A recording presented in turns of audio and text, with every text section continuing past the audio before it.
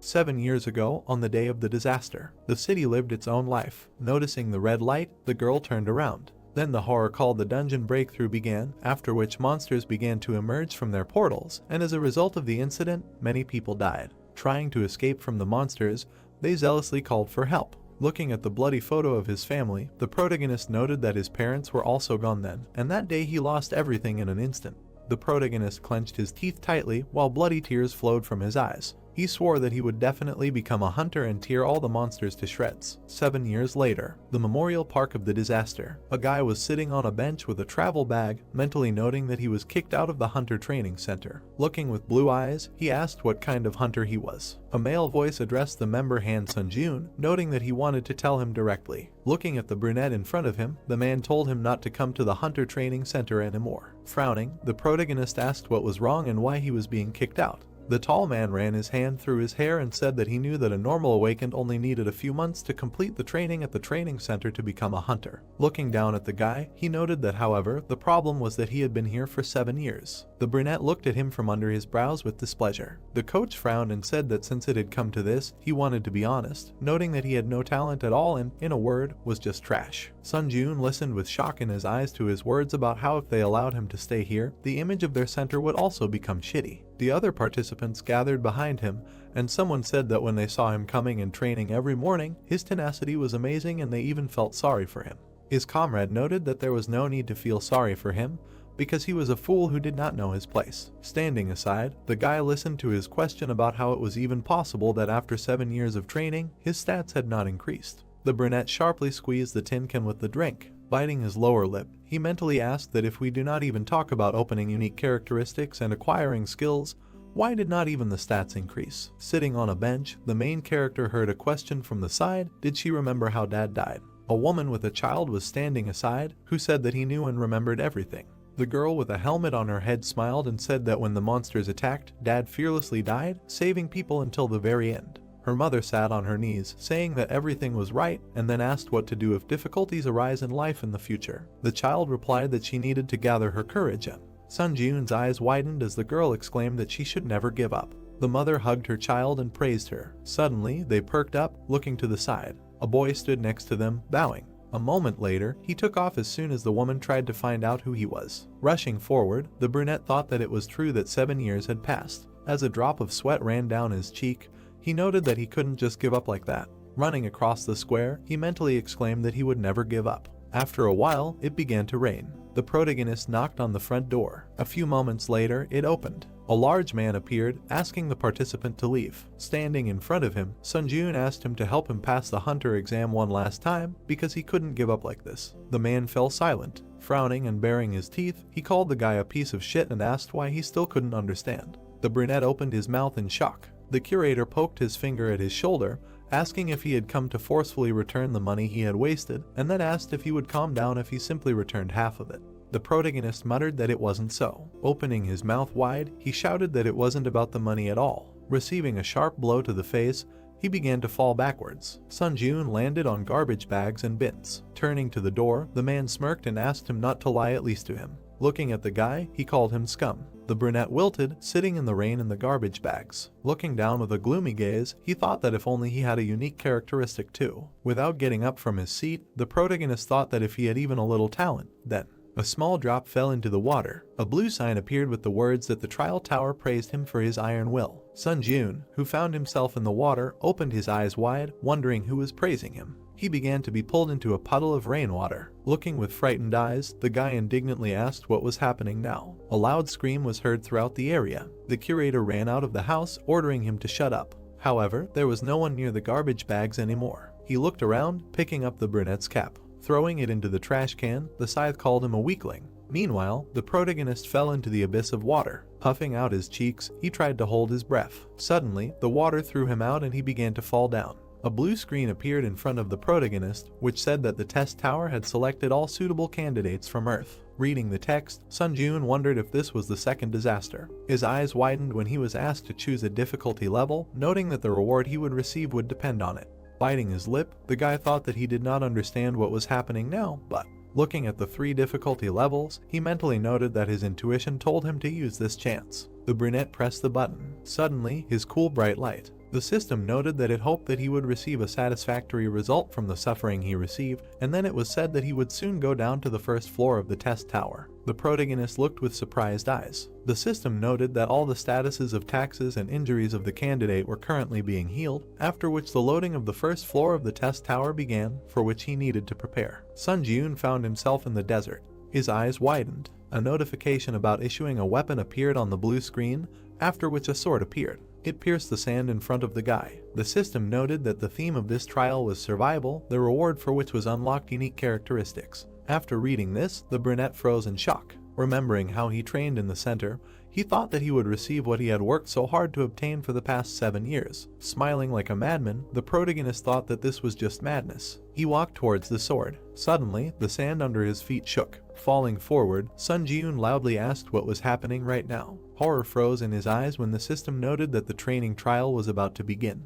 and the selected difficulty in the Tower of Trials was hard. A huge sand golem appeared above the brunette. Looking up at it, he noted that he could not believe it. The notification said that he needed to survive for a limited time, and his remaining time was 9 minutes 58 seconds. Sun Ji-yoon began to run away from the golem. A blue screen appeared in front of his face. Horror froze on his face. It was noted that the punishment for failing the test was death. Loudly, the boy ran along the sand. Looking back sideways, he wondered if he could really escape from it like this. Looking at the running monster, he thought that it was faster than he thought. Stepping on the sand, the brunette mentally noted that it was because of him that it was impossible to run for 9 minutes without rest with his endurance. The protagonist continued to rush forward. Squeezing the hilt of the sword, he mentally noted that the system even gave him a weapon ordered him to survive, so he did not have a rich choice. Without slowing down, Sun Ji-yoon thought that either he would die here trying to escape or die in battle. Dedication. Looking back, he wondered how he could defeat this creature. Suddenly he remembered the gloomy faces that called him a fool who does not know his place. Opening his mouth, the guy thought that this was enough. It was as if the curator was slapping him with a cone, saying that he was just a worthless person.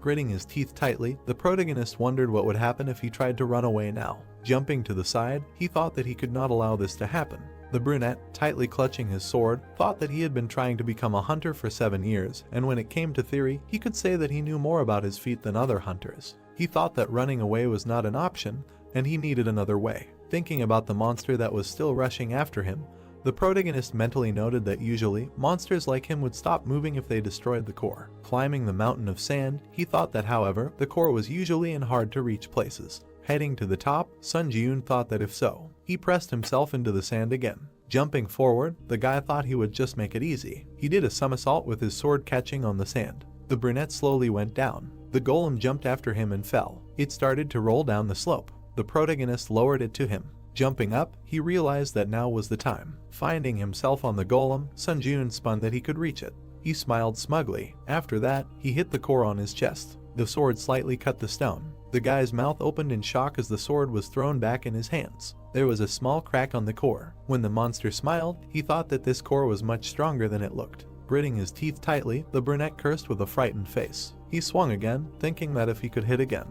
A huge hand grabbed him. Opening his mouth, the protagonist screamed loudly, thinking that he knew it. The golem brought it close to his face and he began to hear words about how he was worthless, pathetic, and just a fool who did not understand his place. Sun Ji-yoon tightly gripped the hilt of his sword with a bloody hand. Fury flashed in his eyes as he ordered all the voices to be silent. Throwing the sword, he angrily repeated. The blade hit the core. The golem opened its mouth in confusion and the system noted the destruction of his words. A piece of the monster with Siemens began to fall. A notification appeared saying that the remaining time was 7 minutes 8 seconds and that he had completed the training test. The monster began to fall apart. After a while, Sun Ji-yoon ran in a pile of sand. Starting to rise, he wondered if he really did it. He knelt down, trying to figure out if he really saw this sand golem. The guy smiled contentedly, thinking that he really defeated it. He stood up, and the system congratulated him on successfully spawning the first floor of the trial tower. The brunette noted that he was able to survive. The information on the blue screen said that as a reward for clearing, he would receive a unique characteristic. As a reward, he would receive 1,000 points, and as an additional reward, he would receive the skill Quick Recovery of rank E+ and 500 points. The protagonist's mouth fell open in surprise. Standing in front of the screen, he mentally said that he could not believe it. Looking at his hands and imagining many gloomy faces, he thought that he had put in a lot of effort over the past 7 years, and the only thing he received in return was disdain and ridicule. he was notified of the unlocking of the unique characteristic necromancy rank F. Sun Ji-eun froze, mentally noting that now he could become a hunter. However, sadly lowering his eyes, he thought that all this would only happen if he survived. Suddenly, his eyes widened. Seeing the red and black clot of energy in front of him, the brunette wondered what it was. Holding his injured shoulder, he asked if it was true that a black fog had appeared where the golem had died. He touched it. Tablets appeared with words stating that his unique characteristic had been activated, and then he was asked if he wanted to absorb the soul of the sealed golem. Looking with shocked eyes, Sun Ji-eun wondered if this black fog was his unique characteristic. He pressed the button with a positive answer. Shreds of energy began to emerge from the core, heading towards the guy. His eyes widened in surprise. A blue tablet appeared with words stating that he had absorbed the soul of the sand golem, and that his skill had increased by 7%. The guy bent over and froze. He looked at his hands with puzzled eyes. Suddenly, bloody energy began to seep into his chest. He breathed heavily until it sank completely. A notification appeared that the number of souls was a 5th. Imagining the core, the brunette thought that he could feel this soul, and then wondered if this meant that he could store souls if he absorbed them. He closed his eyes, thinking that if he were to use it like this. The system noted that he could increase his stats by absorbing. Strength was increased by 3, and endurance by 2. The protagonist began to float above the ground. Opening his mouth in surprise, he thought that he felt like energy was filling his body. He mentally noted that his stats had indeed increased. Remembering how he was kneeling in the training room, Sun Ji-eun thought about how he had not been able to lift them for the past 7 years, and he finally managed to do it. His unique characteristics appeared. It was said that the main effect was to absorb the souls of the dead and use them as you wish, and the additional effects were a permanent increase in stats and the storage and use of souls. The boy smiled mischievously, thinking that if he came back with this skill, he could become a hunter. A portal appeared in front of him, and the system asked him to go to the waiting room.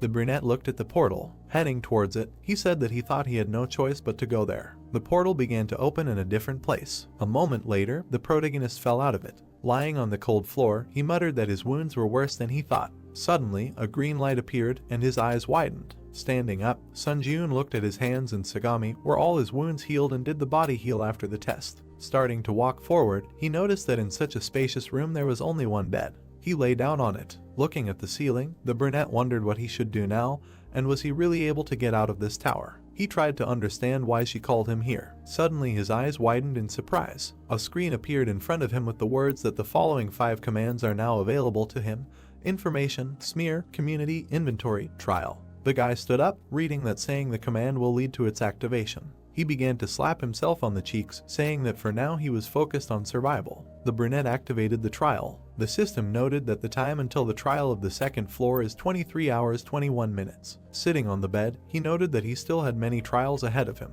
Then he activated the community. A notification appeared that he entered a community of difficulty. A chat opened in which people asked to explain what was happening here, asking for their stats back, and someone wrote that 2 had not been a hunter before. The main character mentally noted that now he understood what was meant by the community. Frowning, he thought that everyone in the chat was confused, and besides, it seemed like people who weren't hunters were also dragged here. Suddenly, an admin entered the community and locked the chat. Sun Ji-eun perked up. The admin wrote that he had important information to share with those who had passed the tutorial trial. Sitting on the bed, the guy thought that maybe he would tell them how to return and that he found it difficult to remember everything. The admin wrote that he would teach them how to use the points they earned during the tutorial trial. That points were a currency used in the trial tower to buy from the store, and that points could be given out or received from others through the community. The brunette read the messages with fear in his eyes, that they couldn't get even a drop of water in the trial tower without points, and points could only be obtained through trials. Imagining himself dying of thirst and hunger, the protagonist thought that, in other words, he needed to do his best to get used to the rules of the tower. And the fact that he couldn't even get water without points meant that he needed to pass the challenges to earn points to survive.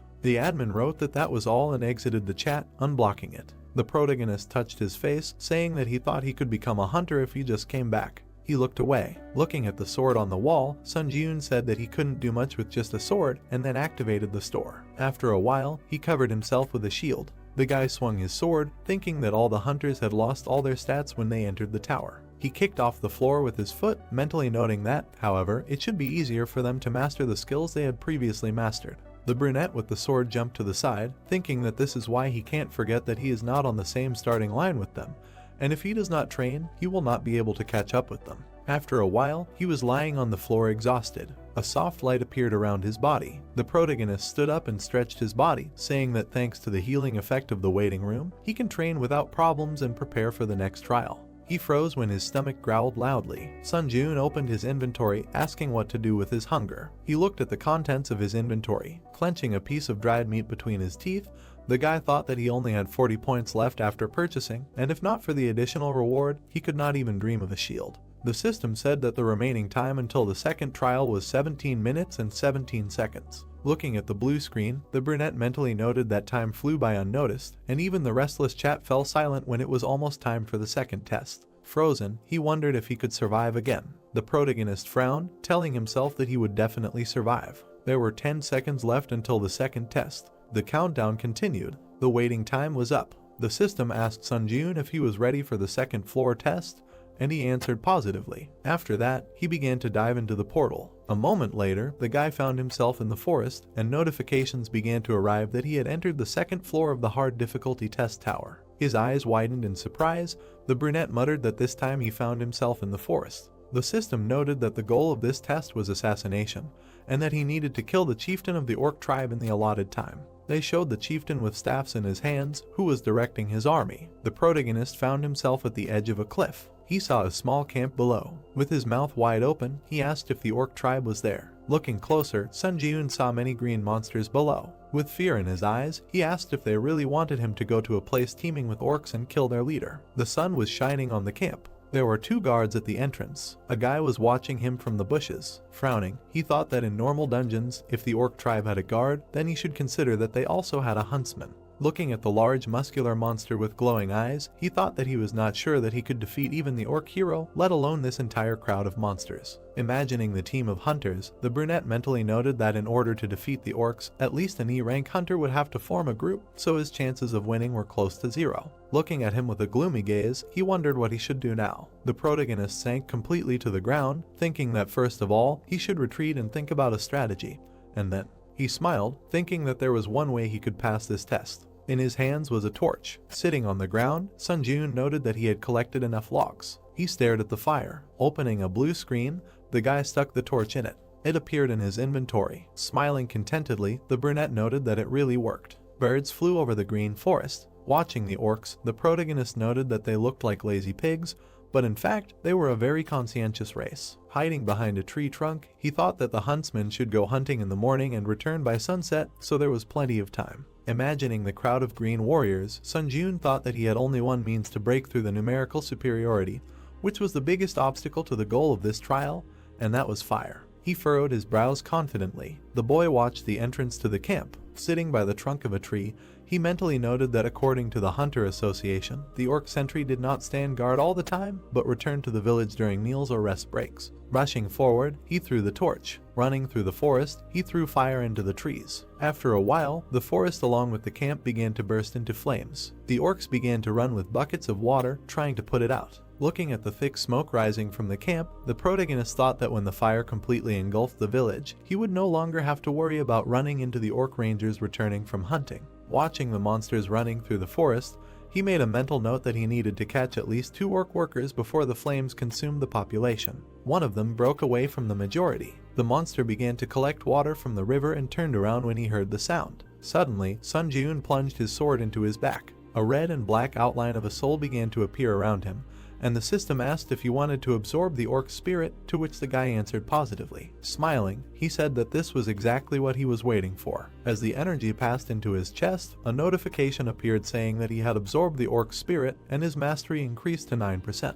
Then another tall orc approached him from behind. The brunette, gritting his teeth, began to turn around, recognizing the sentry in him. A moment later, he blocked his blow with his sword. Frowning his dark brows, he activated absorption.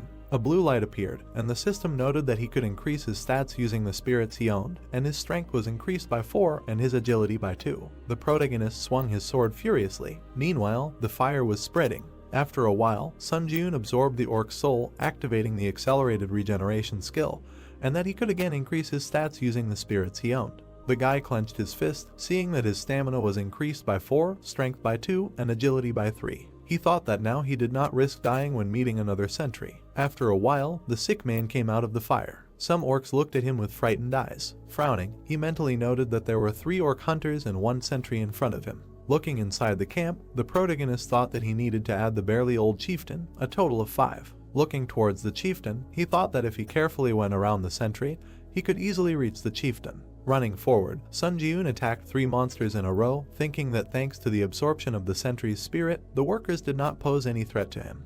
Confidently looking forward, he perked up. He saw another one behind the orc. The guy put up a shield, blocking its blow. Gritting his teeth tightly, he held the shield. Trying to get to the chieftain through the monster, the brunette mentally noted that the sentry had moved away from the chieftain, and apparently, he decided to refuse to perform the duties of a bodyguard next to him, and in fact, this sentry was the last obstacle. The protagonist swung his sword furiously. With a sharp blade, he pierced the sentry. Fire began to gather above the chieftain's staff. Sun Jiun climbed onto the body of the dead monster. At that moment, the chieftain pointed the flame at him. His eyes widened. A beam of fire hit him. The old chieftain laughed harshly. Ahead, in the thick smoke, a silhouette of a man was emerging. Shock appeared in the monster's eyes. The guy was clenching his teeth tightly, holding a shield in his hands, and above his head hung a sign that he had received the achievement He Who Withstood the Flames and that he had acquired the skill Burn Resistance rank F. The brunette, his eyes flashing, bared his teeth and said that he was finished. He headed straight for the monster. The chieftain waved his staff again and screamed loudly. A moment later,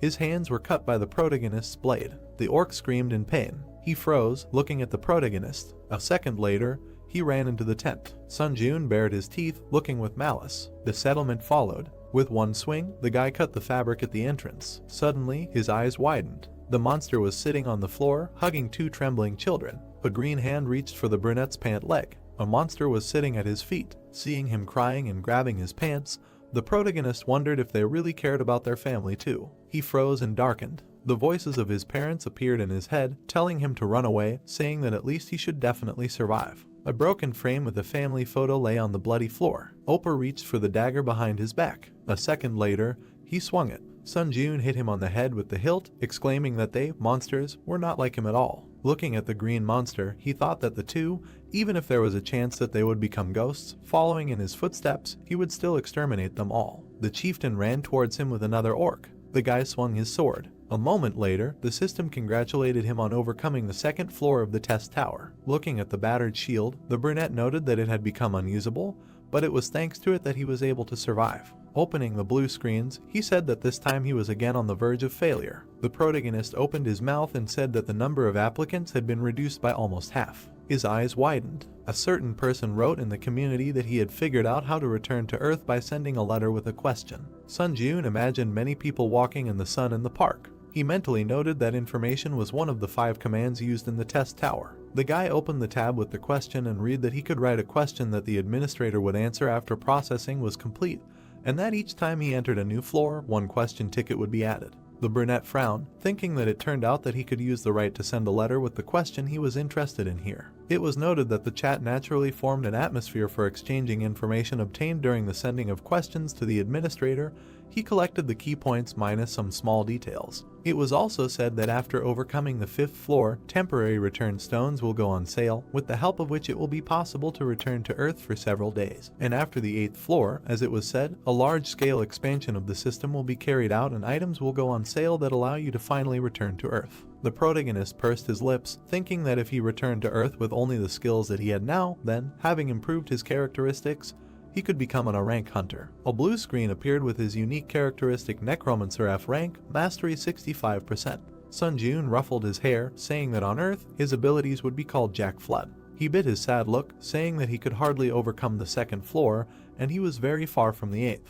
He said that in any case, you need to think positively, and that the stats that I always had at 0 were enduring, approaching the average of 20 points. Then his status window appeared, which said that his strength was 18, endurance 15, personality 14 plus 5, and mana 7. The guy dropped his Olympian on the floor. As a blood-black aura flared in his chest, he mentally noted that he needed to absorb the 5 spirits that he had obtained by risking his life. When he absorbed them, his strength became 27, endurance 25, agility 28 plus 5, and mana 13. The brunette opened his eyes in shock, thinking that the strength was simply overflowing him. He abruptly ran forward. Starting to run on the ceiling, the main character thought that he was beyond human capabilities, which he could only read about in a book before. He jumped off the stream. A moment later, his face distorted in surprise. A loud crash was heard. The protagonist was lying on the floor, slammed into the wall. Wiping the blood from his nose, he said that due to his rapid growth, his body had not yet gotten used to the new sensations, and then activated the store. Sun Ji-eun took the dead giant shield for 21 points. Activating the inventory, the guy noted that now was the perfect time to use the rewards from the previous trials.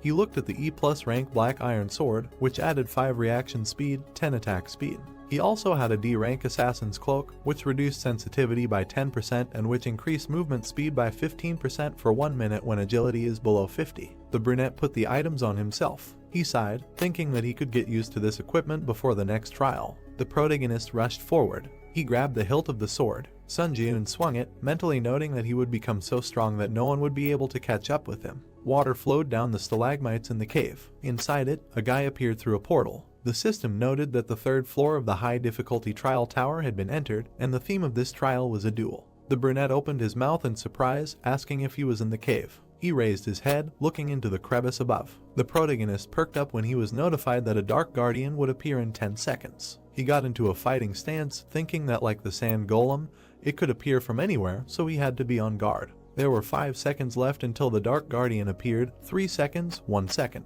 The system notified of the guardian's appearance. A human shadow appeared behind the protagonist. His eyes widened. The shadow guardian attacked him with a weapon. After that, he smiled contentedly. Sun Ji-eun bared his teeth in anger. The system notification said that he needed to defeat the shadow guard, his double. Gritting his teeth, he turned back. Sun Ji-eun kicked his opponent. They stood opposite each other. The triplet licked his sharp fangs with a grin, and the guy was breathing heavily. When the accelerated regeneration skill was activated, he mentally noted that if he had not reacted in time, his spine would have been broken. The brunette pursed his lips, thinking about the shadow pose. Equipment clanked in the cave. Looking at the exact same fighting stance of the enemy, the protagonist wondered if this creature was imitating his movements. He ran forward, thinking that he needed to clash with him in battle to test his guess. Sun Ji-eun abruptly rushed past the enemy. He looked back in confusion. Suddenly, blood splashed to the sides. The guy stopped some distance from the shadow guard. He frowned. The brunette saw how the monster's wound began to heal. He angrily clenched his teeth. The protagonist grinned, noting that he also had a recovery skill. The enemy ran at him.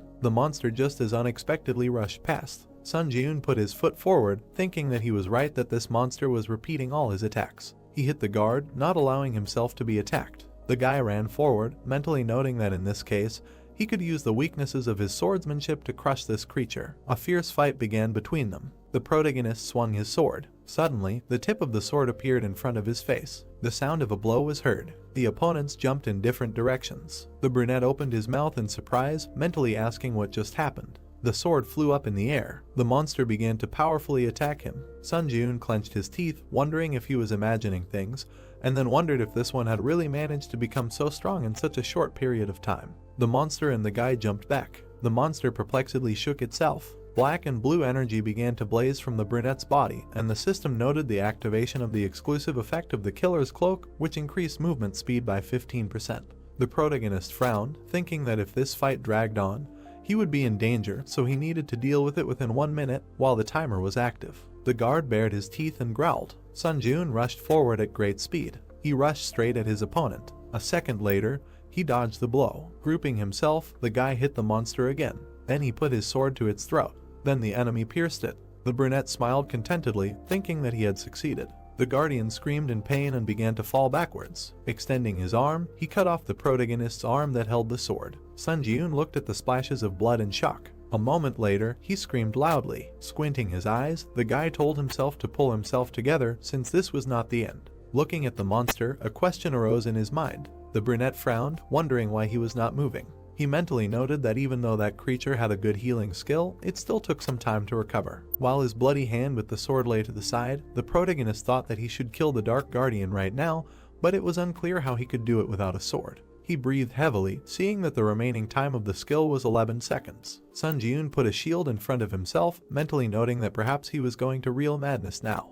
Putting his leg back, he rested his foot on the ground, thinking that it would be better to pull off such a crazy trick than to die. The guy rushed forward. His opponent perplexedly shook himself. The brunette approached him. The monster bared his teeth and swung his shoulder. Meanwhile, the protagonist ran at him with a sword. A moment later, he hit him. The monster flew away from him a huge distance. Dust rose in the air. The wounded monster, twisted, lay on the ground. Blood flowed down his face. Sun Jun stood next to him with a shield and swung. Baring his teeth, he wished death to his opponent. A moment later, he hit the monster. His head flew to the side. The system congratulated him on passing the 3rd floor of the testing tower. Then he entered the waiting room of the 4th floor, and all of the guy's wounds were healed. He looked at his hand, which was previously cut off. He touched the wall with it and looked at it. Then the brunette punched him. The wall was covered with huge cracks from the impact. The protagonist smiled widely, noting that this was a flawless healing. A notification appeared saying that the number of souls in his possession was a 5th.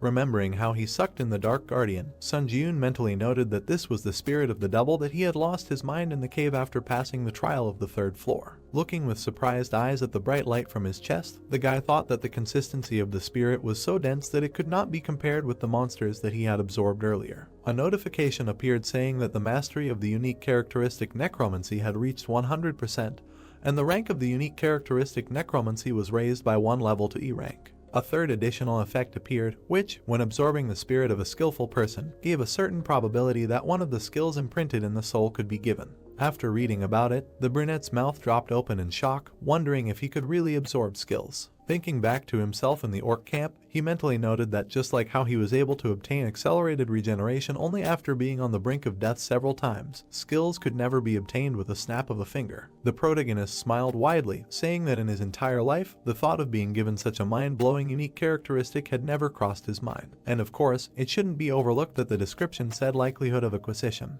He said that he thought he just needed to check how lucky he was, that's all. Blue screens appeared in front of him, indicating the entrance to the high difficulty 4th floor community. Sun Jun said that this was his 3rd time returning to the waiting room, so the environment already seemed so familiar to him, as if he was at home.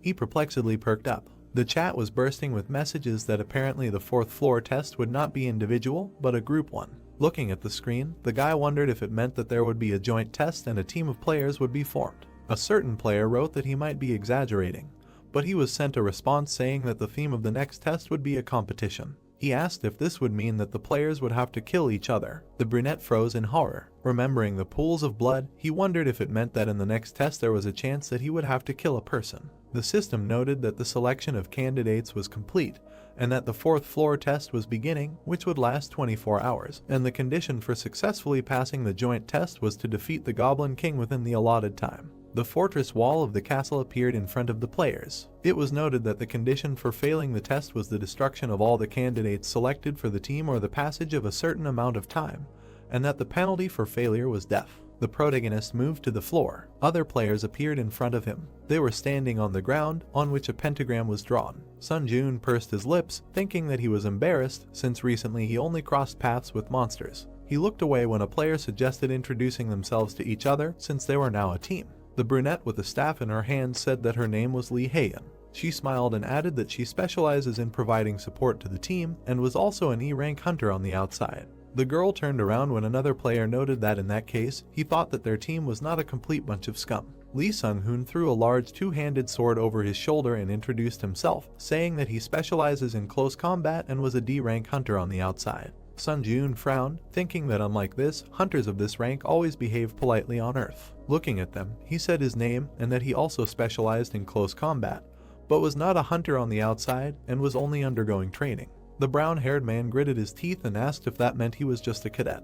The guy perked up and darkened when he was ordered not to get underfoot. He looked up. Looking at the man, the brunette said that he nevertheless believed that he was a good fighter and could handle the role assigned to him. Sung-hoon frowned and replied that if he decided that he was only causing harm, he would immediately eliminate him. Imagining the dark, mocking silhouettes, the brunette thought that he had long been accustomed to such looks. Frowning, he handed over his weapon, thinking that for a moment he had managed to forget about his past. The brown-haired man turned around and looked back, calling out to the cadet and telling him to stay behind and take care of the small mobs. The protagonist mentally noted that not only was he annoying him, but he could also confidently say that his abilities were more than enough to return his words in kind. Looking at the large gates of the fortress, he concluded that the Tower of Trials was all about skills. System notifications began to appear with words about how to cooperate with his team members and complete the trial before the other team, and then they noted the opening of the main gate of the Citadel. The gates began to lower. Goblins immediately burst out of them. Sung-hoon took the blow of 3 of them. Covering himself with his sword, he loudly asked how the goblins could move in such a battle formation,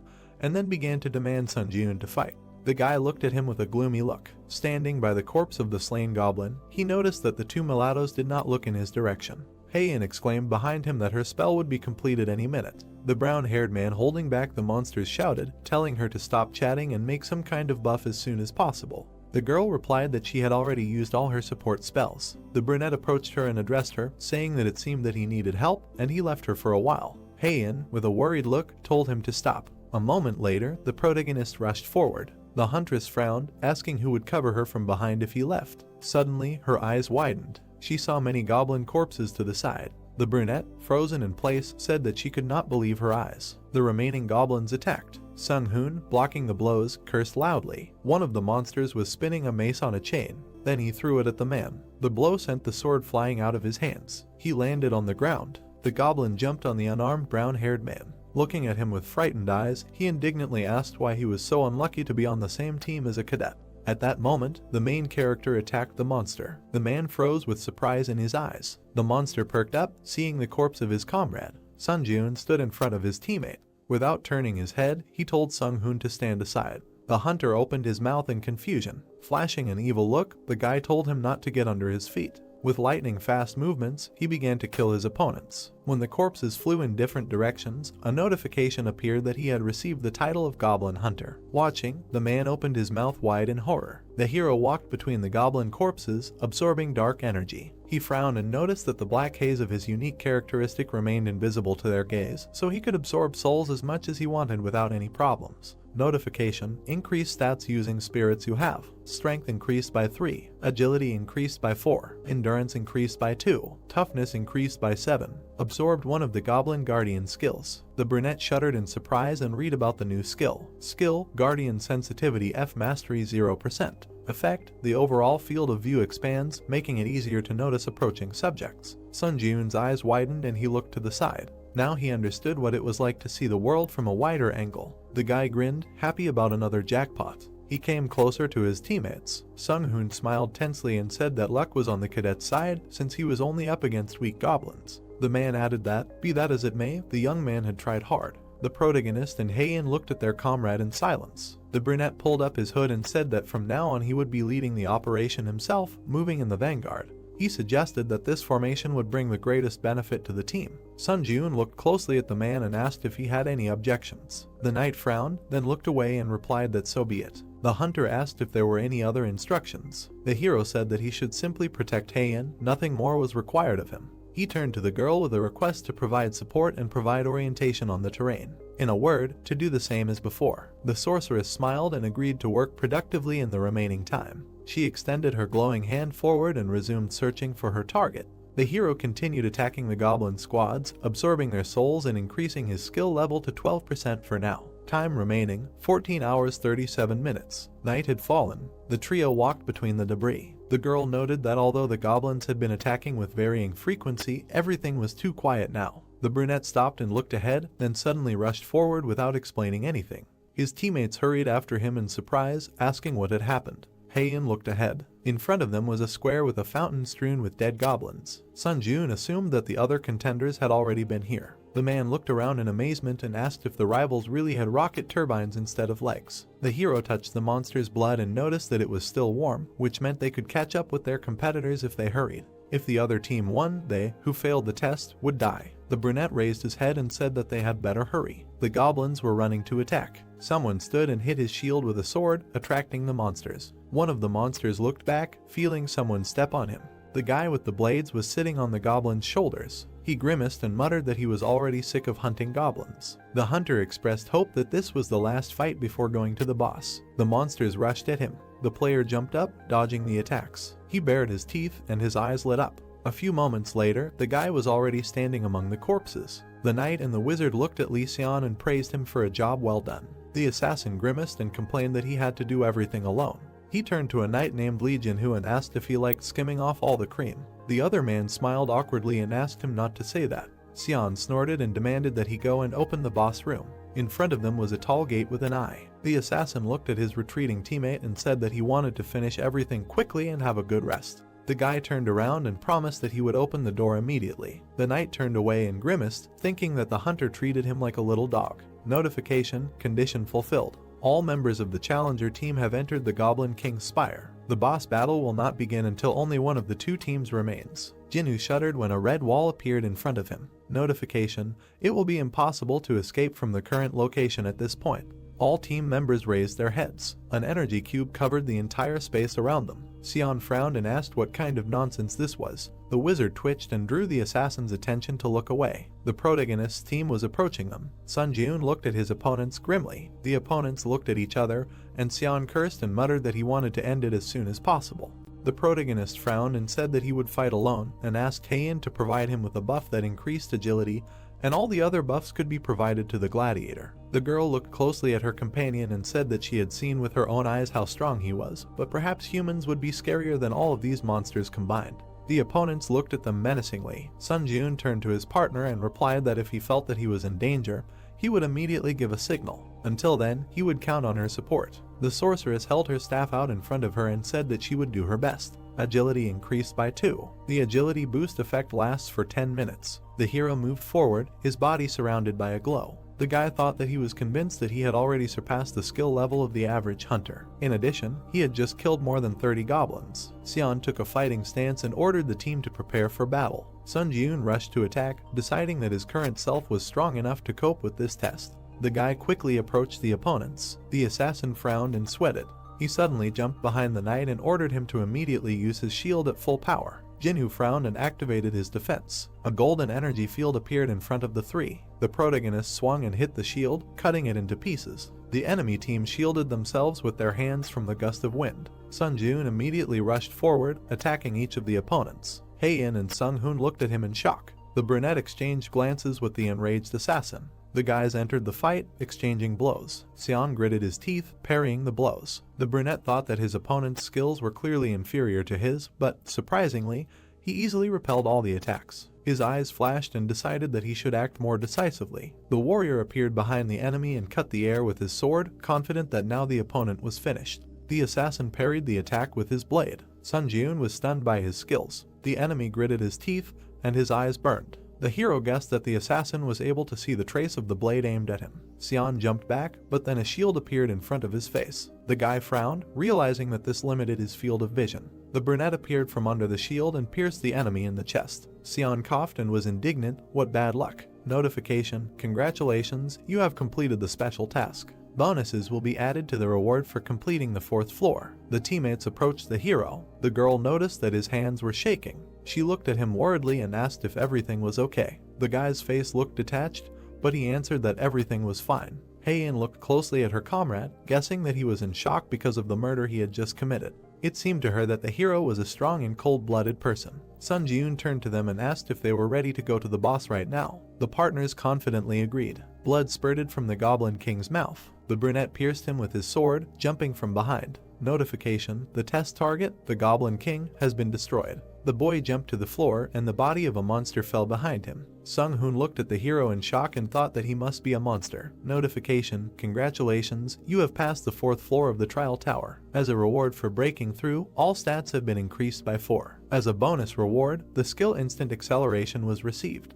Teleported to the waiting room. The gladiator turned around and said that he would leave them first. The hero stood in front of the sorceress. He said that he hoped that she would return safely. The girl looked at him carefully and said that her words may have been out of place, but the boy only did what he had to do. The bodies of the defeated players lay behind them. Heian added that someone had to kill the enemy team anyway. If the hero had refused, she would have joined the fight. The brunette looked at his interlocutor in surprise. He smirked and replied that after her words, his soul felt better. The guy looked questioningly at his partner, who pointed her finger into the air. A notification window appeared in front of him. The challenger Heian sent you a friend request. The girl turned around and said that, one could say, the test of the 4th floor was completely passed due to his power, so she had a feeling as if she was indebted to him, and this made her a little uneasy. The sorceress blushed slightly and asked to find Heian from the White Guild in the future when he returned to Earth. The hero watched her in surprise until she disappeared into the portal. Sun Jun turned around to look at the dark energy swirling nearby. Left alone, he had to make a decision. Glowing cores hung over the bodies of the dead. Would the guy decide to absorb a human soul or not? When he made sure that he was capable of something like this, he postponed the absorption process for later as he felt that he was about to cross an irreversible line. Now the hero has made up his mind. He jerked his hand, and energy began to emanate from the dead man's body. Sun Ji-eun stretched out his hand, absorbing the power, and thought that although he had no intention of killing people to become stronger, in a situation where he had no choice, he would have to resort to murder. In addition to his original desire to become a hunter, new ambitions were already beginning to sprout in his soul. The trial tower had given him a chance, and he would take full advantage of it. The hero wants to continue climbing to the top of the trial tower. The brunette passed through the portal and entered the waiting room of the 5th floor. Notification: system expansion begins. A ranking system for applicants has been created, and the results of the trials are being summarized. The guy looked at the system window in surprise. The window required entering a nickname. Sun Ji-eun thoughtfully touched his chin and then entered the word. Your nickname has been changed from Sun Ji-eun to Hunter. The results of the 4th floor trial are being summarized. 1. Kim Seung-hoon. 2. Lee In-hoon. 3. What's an alias change? 4. Hee Sun-ah. 5. Artisan of the brain. 6. Overpowered sword. Everything was in plain sight. The guy tapped the screen to check if he was somewhere on this list. The hero's eyes widened, finding himself in 16th place. His 4th floor challenge breakthrough time: 11 hours, 14 minutes and 51 seconds. 4th floor challenge breakthrough process: SS+. 4th floor challenge clearance result: B+. 4th floor challenge overall summary: A. The brunette looked at the notification and noted that his ranking was much higher than he thought. Applicants who made it into the top 50 would be designated as pioneers. Those who received pioneer status would receive an advantage on the 8th floor. Notice, if you maintain the pioneer status until the 8th floor, you will receive the Yahello privilege. The hero wondered what that could mean. He swiped the system menu, deciding that he would figure it out when the time came. Notice, please select a spirit to absorb from your existing souls. Number of souls in possession: 4/15. Dark energy swirled in the hero's chest. Increase stats using the spirits you have. Now he felt that he had finally crossed the boundaries of human capabilities. The boy clenched his fist, feeling a new strength. Purchase of the homecoming stone. You can now leave the trial tower for 3 days and return to your original location. Sun Ji-eun took the weapon and squeezed the artifact to see if it could move along with his equipment. Absorbing the homecoming stone, destination: Earth. The brunette smiled and thought that he was finally returning to Earth. The challenger Sun Ji-eun confirmed his intention to return. The young man began to fall down. The absorption process began. The final destination is Earth. The boy screamed when he saw his body being sucked into the funnel. Notification: you have safely returned to your original place of residence. In 3 days, you will be moved again to the trial tower. The curtains fluttered in the wind. The hero opened his eyes while lying on the bed. He stood up and looked around. The guy had indeed returned to his home. Sun Ji-eun leaned back on the pillow, deciding that he could get a good night's sleep, because compared to the bed in the waiting room, his sleeping place was a real heavenly bed. The brunette grimaced, feeling an unpleasant smell. The hero sat up, realizing that he had better wash himself first. He looked down and found a shield and sword on the floor. The hunter picked them up and was glad that he could take items from the trial tower with him to the ground. This meant that other challengers could do so too. The guy frowned and muttered that he needed to act as quickly as possible. Soon the number of those returning to the ground would increase, which would lead to a sharp increase in the number of items and a drop in the prices of hunter equipment on the market. Sun Ji-eun looked at the equipment, deciding that he needed to get rid of it as soon as possible. The problem is that only those with the hunter qualification can sell items on the market. Initially, the hero only planned to apply for the hunter exam and pass it during his next return. He looked at his phone and muttered that he had a lot more to do than he thought. The cadets were training on the training field. The supervisor watched them from above. The man turned around when he heard the phone ring. He picked up the phone and introduced himself as Hwang Manhwa, an instructor at the White Lotus Training Center. The hero gave his name and asked if he remembered it. The interlocutor bowed his head in annoyance and replied that he remembered. He added that the guy could apply for a refund online. Manhwa was surprised to hear that the young man did not ask for a refund of the tuition fee he had paid. The supervisor looked out the window and asked if he would regret his decision. The brunette answered in the negative and added that he would have one request. The man sighed tiredly and said that if he was going to ask for permission to resume training at the center again, he would be refused. Sun Ji-eun asked for help in passing the hunter exam. The instructor frowned and reminded him of how his midterm assessment went. He was given an F rank, and that was a stretch. The man began to say what would happen if a person without unique characteristics and skills took the exam, but the guy interrupted him. He asked if the supervisor couldn't help him, even though the young man refused to return the money. Manhwa shuddered and replied that he could calmly change his mind because money is never superfluous. The hero smirked when he heard such an answer. He looked forward decisively and offered the instructor to make a deal. All he had to do was arrange for the guy to pass the hunter qualification exam today. Sun Ji-yoon got out of the shower and dried his hair with a towel. He looked in the mirror at his body, his pumped-up muscles. The brunette examined himself and concluded that, proportionally to his progress, his body had changed a lot too. The hero got dressed and muttered that now was not the time to admire his beloved self. He needed to hurry to take the exam. The guy went out into the hallway and met his neighbor. Sun Ji-yoon looked at her and thought that he really missed such a normal everyday life. He bowed and greeted the girl. She turned and greeted him back, thinking that this was the same neighbor who had been trying to become a hunter for 1,000 years. The brunette passed by, smiling and wishing her a good day. The woman blushed slightly and muttered if this guy had always been so tall. The hero waved his hand near the road,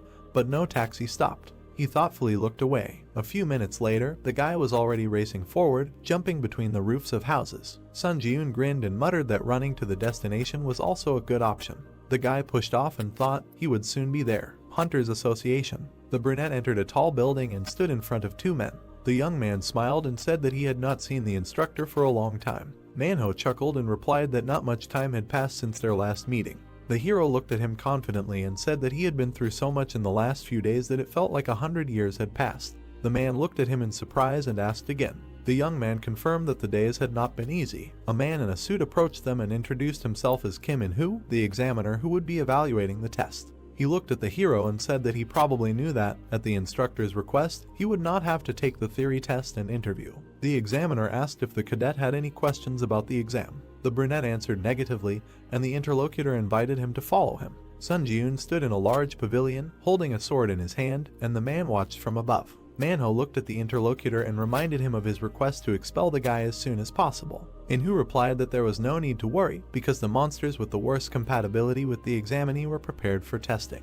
The examiner looked at the guy and said loudly that he could choose the difficulty of the exam from 1 to 10 as soon as he was ready. The hero frowned and thought that he had always chosen the first difficulty level in this exam before and lost to the goblin every time. All because he was weak. The supervisor grinned and muttered that he would definitely choose the first difficulty level. He was interrupted by Sun Ji-yoon's voice, who chose the 10th difficulty level. The man shuddered in surprise and asked again. The brunette looked at him with a smirk. The instructor grimaced and said that he was a sick bastard. Notification, exam begins. Firebird hunt. A flaming monster appeared in front of the guy and screamed. The hero twitched. The notification said that the movement was slowed down by 25% due to the skill predator's roar. The blade of the sword cracked. The instructor grinned and thought that the boy would never pass the exam because he had slightly adjusted his weapon. Manhwa looked down at the hero, expecting his humiliation. The firebird flew up, blowing heat on the boy. Sun Ji-yoon's eyes sparkled, looking at the approaching enemy. The instructor remembered the day he passed his exam. Having finally become a hunter, he thought that he was the best. However, gradually the gap with his peers began to widen, and in the end, the man gave up trying to fill this gap. The world of hunters is based on innate talent. He accepted this fact and stopped trying to change anything. People are forced to give up when they feel a wall in front of them that they cannot overcome. The man was sure that everyone did this, not just him. Therefore, the instructor believed that it was time for the main character to give up too. Sun Ji-yoon put out his sword to parry the blow, but suddenly the blade cracked. The brunette looked at the blade in surprise and jumped back. The boy thought that even if it was a low-level weapon, there was no way it could crack so easily. The hero frowned and glanced sideways at Manhwa, guessing his plan. The curator smiled ominously and wondered what the boy would do with the broken sword now. The monster rose higher with a scream and attacked with a fireball. Sun Ji-yoon frowned and decided that he was even glad that things turned out this way. The perfect situation to test the skills he managed to get on the 4th floor of the test tower. Instant acceleration. The brunette crouched, then pushed off and landed on the ceiling above the bird.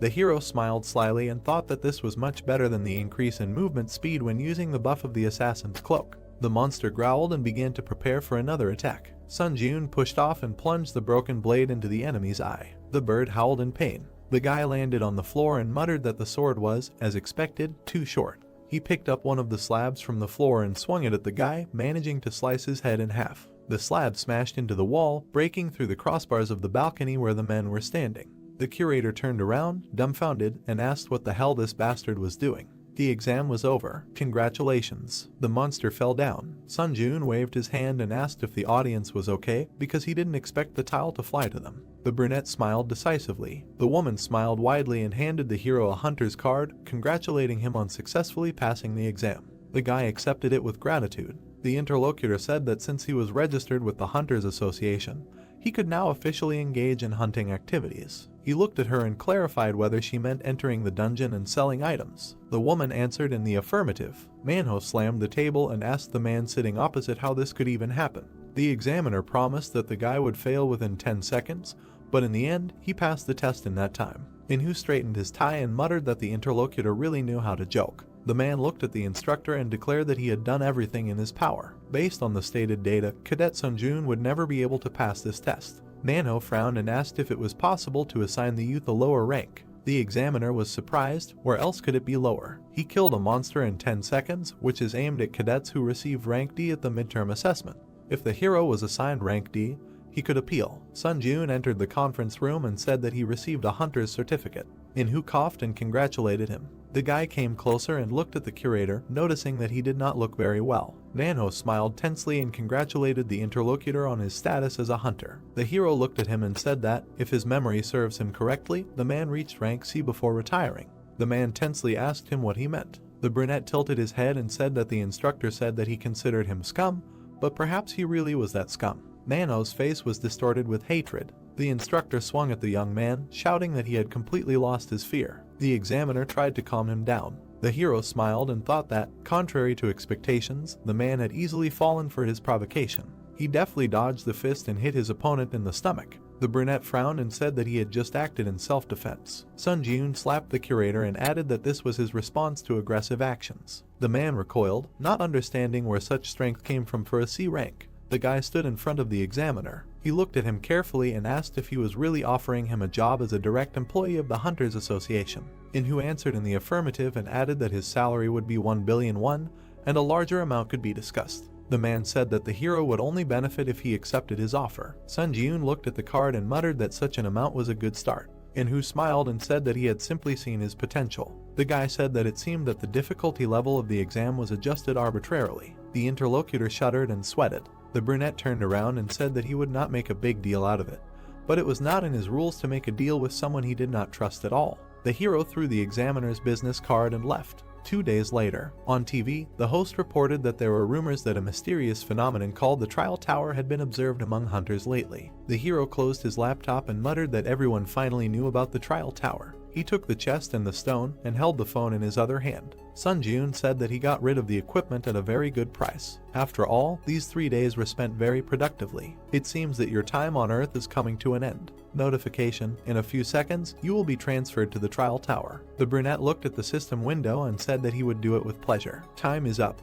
You return to the Trial Tower. Now he is again looking forward to his further progress. The guy found himself in subspace. The hero smiled and said that upon his return, he would again have a lot of things to do. The space around him gradually took on the appearance of a room. The hunter looked down and found himself on a bed, so he returned to the tower. Sunjun sat up and muttered that, as expected, you can freely move items between the tower and the real world. The chest and stone lay on the floor nearby, and the hero hurried to throw them into his inventory. The hero pushed off and jumped to the floor. He began to stretch his arms, deciding to warm up and, without wasting time, challenge the 5th floor. Notification: you have earned the achievement First Return. The skill Eye of Truth has been created. The hero's eyes began to glow purple. Mastery: none. Effect: using mana, you can obtain information about the target you are observing, as well as determine whether the opponent's words are true. The guy looked at the system window and concluded that, in addition to obtaining data about the object of observation, he was even able to distinguish between lies and truth. The brunette smiled and exclaimed that this was a real jackpot. Thunder Sword purchased, 55 0 points will be deducted. Hunter Scout Shield purchased, 38 0 points will be deducted.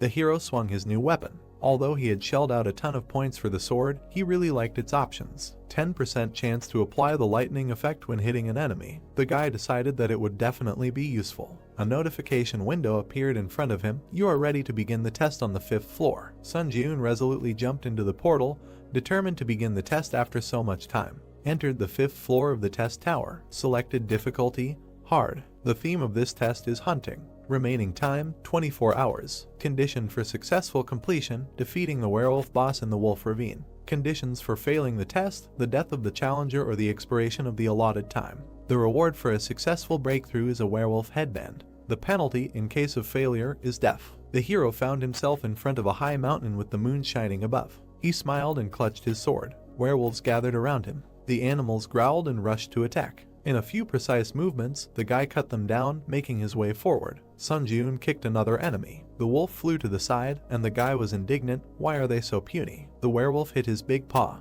The hero shuddered and looked in that direction. 3 large white wolves stood in front of him. The beaten dog whined pitifully. The white monster roared and bit into the small wolf. The large monsters began to surround the hunter. He looked up warily. His eyes sparkled in anticipation. The trial tower never disappoints. The wolves rushed to attack. The player pushed off and swung his blade, saying that he was even starting to enjoy the trials. He delivered a slash and muttered that he might be slowly going crazy. The blade swept across all the wolves, leaving wounds on them. Mastery of the hunter's dagger skill reached 100%.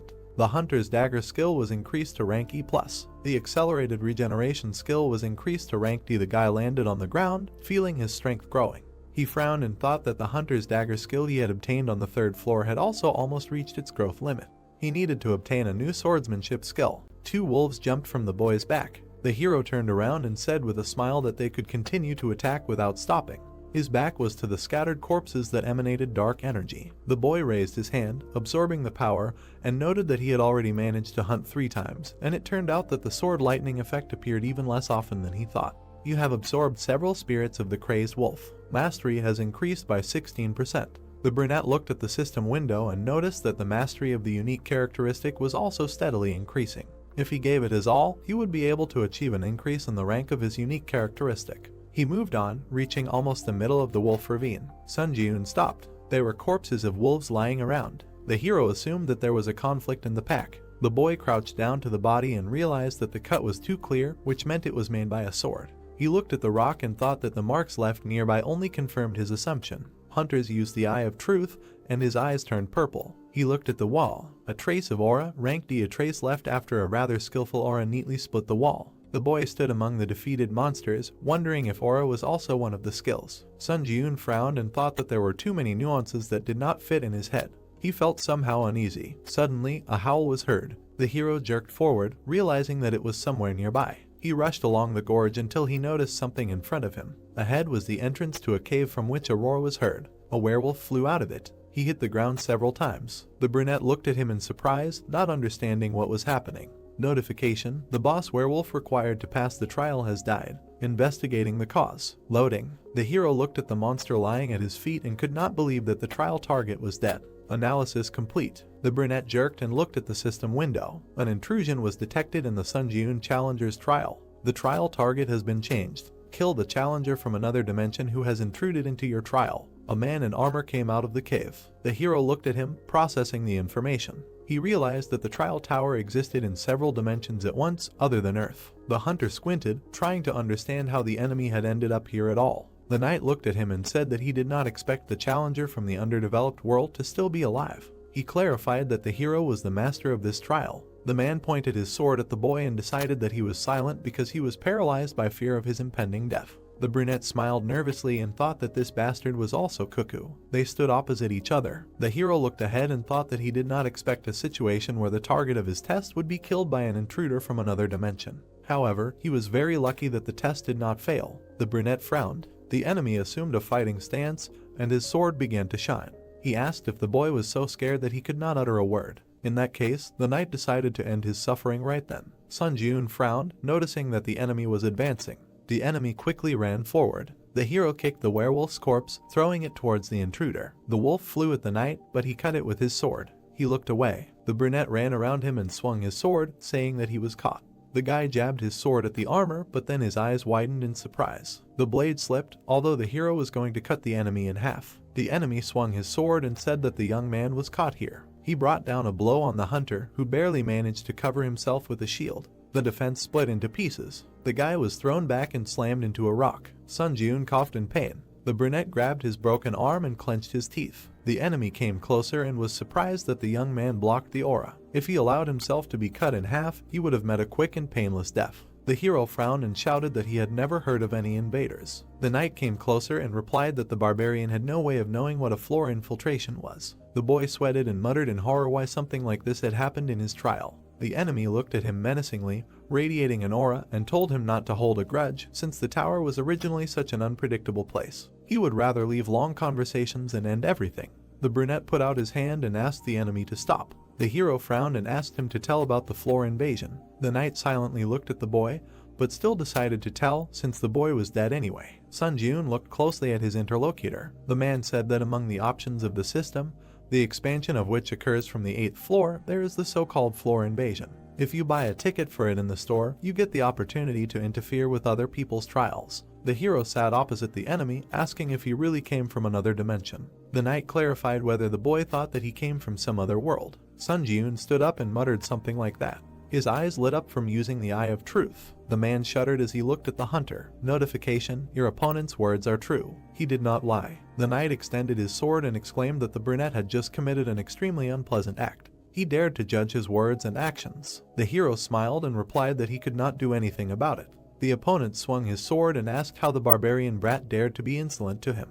The brunette straightened up and said that he had obtained information, so he could also share one funny fact. The interlocutor stopped and looked at him questioningly. The young man was holding his injured hand and said that due to his pain tolerance, the injured limb was practically in his way. In other words, he was holding it not because it was unbearably painful. The hero let go of his hand and the accelerated regeneration skill was immediately activated. The boy healed himself and said that he thought the enemy would only share information if the boy looked pathetic. The knight's eyes widened in surprise. He swung his sword and asked if the hunter was testing his healing skills. The man added that if his strength was only what he had demonstrated earlier, then he would not escape death. Sun Jun threw the sword from the ground and smiled. The boy grabbed the handle and said that his strength continued to grow rapidly. Notification: increase stats using the spirits you have. Strength increased by 2, agility increased by 3, endurance increased by 3, mana increased by 5, durability increased by 7. Blue energy emanated from the hero. The enemy shuddered and was surprised that the boy had a unique characteristic in addition to the healing skill. The exclusive effect of the assassin's cloak is activated. Movement speed plus 15%.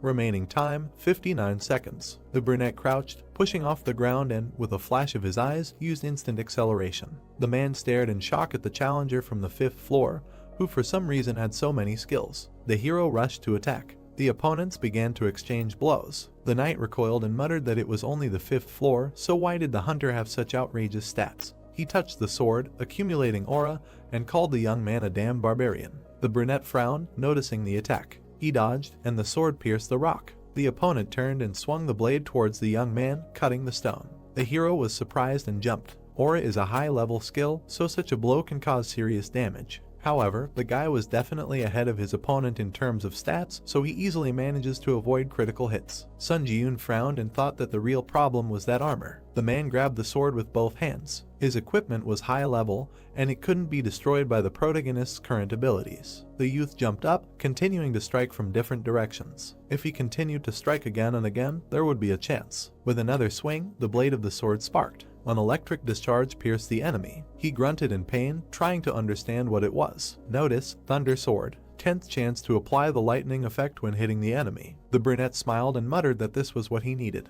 The knight fell on his back. The hero approached the enemy. He looked at him carefully and thought that if the armor had a lightning rod function, it would have been more troublesome, but fortunately, his risk was worth it. The man grunted and his body trembled. He looked at the boy and said that he should have won in the first place. The intruder muttered that he was just a challenger from the 5th floor, so how could that be possible? Where did he get so many skills? Sun Jun squeezed the handle of his blade and said that the other man was very stupid if he relied entirely on his one high-level skill and armor. He swung his sword and said that it was time to meet his end. The man extended his hand and exclaimed that he could give him answers to all his questions. The brunette frowned and said that there was no need for that.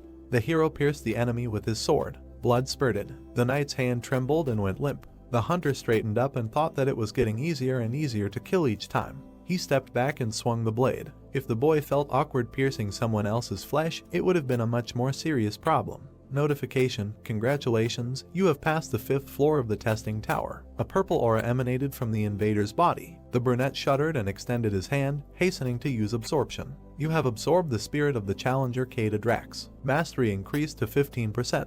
The boy looked tensely at the energy in his hand and noticed that he almost missed the opportunity to absorb his soul. It turns out that if you die in another dimension, you simply dissipate like a mirage. The hero stood in the ravine, not understanding why the reward message did not arrive. Notification: the difficulty level and the reward do not match. The reward content has been completely revised. The young man turned his head in surprise. As a reward for breaking through, the skill 3 absolutes was received. As a bonus reward, you received 75 points. As an additional bonus reward, you received 35 points. The hero was happy that instead of the promised C rank reward, he received an A rank. The invading knight must have been strong enough for the system to consider the difficulty of the completed trial to be much higher than originally stated. Sun Jun smiled and said that he still couldn't believe that he had managed to hit such a jackpot. Entered the waiting room of the 6th floor. You have been healed of all debuffs and injuries. Information about the challenger Sun Jun will be displayed on the trial summary board. The guy walked through the portal and, taking off his equipment, put it in his inventory. One way or another, he encountered an invasion from another dimension. The hero sat down on the floor and thought that the trial tower really could catch you off guard. The hunter tried to save as many tickets as possible for sending questions to the 8th floor. The guy frowned. The system window indicated that the current number of tickets was 5. The hero began to type, deciding that it was time to ask about the floor invasion and whether it was possible to find out about it in advance. Your question has been sent. The brunette winced when he received the reply. He looked at the email in surprise, which had arrived so quickly. It read as follows: Floor infiltration is a system that allows you to enter the trials of a challenger with whom you have a gap of no more than 10 floors. However, you can only invade personal trials, and special and combined trials cannot be invaded. It is a system that expands from the 8th floor and is currently unavailable. The guy frowned and concluded that it was like breaking a ladder for someone climbing. He wanted to scroll down, but a notification appeared that this information was not available on the current floor. Since the request was only half fulfilled, the ticket to send a question would not be used. Sun Jun stared at the system window in shock and realized that the ticket to send a question was not all powerful either. He swiped the screen and thought that he was glad he had saved the ticket. The hero smiled and said that it was time to use the items he had grabbed from the ground. The brunette reached into his inventory and pulled out a chest, a broken shield, and a stone. Notice, use the Kroken Magic Tower's restoration chest to restore this hunter's shield. The remaining uses of the chest have been exhausted. The shield was restored to its original form. The guy admired that the performance exceeded all expectations. Notice, use the Purity Stone. The item shone in the hero's hand. The brunette rubbed his neck and muttered that buying a Purity Stone might seem like a waste of money, but he believed that the feeling of freshness and vigor that comes from bathing was worth a few thousand won. The 6th floor trial will begin in 1 hour and 12 minutes. The hero opened the system menu and decided to check the trial results board and look into the community if he had time. Ranking table: 1 Kim Seung-hoon, 2 max level sword, 3 hunter, 4 Hee Sun-ae, 5 Oh Chun-seok, 6 Princess Sudi. The guy stared at the rankings, seeing himself in 3rd place. He had risen quite a bit from 16th place. Sun Jun touched his chin thoughtfully and asked if this made him any closer to gaining the benefits of a pioneer. He would have to go all the way to the 8th floor to find out. Entering the community. Difficulty: high. Players were trading skills that were useful for killing and robbing each other. Someone was indignant that they were animals, not people, since they only thought about someone's death. An argument broke out over this. The chat turned into a field of chaotic madness. The hero stared at the messages, trying to understand what had happened. The mental resistance skills that were being actively traded now have the attractive effect of reducing some mental shock, but at the same time they are a double-edged sword. Even if you use the skill to let go of your heartache every time, it won't change the essence of the problem. Sun Jun frowned when he saw the message. Dear all, did you know that the bastard who suddenly leaked the information about the 4th floor trials changed his name to Princess Sudi? It was the same challenger who spoiled the atmosphere in the 4th floor community chat. The hero remembered that he felt like he was deliberately inciting everyone to fight each other. Sun Jun frowned and asked if it would be the same this time. The guy swiped the screen and muttered that he should remember this person's nickname well. The system asked if he was ready to begin the trial on the 6th floor. The portal opened. The trial of the 6th floor begins. Difficulty: high. The theme of this trial is occupation. Remaining time 50 minutes. Condition for successful completion of the trial: within the allotted time, capture one of the strongholds in any direction. Condition for failing the trial: the death of the challenger or the expiration of the allotted time. The reward for a successful breakthrough is a random chest. The penalty in case of failure: death. The hero looked ahead, passing through the portal. In front of him was a sea with small platforms fixed to it. The selection of challengers is complete. Work together with your teammates to pass the trial. Sun Jun looked at the portal and, frowning, asked why his teammates were taking so long to appear. A spear flew out of the passage. The guy grabbed it with his hand and pulled it forward. Holding the weapon, the guy appeared. He looked at the brunette with fear and fell to the floor. The hero approached him and said that attacking his own team is unacceptable. The player frowned and said that if the guy entered the community, he should already know what's what. Murder is the easiest way to get achievements. The brunette looked at him in surprise. He squeezed his weapon and asked if the main thing for them was to earn as many achievements as possible, no matter at whose expense. The interlocutor bared his teeth and exclaimed that the hero's hypocrisy was beyond all bounds. He suggested looking around before playing the role of a conscientious and honest person. Screams were heard everywhere. Players were killing team members, shouting that only the tower should be blamed, not them. Someone did not even hide their greed in an effort to earn a new achievement. Sun Ji-yoon stood and listened to the cries for help. The interlocutor asked if he now understood what was what, calling him a hypocritical bastard. Someone swung a sword and pierced his comrade. Many were fighting to the death. Someone shook hands, deciding to join forces in such a difficult situation.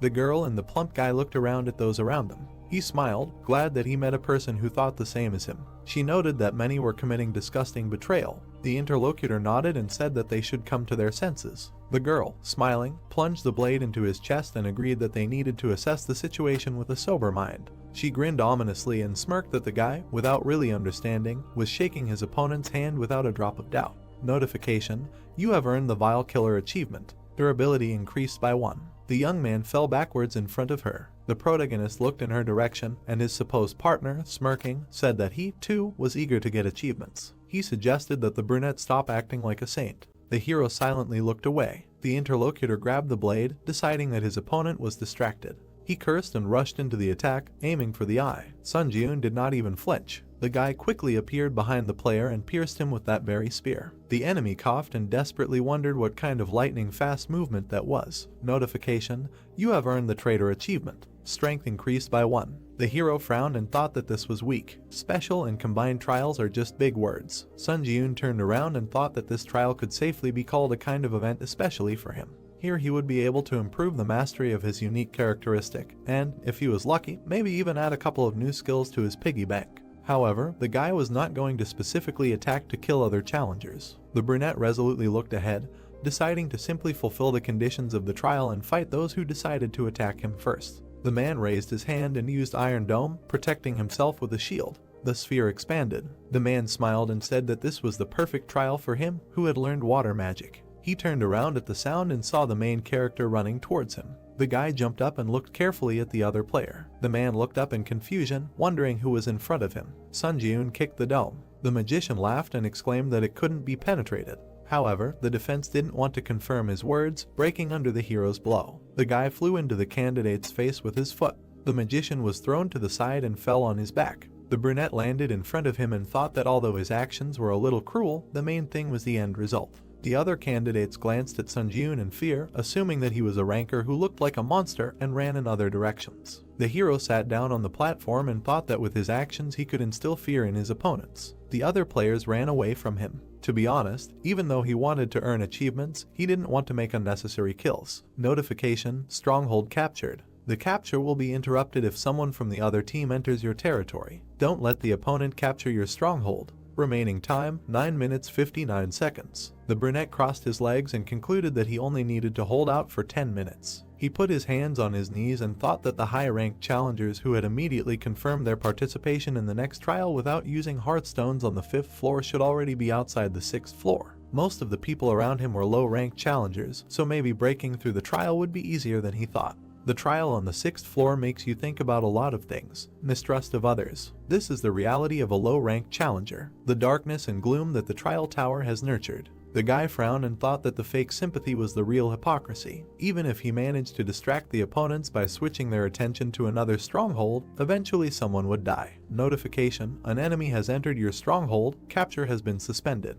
The hero looked back questioningly. A group of 4 people was approaching him. The blonde grinned and noted the confused expression on the hunter's face. He said that in this test, a team consists of 2 people, and 4 people suddenly appeared on his territory. The intruder assumed that the guy probably wanted to know what was going on. The brunette looked at them and said that everything was obvious without his explanation. Sun Ji-yoon smiled and concluded that 4 notorious bastards got together and formed a squad of killers to earn more achievements. The blonde grinned and noted that the guy immediately got the gist of it.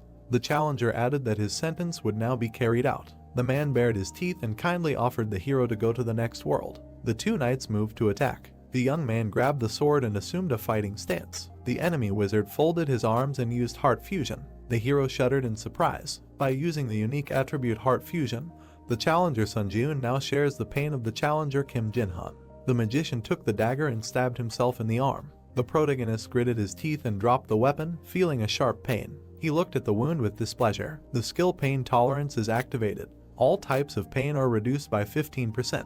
The bald man with a shield approached the guy and poured seawater on him. The brunette cautiously covered himself. Notification: you have touched the water of the 6th trial floor. Strength decreased by 10. Dexterity decreased by 10. Endurance decreased by 10. Penalty duration 2 minutes 59 seconds. The boy opened his mouth and noted that, apparently, there was a penalty for contact with water. The opponents were approaching to attack. Both knights swung, striking. The hero thought that this was a terrible deal. Would be for an ordinary player. Sunjun smiled excitedly. The swordsman swung his blade, but the boy deftly dodged. He raised his hand and said that the strategy of depriving the enemy of a weapon and reducing his stats, admittedly, is pretty good. But they made one fatal mistake. The player looked at the approaching hand in fear. The hunter grabbed the swordsman by the head and stabbed him into the floor, declaring that they chose the wrong opponent. The trio froze in shock. Notification: you have earned the achievement one-hit kill. The skill Contempt for the Weak has been created. The hero straightened up, and the bald knight cursed. Skill: Contempt for the Weak. Mastery 0%.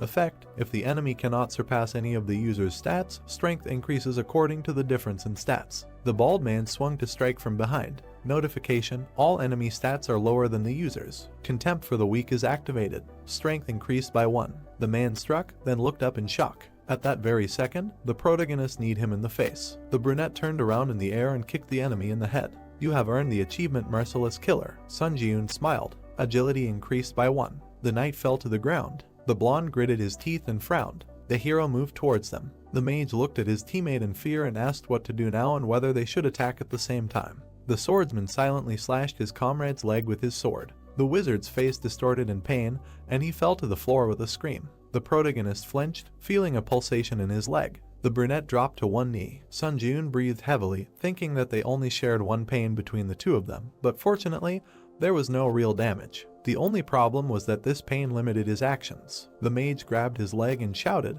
did the man still consider himself a human after such an act? The blade pierced his side. The blonde continued to strike, warning the protagonist not to come closer. The challenger grimaced and shouted that if he took another step towards him, he would slit the throat of this idiot.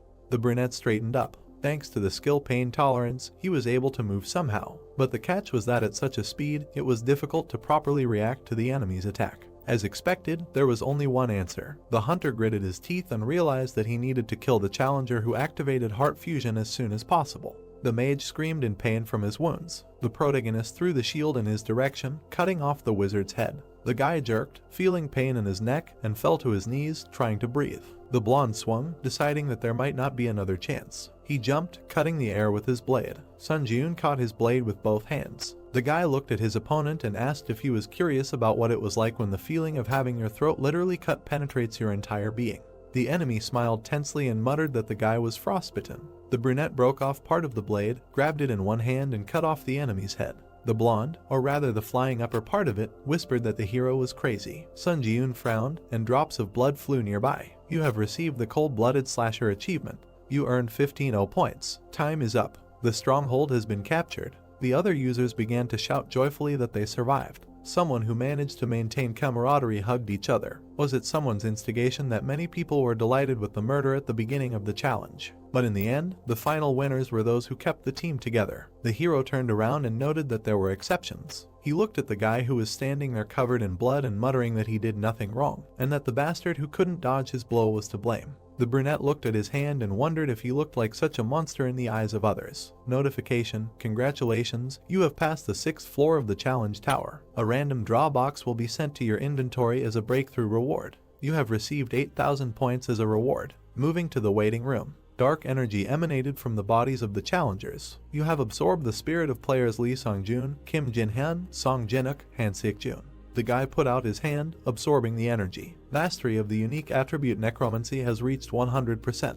The rank increases by 1 level. Necromancy, rank D, entered the waiting room of the 7th floor. The hero exited the portal and noticed that the achievement viewing function was activated. List of achievements: Class S first return, Class A none, Class B none, Class C one hit kill, Class D cold-blooded slasher, Rank E the one who endured the flames, Ruthless killer, Goblin hunter, Traitor, Class F none. The guy carefully looked at the system window and said that, as he thought, the first return was not a simple achievement.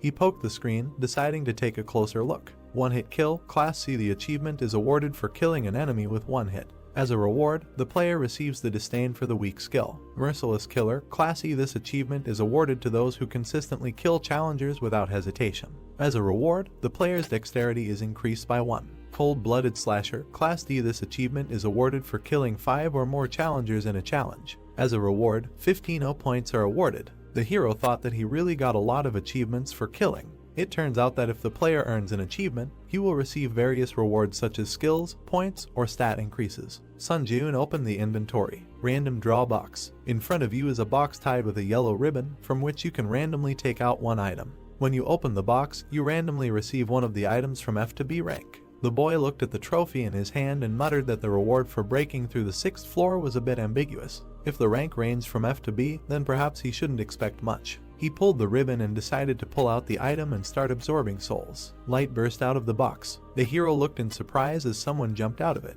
The small green goblin did a somersault and landed on the floor. The boy looked at it in shock. Sun Ji-yoon smiled and muttered what kind of Pokemon this was and whether it needed to be caught. The creature frowned, looking at the hero. Sun Ji-yoon dashed forward, stretching his hand out in front of him. The little animal dodged his palm at the last moment. The boy continued running forward, trying to catch his target. He pushed off the floor with explosive force. In his last attempt, he managed to grab the little animal. The hero smiled and shouted happily. The captured beast opened its mouth wide and screamed. Then it forcefully squeezed the boy's forearm with its teeth. Pain struck the boy's body, causing tears to appear in his eyes. The little beast jumped to the side. It frowned angrily and bared its fangs. The boy went into a furious frenzy and said that the enemy was quite cute, so he tried to be gentle with him. Jumping up, he said that now the little beast could expect no mercy. The boy made several dashes, but his target jumped very high. The hero looked up and thought. A moment later, the beast noticed that the boy had risen to his height. After somersaulting in the air, the boy looked at his target. He frowned and swung his right hand. His fist was approaching the little beast at high speed. The boy struck the beast's head with incredible force, dealing a critical blow. The place where it hit turned red. The little animal crumbled into pieces, revealing a necklace. The system congratulated the boy and said that he had drawn an item corresponding to the highest class in the random draw box. He looked at the prize and said that if it said the highest class, it meant that his item was Class B. The necklace emitted a blue glow. The system said that it was a pendant made of forged iron, which increased the effects of metallurgy skills and swordsmanship by 7%. And when mana was introduced, an exclusive effect of steel defense was activated, but temporary recovery was stopped since man was spent to activate. The young man took the pendant in his hand. He looked at it and thought about its description. He poured energy into it and decided to check the effects. The next second, energy enveloped him. The system reported that the pendant activated an exclusive effect, as a result of which the skin began to absorb 10% of all physical damage. He exclaimed in surprise. The beams of light glinted on the surface of the pendant. The guy thought that this pendant had much better parameters than most class items, because it was equipped with both attack and defense, so it was truly a scam item. Putting it on his neck, he happily said that he did not expect anything from this prank, but ended up hitting the jackpot. Suddenly, he froze in place, noticing the messages there that all his mana was depleted, as a result of which the exclusive effect was disabled. He was confused but frowned and said that this exclusive skill absorbs mana at the speed of light. He tucked the pendant under his shirt and thought that he should save mana to use the pendant at a critical moment. He looked back at the system window and decided to check the status window of the unique characteristic that was recently assigned to rank D. The system asked him if he was ready to begin the trial on the 7th floor. The heroes looked up, not understanding what this was and whether there was usually a waiting period before the next challenge was issued. Standing in the middle of the room, he said that if it was possible to start the challenge a little faster, he didn't see anything wrong with it, and he wondered if the others' waiting time had disappeared. The system reported entering a community whose difficulty was high. The tower ghost asked if they knew that the waiting time had disappeared. Reading other people's comments, he decided that as he thought, everyone could now immediately begin the challenge. He pointed his finger at the system window and thought that no one cared about the waiting time having disappeared. After all, no one was particularly interested in the advantage of being the first mover, and the atmosphere in the community was one of desperately wanting to return home. He lowered his head and wondered if this was because most of them were low-ranking hunters. Looking closely at the comments, he thought that compared to the 6th floor, the manner of communication had changed a lot. He imagined the evil faces of people and thought that all these maniacs have now become quiet, and the next one is a personal test, so, by entering into a dialogue, no one will gain anything. With a calm expression on his face, he decided that he should also be wary of the murderous maniacs who use the lives of their comrades as simple tools for gaining profit, and most importantly, he hit his fist into his palm and said that he needed to develop skills that would not be shaken by any variables. Opening the system window, he looked at the description of the unique characteristic and looked at it in surprise. Raising his eyebrows, he noticed that even more specifics were added to the description of the basic effect. Schematically imagining how souls turn into enhancement, magical power, and a protective shell, he thought that before, the main emphasis was on enhancing skills, but now souls can be used both as magical power and as a protective shell. He waved his hand, opening another window, and said that he hoped that something like an increase in the probability of obtaining a skill would appear, because anything can happen, so the ability to protect the body will never be superfluous. He pulled the sword out of the inventory. Throwing it into the air, he decided to check how effective the spiritual shield was. The hero put his hand to the side and said that he should risk it, because even if he cut off his hand, the waiting room was equipped with a healing buff anyway. The sword quickly spun, approaching him. At high speed, it approached the guy's wrist. The next second, a bright red flash lit up the space. The system reported that the spirit absorbed the damage inflicted on the user. The sword rose into the air again, energy swirled around it. The system also added that the player's soul had disappeared, and the number of souls in possession was 3 out of 30 positions. The young man looked at the hit site in surprise. Smiling, he decided that the effectiveness exceeded all his expectations. Heroes looked at the number of souls in his possession and said that it was better for him not to absorb all the souls, but to always have a couple in reserve to ensure his own protection. Heroes opened the board summing up the results of the trial. The system opened the player ranking table, on which Sunjun was in 4th place. Frowning slightly, he said that he had slipped to 4th place, and we want but it was a bit of a pity, but it was not so critical, because in order to receive the title of Pioneer, he only needed to enter the top 50. He warmed up and said that he was already tired while checking this and that, but he did not have time to delay further advancement.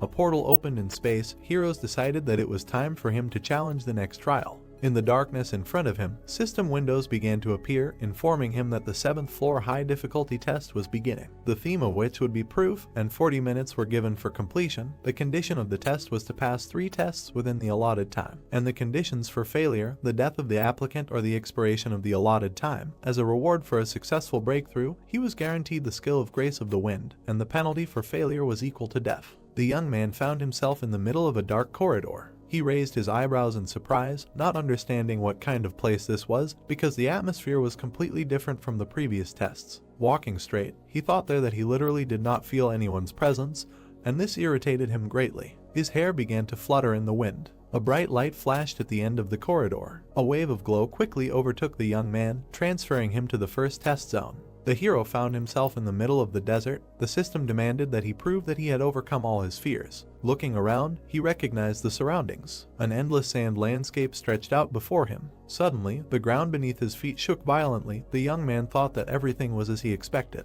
In an instant, a giant sand wall rose up in front of him. The young man looked up and realized that it was a sand golem. He remembered that in order to successfully pass, he had to break through 3 trials in the remaining time, and he thought that this space was now a reproduction of the training trial, and this meant that during this trial, the 3 trials that he had already passed would be recreated. He frowned angrily, thinking that he could defeat the sand golem with his eyes closed, and wondered if that meant he would be on the 8th floor very soon. He noticed that a large amount of sand was falling down from the golem's shoulders. The monster was getting taller and taller, leaving the boy at the bottom. The boy looked up, noticing the giant monster, and said that he didn't remember the golem being this big to begin with. A bright light was shining in the monster's eye sockets. The boy smirked and thought that he felt like he had been enlarged 3 times. The golem raised its arm. It swung its right hand, slightly leaning towards the boy. The boy took out the sword and shield from his inventory, deciding to try and hit the empty head of the opponent.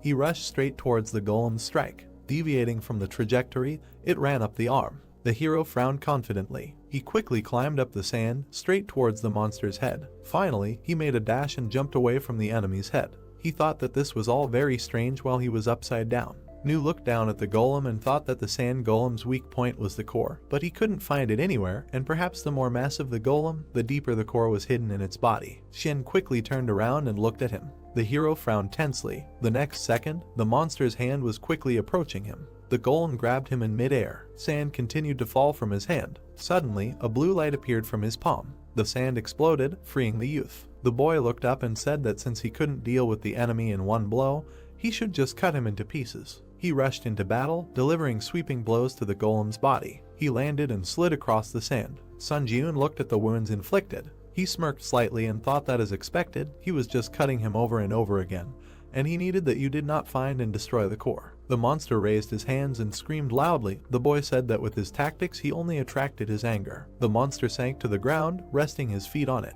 His ankles sank into the sand. The hero opened his mouth in surprise, looking ahead. Quickly straightening up, the monster raised his foot to trample the hero. The boy rushed from the spot, surprised at what was happening.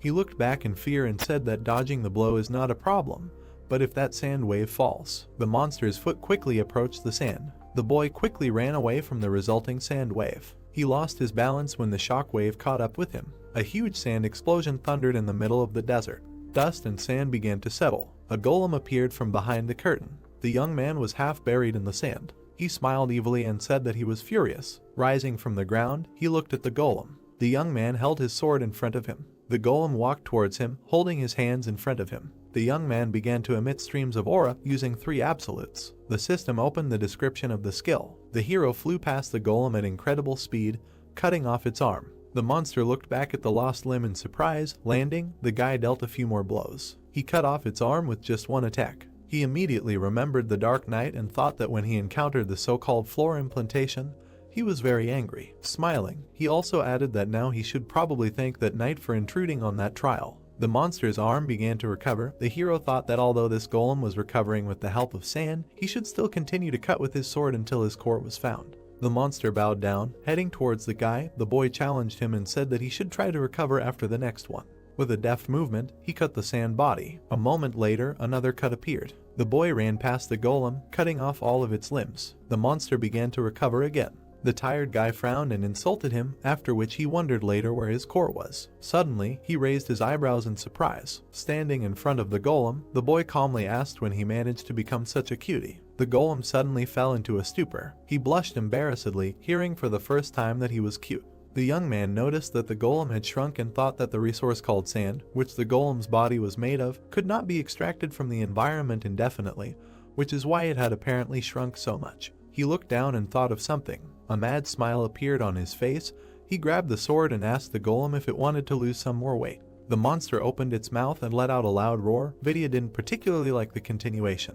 The opponents headed towards each other. The young man turned in the air, approaching the fist. He did a roundhouse kick, destroying the monster's right arm. The hero clenched his teeth hard, quickly moving forward. He rushed past the monster at incredible speed, cutting it into several pieces. The golem's fragments fell onto the sand. He moved his head and wheezed quietly. Having shrunk even more, he restored his body. The golem growled and looked up. The boy frowned slightly when he found the core. He looked at the crystal on the monster's back and thought that the body was covered in a thick layer of sand, so it was extremely difficult to reach forward, and added that he thought about 10 minutes had passed, and there were only 40 minutes to complete the 7th floor trial, and it would probably be better to speed up. Suddenly, he noticed a blow approaching quickly. At the last moment, the boy dodged its trajectory. He continued to dodge the golem's attacks, saying that after the crash diet, he had become much more agile. He rushed behind the monster and said that although he wanted to play with it longer, he did not have time for this. A moment later, the boy pierced the monster's core. The golem opened its mouth and let out a scream.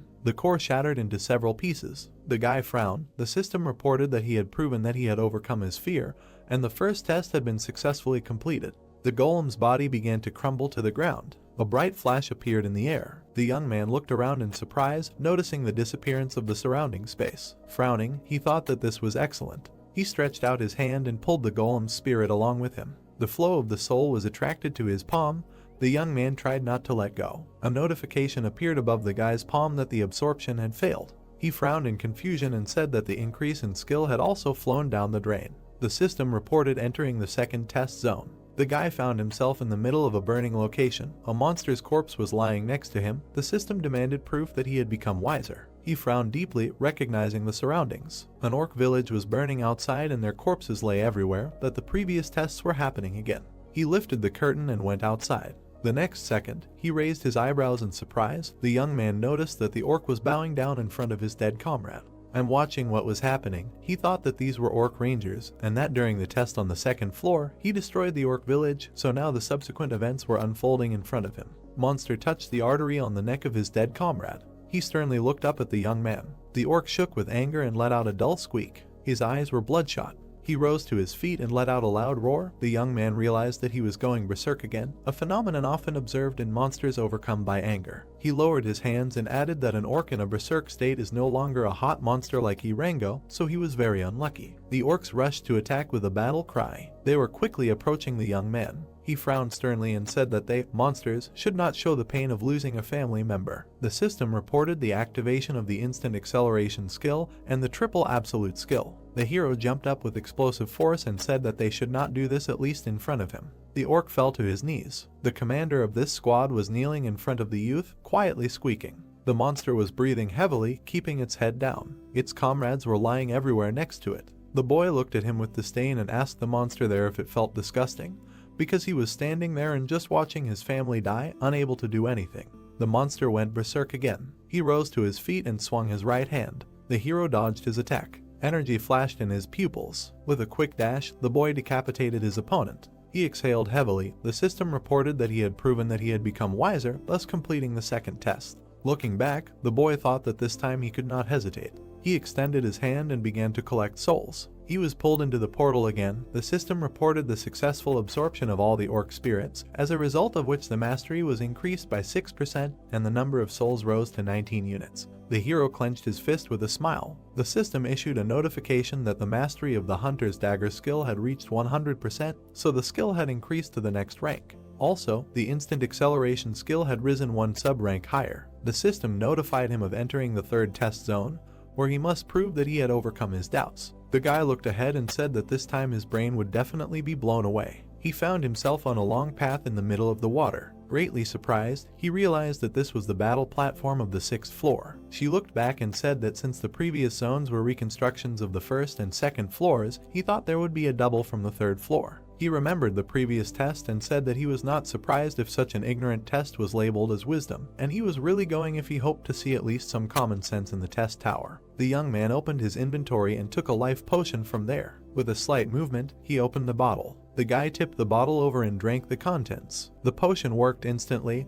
healing him. He looked at the bottle in his hand. Throwing it into the ocean, he said that he was littering a little in the test tower. A moment later, a giant wave rose behind him. Powerful splashes of water threw up the concrete slabs of the path. The heroes frowned in surprise and said that he only threw a tiny bottle. The system reported the activation of the killer's cloak, increasing movement speed by 15 points. He rushed away from the approaching danger. The boy frowned and thought that the tests that had been played so far were repeating the existing rules, which meant that in order to pass this test, he needed to find and occupy the red tile of the stronghold. The water waves rose up, creating different shapes. The boy also added that until he found the tile, he should not touch this water under any circumstances. Running further and further, he decided that his speed was higher because the wave could not catch up with him. Frowning in surprise, he decided that this was great, because he had to move in the same direction. A powerful splash of water threw the tile under the boy's feet. Falling down, he touched the water, as a result of which his strength, agility, endurance were reduced by 10 points, and the duration of the penalty was equal to 2 minutes and 59 seconds.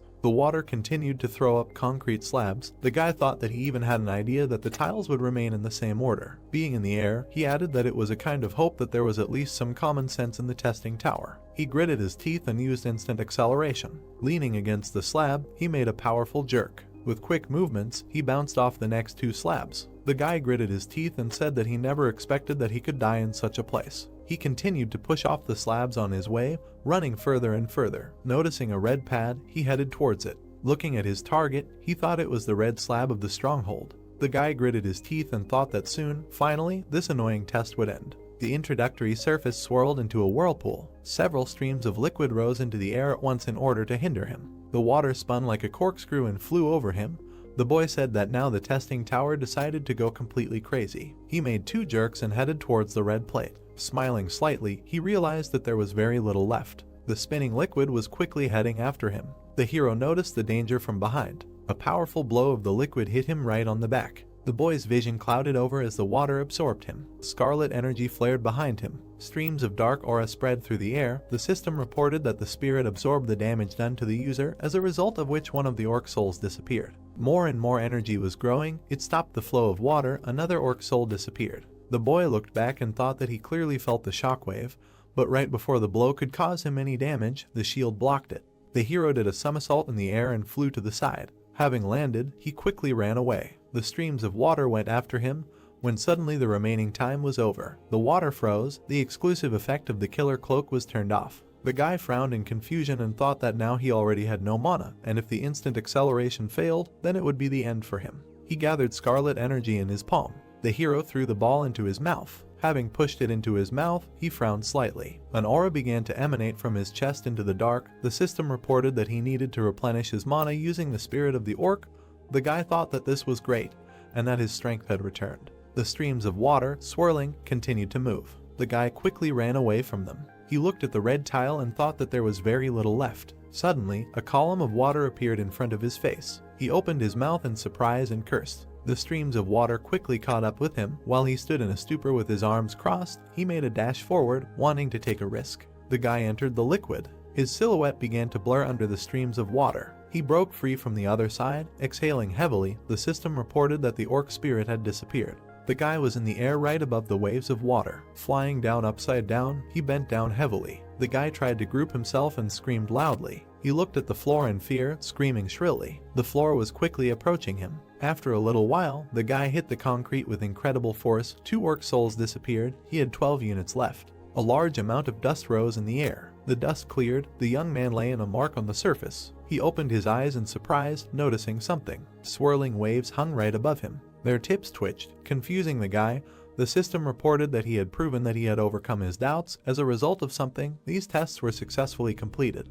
The water appendage began to lose its shape. A huge amount of water fell on the guy. Being wet, he squinted his eyes and thought that this was a damn test and that it was completed, but for some reason he had to suffer until the last second.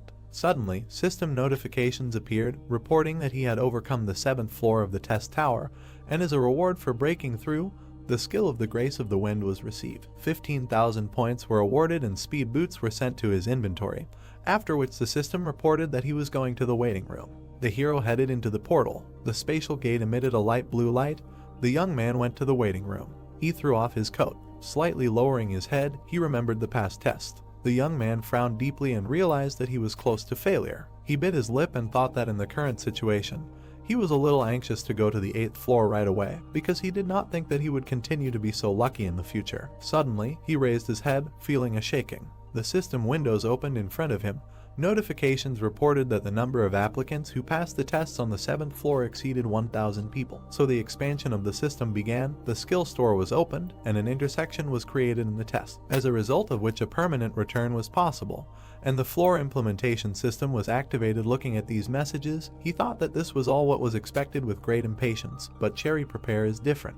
He frowned, noticing the messages that he was the president, who was called the pioneer on all the previous floors, as a result of which he was entitled to choose the halo. The boy imagined a silhouette of a man with bright rays of light coming from him, and thought that the eagle was an advantage that could only be obtained if the applicant had the title of pioneer on all previous floors. He raised his eyebrows in surprise when he saw the system notification that the halo affected the unique characteristics and skills of the applicant, so he had to choose wisely. The young man wondered later, had he ever given the tower such advice, because it must mean that the halo was something important. The system gave him a choice of 3 halos: ruler, hunter, and monk. The hero crossed his arms, looking at this, and said that he needed to read the description first. He opened the description of the ruler's halo, which said that this is a halo that has different performance depending on the person, and, in fact, it is closer to the universal type than the specialized type, and is closely related to the unique characteristics of the applicant. The potential is greatly increased for abilities such as combat, growth, support, and production, and the unique strength of skills is the synthesis of skills, so this is the most suitable halo for the current applicant. The youth raised his eyebrows in surprise and said that it affects all skills and even the unique characteristic. Looking closely at the last lines, he thought that the tower was openly saying that this is the most suitable halo for him. He poked his finger at the system window and said that he needed to look at other options. The system opened the description of the hunter's halo, which said that anyone can easily adapt to this halo. It is closely related to improving characteristics and skills, and the effect of the halo greatly increases the level of skill and stats. The unique power is to increase the level, and this halo is also perfect for the current challenger. The hero looked at the writing with distrust and was surprised that this choice was also not bad. He opened the description of the monk's halo. The system said that this is a halo that is strongly influenced by talent and perseverance, and the longer a person invests, the stronger he will become. But this takes time and talent, and if a person does not have talent, all efforts may be useless. The unique power of the halo is the path of practice, and this halo is not recommended for the current challenger. He waved his hands, dividing the system window into 3, and said that this halo is definitely not for him, so he needs to make a choice in favor of one of the remaining 2. So he lowered his hand and decided to choose it. He pointed his finger at the system window. Shining rays appeared behind him. The system reported that he had chosen the ruler's eagle, and the special effect of the ruler's halo launched the evolution of unique characteristics. She showed him the possibility of developing into the field of necromancy, and said that he could begin to summon or, as a result, be able to use absorbed spirits to revive powerful skeletons. Then she showed him in the form of a magic swordsman and said that his talent for the sword and magic would increase, and the ability to acquire the corresponding skills would increase 3-fold. Then the system showed him in the form of a blacksmith and said that he could also go the way of the creator, and in this case, the talent for creating items would increase, and the ability to acquire skills related to production would increase 3-fold. The young man looked at these options in surprise. He touched his finger to the system window. They say that he has nothing to even think about. He looked closely at the system windows, reporting that the summoner attribute had been added to the unique characteristics of necromancy. Due to this, some effects were modified, and new detailed effects were added. Then the unique ability of skill synthesis was created. The dark energy swirled and began to gather into the youth. The system opened the status window. The hero stepped onto the floor, happy with the end. He looked down as the energy continued to gather in his chest, and thought that the eagle was finally created. The hero poked his finger at the system window, opening the description of the unique ability, skill synthesis, the effect of which allows you to select 2 desired skills and combine them. And if the skill levels differ during the use of the effect, the skill of the higher rank becomes the center of the synthesis. Sun Jun opened his mouth in surprise and thought that by combining useless skills, you can create something new. The thought flashed through his mind that this was really a jackpot. The system asked him to look at the list of skills and select the material to create the synthesis from the skills currently available. The hero looked at the list of his abilities and thought about what to combine. He touched his chin and began to search for skills that he does not use. The hero chose the skill of contempt for the weak and continue the battle. The system asked him if he wanted to continue. The young man pressed the button and decided to continue. The synthesis window of the bright lit up. The system reported the completion of the synthesis of skills. A bright light illuminated the boy's face. The skill of forced breakthrough was created. The young man looked at the description of the skill in surprise. The system reported that the skill allows you to break through unknown forms of restraint, such as skills and unique characteristics, but the user's magic must be higher than the level of magic used for restraint. The hero could not understand how this happened. He thought that he combined 2 lower skills, and that he expected to get an E rank skill, but got a D rank. He smiled happily and decided that this was a really mind-blowing skill. He pointed his finger at the system window. I live to try again. The system asked him to select the material for synthesis again. The hero chose Ranger Training and Burn Resistance. The next second, he again agreed to continue the synthesis. The system window lit up brightly again. The guy smiled impatiently, expecting a new result. A strong eye skill of rank E was created, which allowed one to provide oneself with some visibility even in bad conditions. The guy fell into a stupor and said that, it turns out, the skill created now was only 1 step higher than those chosen for synthesis. He looked up and thought about what the reason for this was. He mentally imagined the 2 previous skills and thought that they went well together. Then he imagined the 2 skills crossed with each other this time and thought that their combination was not the best. From a first glance it was clear that they were completely incompatible with each other. He fell heavily onto the bed. Looking at the ceiling, he said that he had come a long way from holding the status of a pioneer to receiving the reward of the areola, but for some reason he felt a little strange. Lying on the bed, he wondered if he had really achieved everything through his own efforts, or if he had just been lucky with a unique characteristic. The hero was silent for a second. He jumped to his place and decided that he couldn't lie around doing nothing, thinking about all sorts of nonsense, because it would be much better if he checked the reward he had received. He looked at the description of the skill of the Grace of the Wind, the effect of which allowed him to increase all speeds by 10%. The system reported that this skill could be stacked, reproducing up to 7 times. However, when the limit was reached, a 24-hour cooldown would automatically be activated. Looking at the description, he said that increasing all speeds, this is amazing, and he will also be able to stack this skill 7 times, which means, lost in his thoughts, he thought that he would be able to increase any speed by 70%. The hero imagined himself running forward at incredible speed. The young man imagined a bright glow and thought that this skill does not consume mana at all. Sitting on the bed, he said with a smile that the grace of the wind is essentially a skill that has no downsides. He opened the inventory and looked at the boots. He put on new shoes. The guy looked at the new thing with a smile. The system reported that these are speed boots that increase attack speed by 3% and movement speed by 5%. The young man said that all the rewards on the 7th floor are related to speed, and he is incredibly happy with this arrangement. Suddenly, the system reported that the skill store was entered and that it displays a list of skills available for purchase. Sun Ji-yoon looked at the list and said that, contrary to his expectations, the quality of the store leaves much to be desired, after which he thought that in addition to this, the prices are also incredibly high. He shook his head and was indignant at being asked to pay 8,000 for an instant boost. He pressed the buy button and said that he needed a skill related to magic. The hero imagined coins falling while looking at the messages that he had purchased the magic circuit skill, as a result of which 15,000 points were debited from his account, and he also bought magic resistance for 12,000 points. The system reported that the magic resistance skill grants an effect due to which resistance to magic is created throughout the body. Resistance to other people's magic is increased, but if he does not have the magic circuit skill, the effect is significantly reduced. He recalled the past battle and thought that now that he has the resilience skill, he will not be caught off guard by something like the unique characteristic of heart fusion, which had caused him a hard time in the past. He opened the description of the magic chain skill.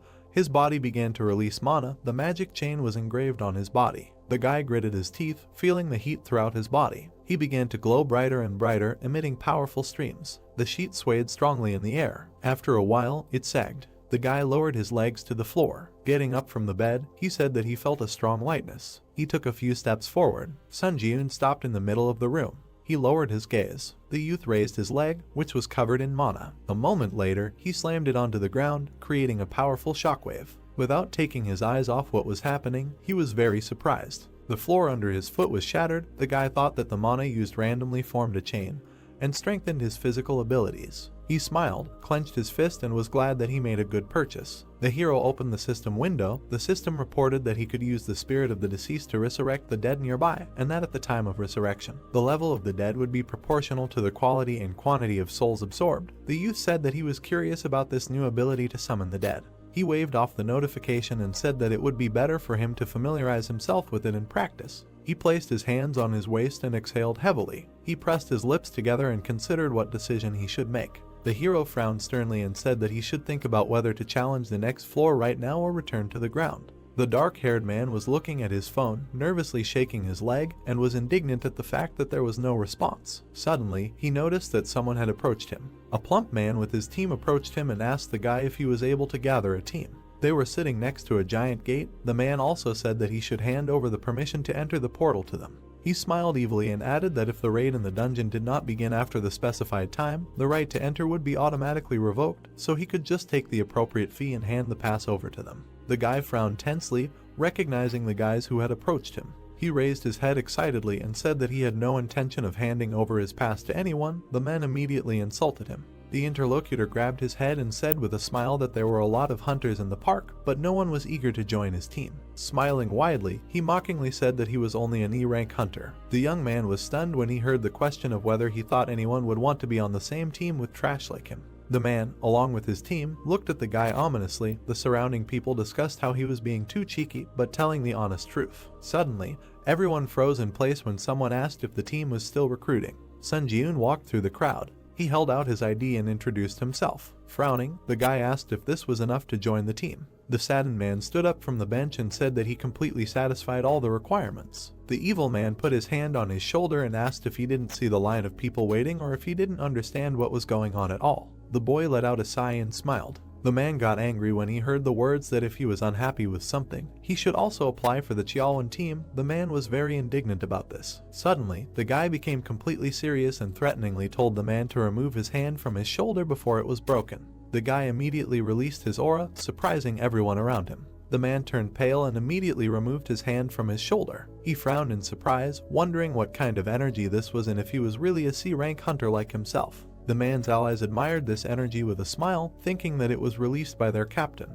The man smiled nervously and thought that this was not his doing. He put his hand to his mouth, awkwardly saying that since there were representatives from the Hunters Association around, he would tolerate such a prank this time. As he walked away, he said that the boy was just lucky. Xiaolwen grabbed his head and wondered why everything was going wrong from the start. He looked up at the boy in surprise. The boy called him by name. The boys were standing opposite each other. The hero said that judging by the situation, he felt like he wouldn't be able to find anyone else to join his team, so they shouldn't drag it out and just enter the portal. Xiaolwen pointed at himself and the boy with a shocked face and asked if he wanted to go in a two-man team. The boys entered. Xiaolwen grabbed the sword and quickly looked back, saying that they actually entered. The hero looked back at him and said that he didn't need to worry about anything so much, since he could deal with most of the D-rank monsters. The other man looked at him in surprise. He raised his hand, looked at the boy and asked if the boy had said before that it was his first time in a dungeon. The boy confirmed this and thought that in essence, the trial tower and dungeons were the same thing. The man frowned and said that at first glance his words might seem tactless to him, but their lives were at stake, so he should listen to him carefully. The boy looked at him silently while the man asked him who he thought had the highest mortality rate in the dungeon, an E-rank hunter or a C-rank hunter. The man frowned and said that at first glance it might seem like the E-rank hunter would be the one most likely to die,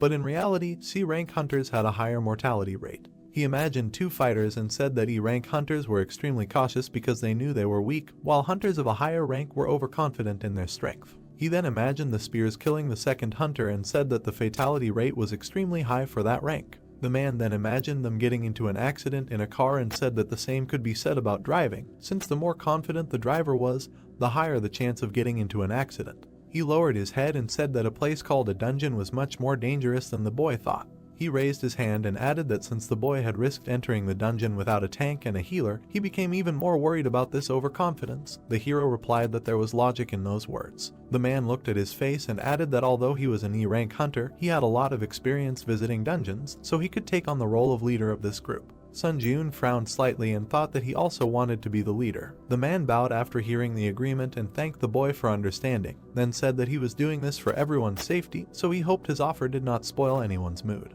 Words echoed throughout the cave that they needed to continue on their way. The young man decided to trust him. Suddenly, a lizardman appeared in front of them. The man tensely clenched his teeth and said that these monsters are known for skillfully using various types of weapons, so they were unlucky that he was their opponent.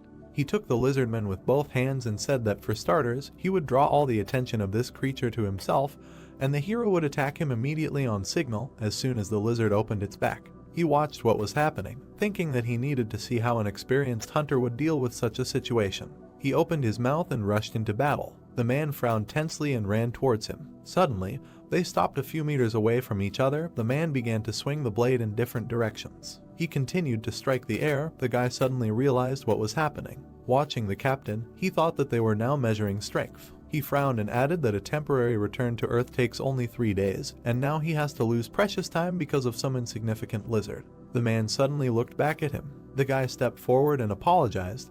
Because he was forced to intervene, the man tried to stop him, saying that it could be dangerous. The hero jumped up, using instant acceleration. A moment later, he cut the lizard into many pieces. Xiaolwen Balshok, seeing what happened. The young man looked at the parts of the monster and said that he intervened because he was in a hurry. The man looked down at the corpse and said that he understood everything perfectly, because he could have his own reasons for this. The hero also said that he would like to make one suggestion, after which he asked if he could voice his thought. The man immediately nodded and asked to tell everything as it is. The boy pointed at himself and asked him to take the lead. The crowd of lizardmen rushed forward, shouting loudly. The boy rushed past them, cutting down several. The monsters looked back, noticing this. They rushed to attack, but the boy rose into the air, dodging it. Sun Jun pierced one of them from behind. The man watched in surprise. He looked at the concentrated face of the boy and thought that this was just a one-sided massacre. The lizardman struck again, but missed and cut off the head of his comrade. The hero struck again. With a deft movement of his hand, he decapitated the lizard.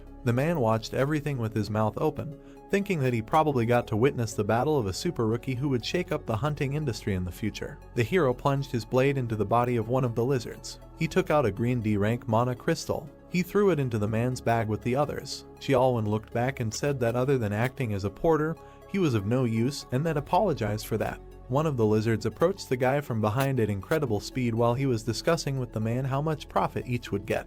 The hero slightly tilted his head, letting the sword pass by. He turned around and swung his left hand. With a single blow, he threw the beast up. He smashed its head against the ceiling of the cave. Rock fragments fell next to the guy. The man grabbed his head, watching in horror. The entire cave was covered in blood. The young man said that they needed to discuss this outside, because if they let their guard down, they could end up in a dangerous situation. He brushed the blood away. The man apologized to him. He began to absorb the souls of the lizards and thought that he needed to pretend to yawn and absorb all the souls at this time. There was an increase of 0.07%, and that with D-class monsters, he would be increasing the mastery of his unique characteristic for a very long time. Suddenly, a scarlet portal opened. The guys looked back at it. The man thought that being only the two of them, they were able to reach the portal leading to the boss room. He smiled and thought that he did not even have a thought about completing the raid on the boss, or to be more precise, from the very beginning he thought that it would be a great success if they overcome at least half of the dungeon. He looked at the guy from behind and added that he thought the man in front of him was quite capable of clearing the dungeon completely. The hero looked back and asked if the man was okay with this arrangement if they were to invade the boss's room now. The man answered in the affirmative and said that the guy should take a break for a while. The young man reassured him, saying that there was no need for that because he was perfectly fine. A man's voice was heard near the portal and he agreed to enter the portal. They found themselves in front of a giant lizard sitting on a throne. The monster rested his hands on the throne. The young man said that as he had predicted, the king of the lizards was waiting for them in this place. The ally looked at him and asked what he was going to do. The hero asked for some time to think. The man frowned anxiously and asked if the guy wanted to say that he had no clear plan of action. The monster immediately jumped up from his place. The guy smiled and said that it happened just in time. The lizard was approaching them at an incredible speed. The guy frowned in surprise. He made a few dashes back, dodging the spear strikes. Dodging another blow, he thought that the monster was very fast and, surprisingly, considering his size. He frowned and looked up at his opponent. The next second the young man found himself behind the lizard. The guy swung his blade and thought that it was not fast enough for him to match the pace of the fight. The monster immediately attacked him with its tail on the body. The lizard threw the guy to the end of the cave. The man grabbed his head and screamed the guy's name in fear. The young man kicked away a block of stone. Dark energy swirled around his body. The system reported that the spirit had absorbed the damage inflicted on the user. The hero smiled and said that this is a good way to test new skills. The man said with tears in his eyes that he thought the guy was dead. The lizard looked at the enemy with an angry expression. Sun Jiun climbed onto the boulder and asked the enemy what had happened and if he cared that not a single stone was left of his throne. The lizard's throne was heavily damaged. The youth asked if he thought it was an ominous omen. The monster threw a copy into the ground and released an aura. Raising its head, it released a powerful beam from its mouth. The youth's limbs were immediately shackled by chains. He was affected by the skill of a slow wave, as a result of which his speed was reduced by 25%. A green sphere cut off the chain. The youth activated a force breakthrough. A pleasant colored energy swirled around his body. The system announced the removal of the slow. The lizard opened its mouth in surprise, noticing this. The guy exhaled heavily and thought that the skill was the result of synthesis, so he had some doubts about it, but the effectiveness was high. Suddenly, the monster turned his gaze to the side. A quiet groan was heard in the cave. The man, bound with chains, fell to the ground and said that his body did not obey. He was scared, but looked at his ally and asked for help. The monster looked at him and growled. The guy frowned in surprise, realizing what was about to happen. The monster turned around and ran towards the man. The hero gritted his teeth, rushed after him and shouted that he was the lizard's rival. Moving at high speed, he tried to catch up with the lizard. Looking at the monster from behind, he thought that the distance was too great. The guy raised his eyebrows in surprise. His pupils turned scarlet, and he used the summoning of the dead. Two skeletons appeared right in front of the monster. They opened their mouths and rushed to attack. The lizard defeated them without much trouble. The guy watched the bones fall and thought that they were not strong enough to stop such a giant, but nevertheless, he was able to win a second with their help. Having summed up the skill of the Grace of the Wind by 60%, he chopped the monster into several pieces and thought that this second saved a human life. The lizard's face froze with an open mouth. The system announced his death. Streams of dark energy gathered in one point. The system reported that the guy used the absorption of the spirit of the Lizard King to permanently increase stats, as a result of which his strength, agility, endurance, mana and durability were increased by different amounts of points. The hero looked at his chest in surprise. The system also reported the absorption of one of the Lizard King's skills, the Spiritual Eye. The man yawned widely. He looked in front of him and said that except for the fact that all three portals appeared at the same time for power, nothing special happened. He looked back at his subordinate and asked if they noticed anything unusual. The interlocutor answered negatively. The leader, looking at the portal, thought that everything was as usual, because after the hunters of the first squad made a partial raid in the open portal and went outside, the attacking team of the Hunter Association would have to break into the dungeon and finish off the boss. He sat down on the back of the bench and said that it seemed like everyone was in the same hunter association, but he did not understand why only their team did not have a commission fee, after which he insulted the members of the attacking team and said that he was very jealous. Suddenly his eyes sparkled with anticipation of monetary payment. The man said that if the advanced squad completely cleared the portals in the first quarter, then their control team would be able to get their share. Suddenly, he sadly lowered his eyebrows. Smiling slightly, he thought that this would only be possible within a rank hunter and wondered if there was even one high-class hunter who would pull off such a crazy stunt. Suddenly, Xiaolwen and Sunjun appeared from the portal. The leader looked back. Hearing the shout that the advance party of the third portal had finished clearing, the leader was surprised that it was so fast. The subordinate tried to accompany the guy. The leader was surprised that they went to raid the dungeon with only the two of them, meaning that this group couldn't even get halfway there. Suddenly, he raised his eyebrows in surprise, noticing something. The portal behind them began to disappear. He opened his mouth in shock, thinking that the portal that had become colorless meant that. The man smiled widely and finished his thought by saying that the boss's room had been completely cleared. Stumbling, he ran towards the guy. The man, breathing heavily, asked the young man if they had really cleared the dungeon completely. The hero asked him who he was to ask such questions. The interlocutor adjusted his suit and said with a smile that he forgot to introduce himself, after which he gave his name and said that he was the leader of the portal control group from the Hunters Association, who had arrived in this place to monitor the portals that had suddenly appeared in this park. Xiaolwen intervened in the conversation and asked if they had arrived later, that they wanted to buy the rights to occupy the portal. The man confirmed this and said that he wanted to make an offer to the two of them to sell. He raised his eyebrows in surprise when he heard the words that Xiaolwen was not the one who had the right to make decisions in this matter. The leader was very surprised when he was told that the young man had captured this dungeon alone. He recoiled and asked in shock if he really did the cleanup alone, since that meant he was a rank hunter. The guy interrupted him and said that he was a C rank hunter, and that he thought that was not the most important thing right now, after which he asked him to get closer to the point. He frowned and asked how much he wanted to buy the right to occupy the portal for, after which he thought that if it became known that he came from the test tower, then it would add unnecessary problems. The leader coughed and said that if we return to the main thread of the conversation, then their team wants to propose something.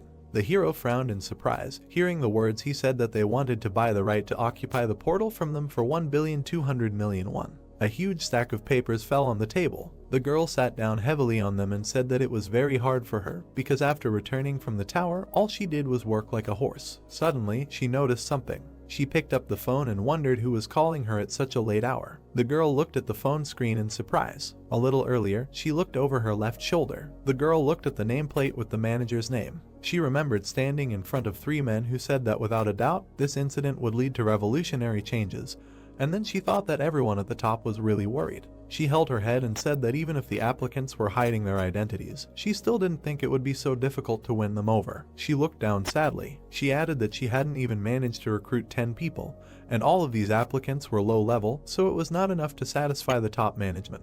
She looked out the window and said that if she thought about it, she had no idea what that person was doing.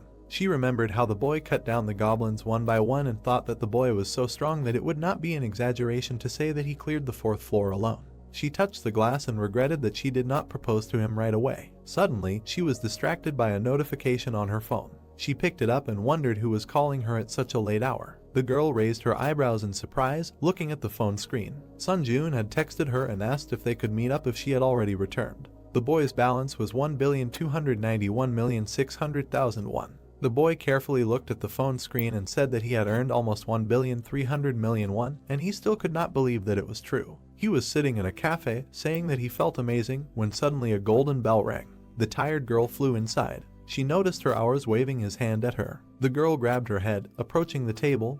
The guy thought that she ran with all her might and said that she did not have to hurry so much. Sitting opposite him, she said that he did not even answer her message. The guy blushed, hearing the words that she waited for his answer for a very long time. He sweated nervously and apologized, after which he said that he never read it because he was in a hurry. Smiling, she pointed at him with her fingers and said that then he should treat her to a cup of coffee and cheesecake.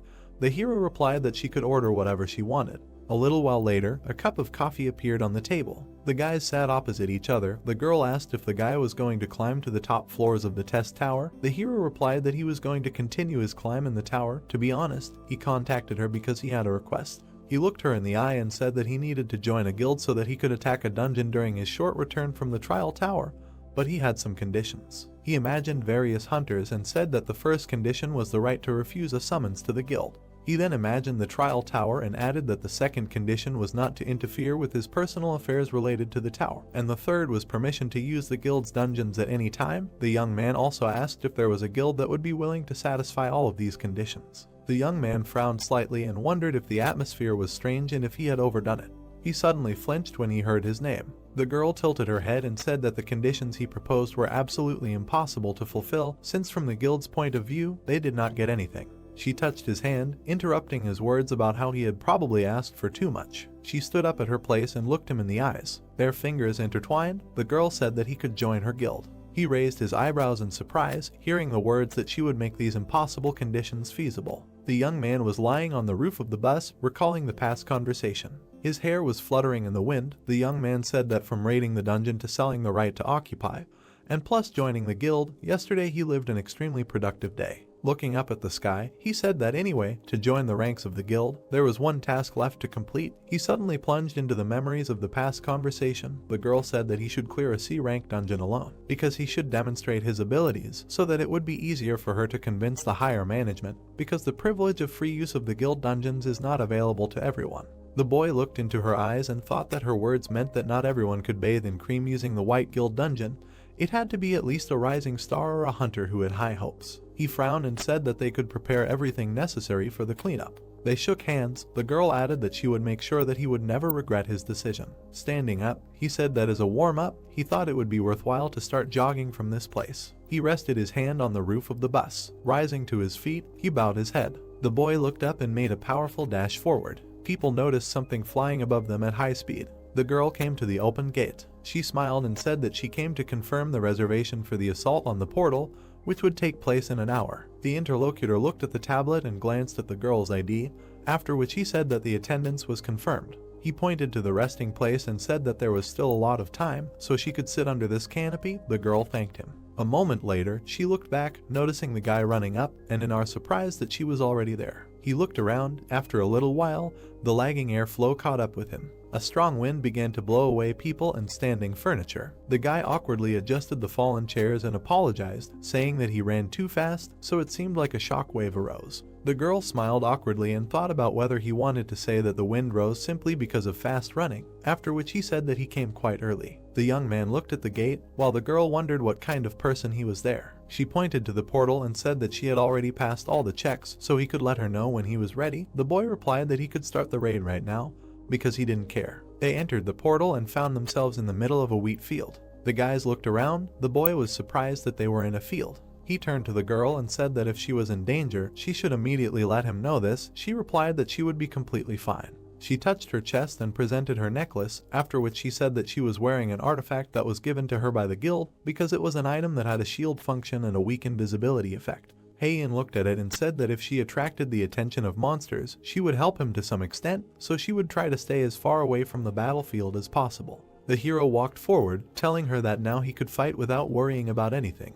He was enveloped in dark energy. The spiritual eye skill was activated. The young man remembered that this was the skill that he received from the Lizard King. He noticed 3 objects approaching. Frowning tensely, he thought that he felt the presence of enemies invisible to the eyes, and added that this is what gives him the spiritual eye. The opponents quickly approached him through the wheat field. The young man watched as they approached very closely. He rose into the air, dodging 3 lizard-like monsters. The monster opened its mouth, looking at him. The girl frowned in surprise, seeing the poisonous fisherman. She took a step forward and shouted at the boy to be careful, because this violated the rules of the dungeon. The young man made several dashes, destroying each of the opponents. The monsters' bodies fell next to him. The girl's mouth opened in surprise, thinking about what she had just seen, because it was some kind of madness. She smiled happily and noted that she had always known that she had made the right choice. The young man continued to fight the monsters running out of the portal. He cut one of them, making a dash to the second. His sword began to emit golden energy. The hero looked away and thought that the appearance of the lightning effect was so rare that he had completely forgotten about its existence. One of the monsters was quickly approaching him from behind.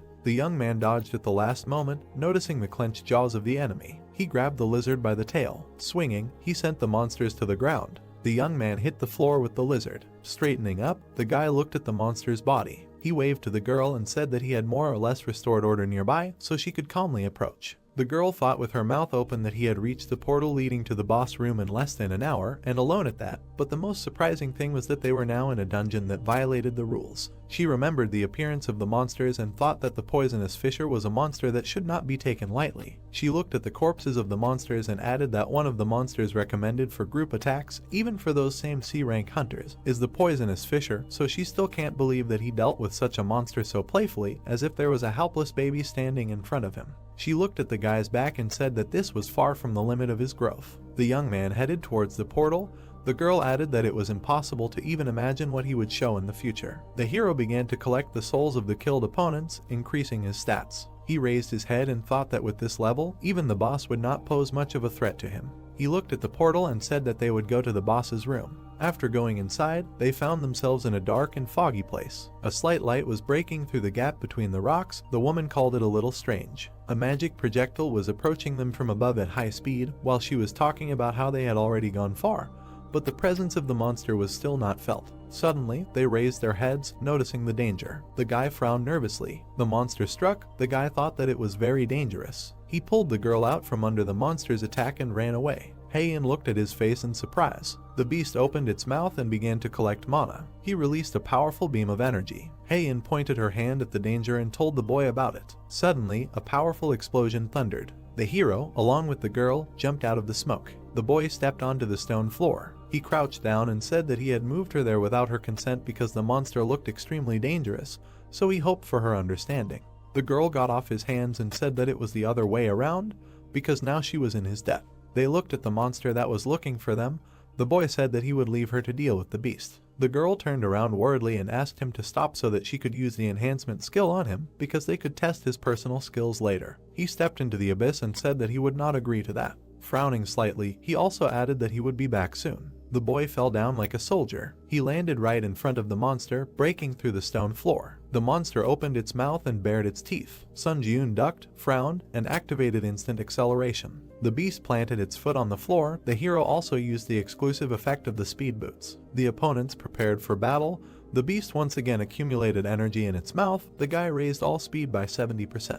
He jumped up from his place and went on the attack. Having run past the monster's face, he did not even look back. The beast turned its head after him. The young man used 3 absolutes and began to strike, cutting the flesh of the beast. Severed body parts began to fall to the ground next to it. The girl watched what was happening from the root of a tree. The system announced the victory over the dungeon boss and said that in 3 hours the dungeon would collapse. The girl smiled and laughed nervously. Looking at the guy, she said that now she was completely confused about who was the monster in this place. They headed towards the Scarlet Portal. The guys went out into the field. The girl said that she never expected that he, being a C-rank hunter, would clear the dungeon so quickly. She folded her hands behind her back and added that he had passed the tests and could now use the White Guild's dungeon, because their guild was not so stupid as to miss out on a talent like him.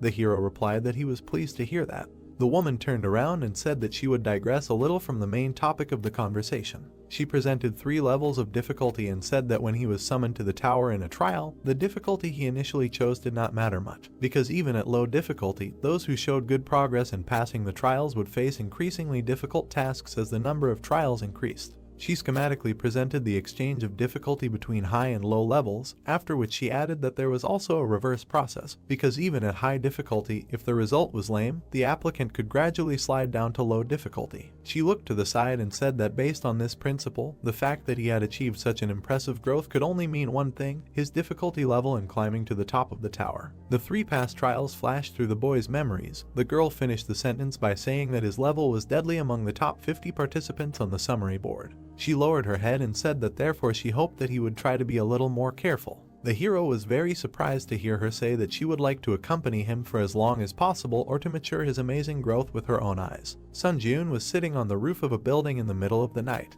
He took a bite of an apple, smiling widely. He said that for the past 3 days, he had really been spinning like a squirrel in a wheel. In 5 minutes he would be transferred to the trial tower. He raised his head and thought with a smile that thanks to this, both his stats and his self-confidence had grown. After his reflection, time and glass. A spatial tunnel opened in the sky. The young man began to return to the tower. He smiled widely and thought that he was returning again. Having appeared in his room, he decided to begin his test. The guy poked his finger at the system window, confirming the start. The system opened a dialog box and asked which test intersection point he wanted to choose: tactics, combat, or capture. The young man raised his eyebrows in surprise and thought that if he thought about it, he had seen a mention of creating an intersection point.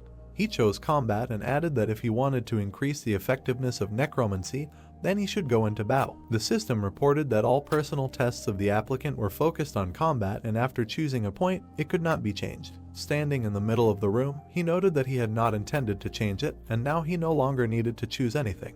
The system reported that the applicant had the qualification of a pioneer. The young man raised his eyebrows in surprise. He silently looked at the message that the administrator's private chat was about to open, and the search for an administrator specializing in combat introduction was currently in progress. After a short while, the system completed the search. The boy's body was engulfed in system energy. It reported that a consultation with the Steel Blood Lord, the manager of the combat intersection point, had begun. The hero was transported to a snowy field full of lonely swords. Looking up, he wondered where he was. The system reported that he had entered the Steel Blood world. The system message notified that the search was complete. Consultation with the Steel Blood Lord, the manager of the combat intersection point, is beginning. Sun Jiun looked surprised, after which he landed on the field among the swords. Raising his head, the hero wondered where he was. The message notified that he had entered the Steel Blood world. Many blades were stuck in front of him. The pupil changed after using the Eye of Truth. The system message notified that the skill was activated. The Iron Blood World. Ranking unknown. A space created specifically for her, the administrator of the Iron Blood Lord, a place where uninvited guests cannot look in.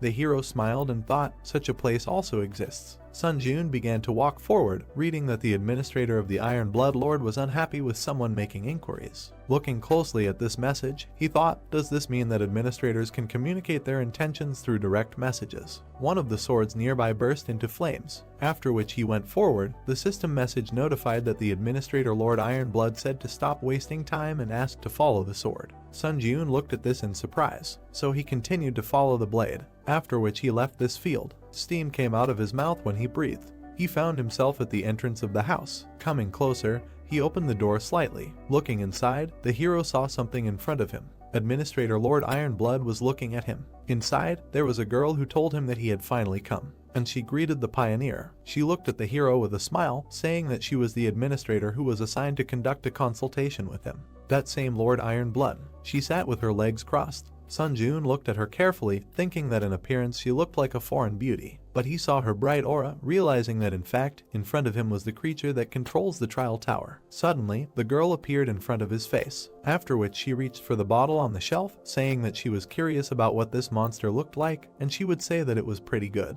The hero thought in surprise, when did she manage to get here? He was staring at her non-stop. The hostess of the house went to the fireplace. Sun Jiun asked if she knew him, and she answered of course. The trial on the 4th floor was quite impressive. The drink was filling the glass when the guy asked if she had been watching his trials all this time, to which the girl said that she only knew about what happened from the data of the final report, because it is impossible to watch the trials of candidates below the 8th floor. Sun Jiun's eyes grew bigger from surprise. He thought about the fact that she is an administrator but cannot watch the trial. While stirring the contents of the glass, the girl also said that judging by his expression, she thought he had misunderstood something. Administrators are not omnipotent beings like the gods, and they do not control the tower at all. The blonde took a sip from the glass, saying that he should not be too nervous in her presence. Sun Jiun silently looked at the interlocutor, who also said that as long as she obeyed the tower, she could not harm him. But, glancing at him, the girl decided to close this topic and said that this personal consultation was an advantage he had earned.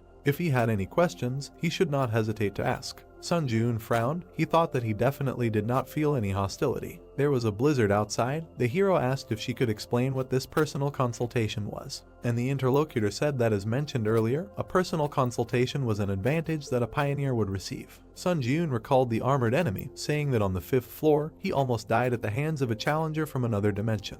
Why did he come to him? Looking at her glass, the girl said with a smile that there was no special reason. Looking at the interlocutor again, she also said that it was because when entering a certain floor in another world, an intruder could not only steal the reward for the challenge of that floor, but also gain more favorable advantages. The fireplace was burning brightly in the room.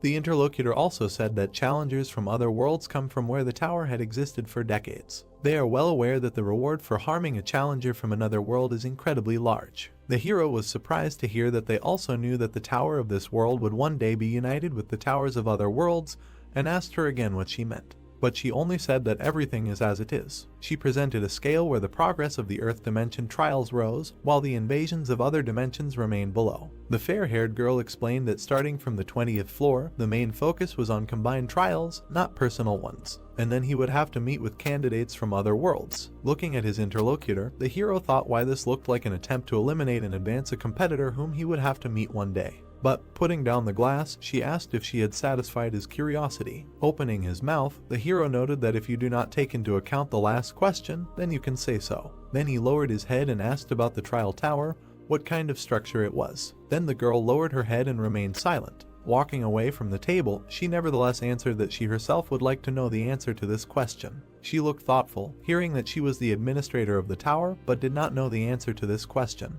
Her own silhouette was visible in her eyes. The girl said that originally, the so-called administrators were just like him. The applicants who died after passing the 40th floor were given the right to be reborn as administrators. She had once climbed the tower to see the end. However, she could not reach the top of the tower. No, she remembered herself covered in blood, saying that it would be more correct to say that all the administrators died before reaching the end. That was how she became an administrator. Sun Ji-eun clenched his fist and asked if she wanted to say that the administrators were just former applicants. He looked at the floor, saying that he hoped that she knew something about the top of the tower after all. Hearing this, the girl frowned and looked at him. Then she grabbed him and lifted him off the floor. Holding him with one hand, she said that the words about the top of the tower were not something that could be said so frivolously and carelessly. Sun Ji-eun looked confused and just kept silent, but she noticed with a smile that he was not particularly puzzled and asked again if he was scared. In response, the hero simply lowered his head, saying that it was because she herself said that a personal consultation was his advantage. In addition, he did not feel hostility from her, after which, his fingers dug into the wall, and the next moment, he broke it and found himself on the street. At that moment, a blade appeared in his hand, and he said that he did not intend to let her harm him so easily. The girl was very surprised. Meanwhile, snow was falling on the roof of the house. She began to go outside with a smile, saying that she had been living for many years, and for the first time she saw the one who destroyed the administrator's residence. But his actions convinced her. The hero only looked at the interlocutor with incomprehension. Then the girl looked closely at Sun Ji-eun, calling his name. But he was confused when he heard that she was offering him a patronage contract. A new system message appeared about entering the waiting room on the 8th floor, after which the hero found himself on the bed. He was still surprised, after which he stood up and opened the window of the exclusive store. A screen appeared in front of him, which wrote the skill category, strength category, item category, contracts Lord of Iron Blood. He was surprised, telling himself that he really made a contract with the administrator. The girl with blonde hair held a scroll in her hand, saying that she could not pass up a candidate who was both talented and brave. The system message asked if he wanted to sign a patronage contract. The hero clicked yes, and the contract was concluded. An exclusive contractor store will be opened, where special points will be available to him. As a special benefit provided by the contractor, all stats will be increased by 1. With a wide smile, the girl said that it was fun, and said goodbye until we meet again soon. A finger pressed the strength button, opening the strength category in the exclusive contractor store. A new screen showed the strength category. List power purity of mind, power steel soul, power king of winter. Looking at the screen, the hero thought that there is also a level of this category of the store. Is there a difference between just power and the unique power obtained on the 8th floor? There were page switches at the bottom, and the hero decided to check them. But a new message appeared that he does not have sufficient rights to view the current list of powers. He can view the list of powers in the waiting room on the 10th floor. Looking at the screen, the hero wondered what happens. At the moment, only these 3 powers are available to him. Information about the power of purity of mind appeared in a new window. Price 1000 SP. Description: in any situation, there will be the ability to think rationally. Status anomalies such as anger and confusion are halved during the fight, and combat immersion increases. Power Steel Soul. Price 6500 SP. Description: this is the soul that some lords were born with, who are said to have neither blood nor tears. Increases the mastery of all weapons by 2.32 times. All newly learned combat skills start with 10% mastery. The Power of the King of Winter. Price 800 SP. Description: this is the power that the rulers of the North often receive. In cold conditions, stats are temporarily increased. There is no suffering from the cold. Puzzled, Sun Ji-eun thought about how ambiguous it was. Somehow, perhaps it would be better to save up a little SP, but he still pressed the button, deciding no. New notifications appeared, saying that he had purchased the Power of Purity of Mind. 1000 SP written off. Description: in any situation there will be the ability to think rationally. Status anomalies such as anger and confusion are halved during combat, and combat immersion increases. Sun Jun remembered climbing a cliff, thinking about the power that allows you to reason sensibly in any situation. Then he clung to the ledges with his fingers. It is better to raise your survivability bar this way than not prepare for anything at all, because there is a chance that he will face a floor invasion right now. A portal appeared in front of him asking if he is ready to begin the test on the 8th floor. After that, new messages appeared. The test on the 8th floor begins. The difficulty is high. The theme of this test is destruction. The condition for successfully completing the test is to defeat the Lick who summons skeletons. The condition for failing the test is the death of the challenger. Failure condition for the test, all stats +2. The penalty for failure is death. Sun Jun looked down at his feet in surprise. Countless skeletons were visible from the cliff. Why were there so many? Watching this, the hero wondered if this was an attempt to overwhelm the enemy with numbers. An army of skeletons was looking at him below, and Sun Jun decided it was time to begin. After which he jumped off the cliff. He pushed off with his foot. Upon landing, he created a large shockwave, but other enemies surrounded him. One of the skeletons attacked the hero. The others also tried to strike, but Sun Jun stood calmly, saying that, as expected, they could not even penetrate his basic defense. After which he himself struck them. New system messages appeared. Mastery increased by 0.08%. Sun Jun lowered his eyebrows, only 0.08%. How annoying. Each swing hit multiple skeletons, increasing his proficiency. Holding his fists to his face, he decided that there was no point in increasing his proficiency during this trial. Standing on the battlefield, the hero suddenly heard a voice asking who he was. What kind of bastard dared to cause trouble in the shrine? Sun Jun turned around. Looking into the distance, he wondered if the voice was coming from there, and, raising 2 fingers, he used Summon Dead. The fallen skeletons rose again. He absorbed the souls to summon skeleton soldiers. In possession, 1/30.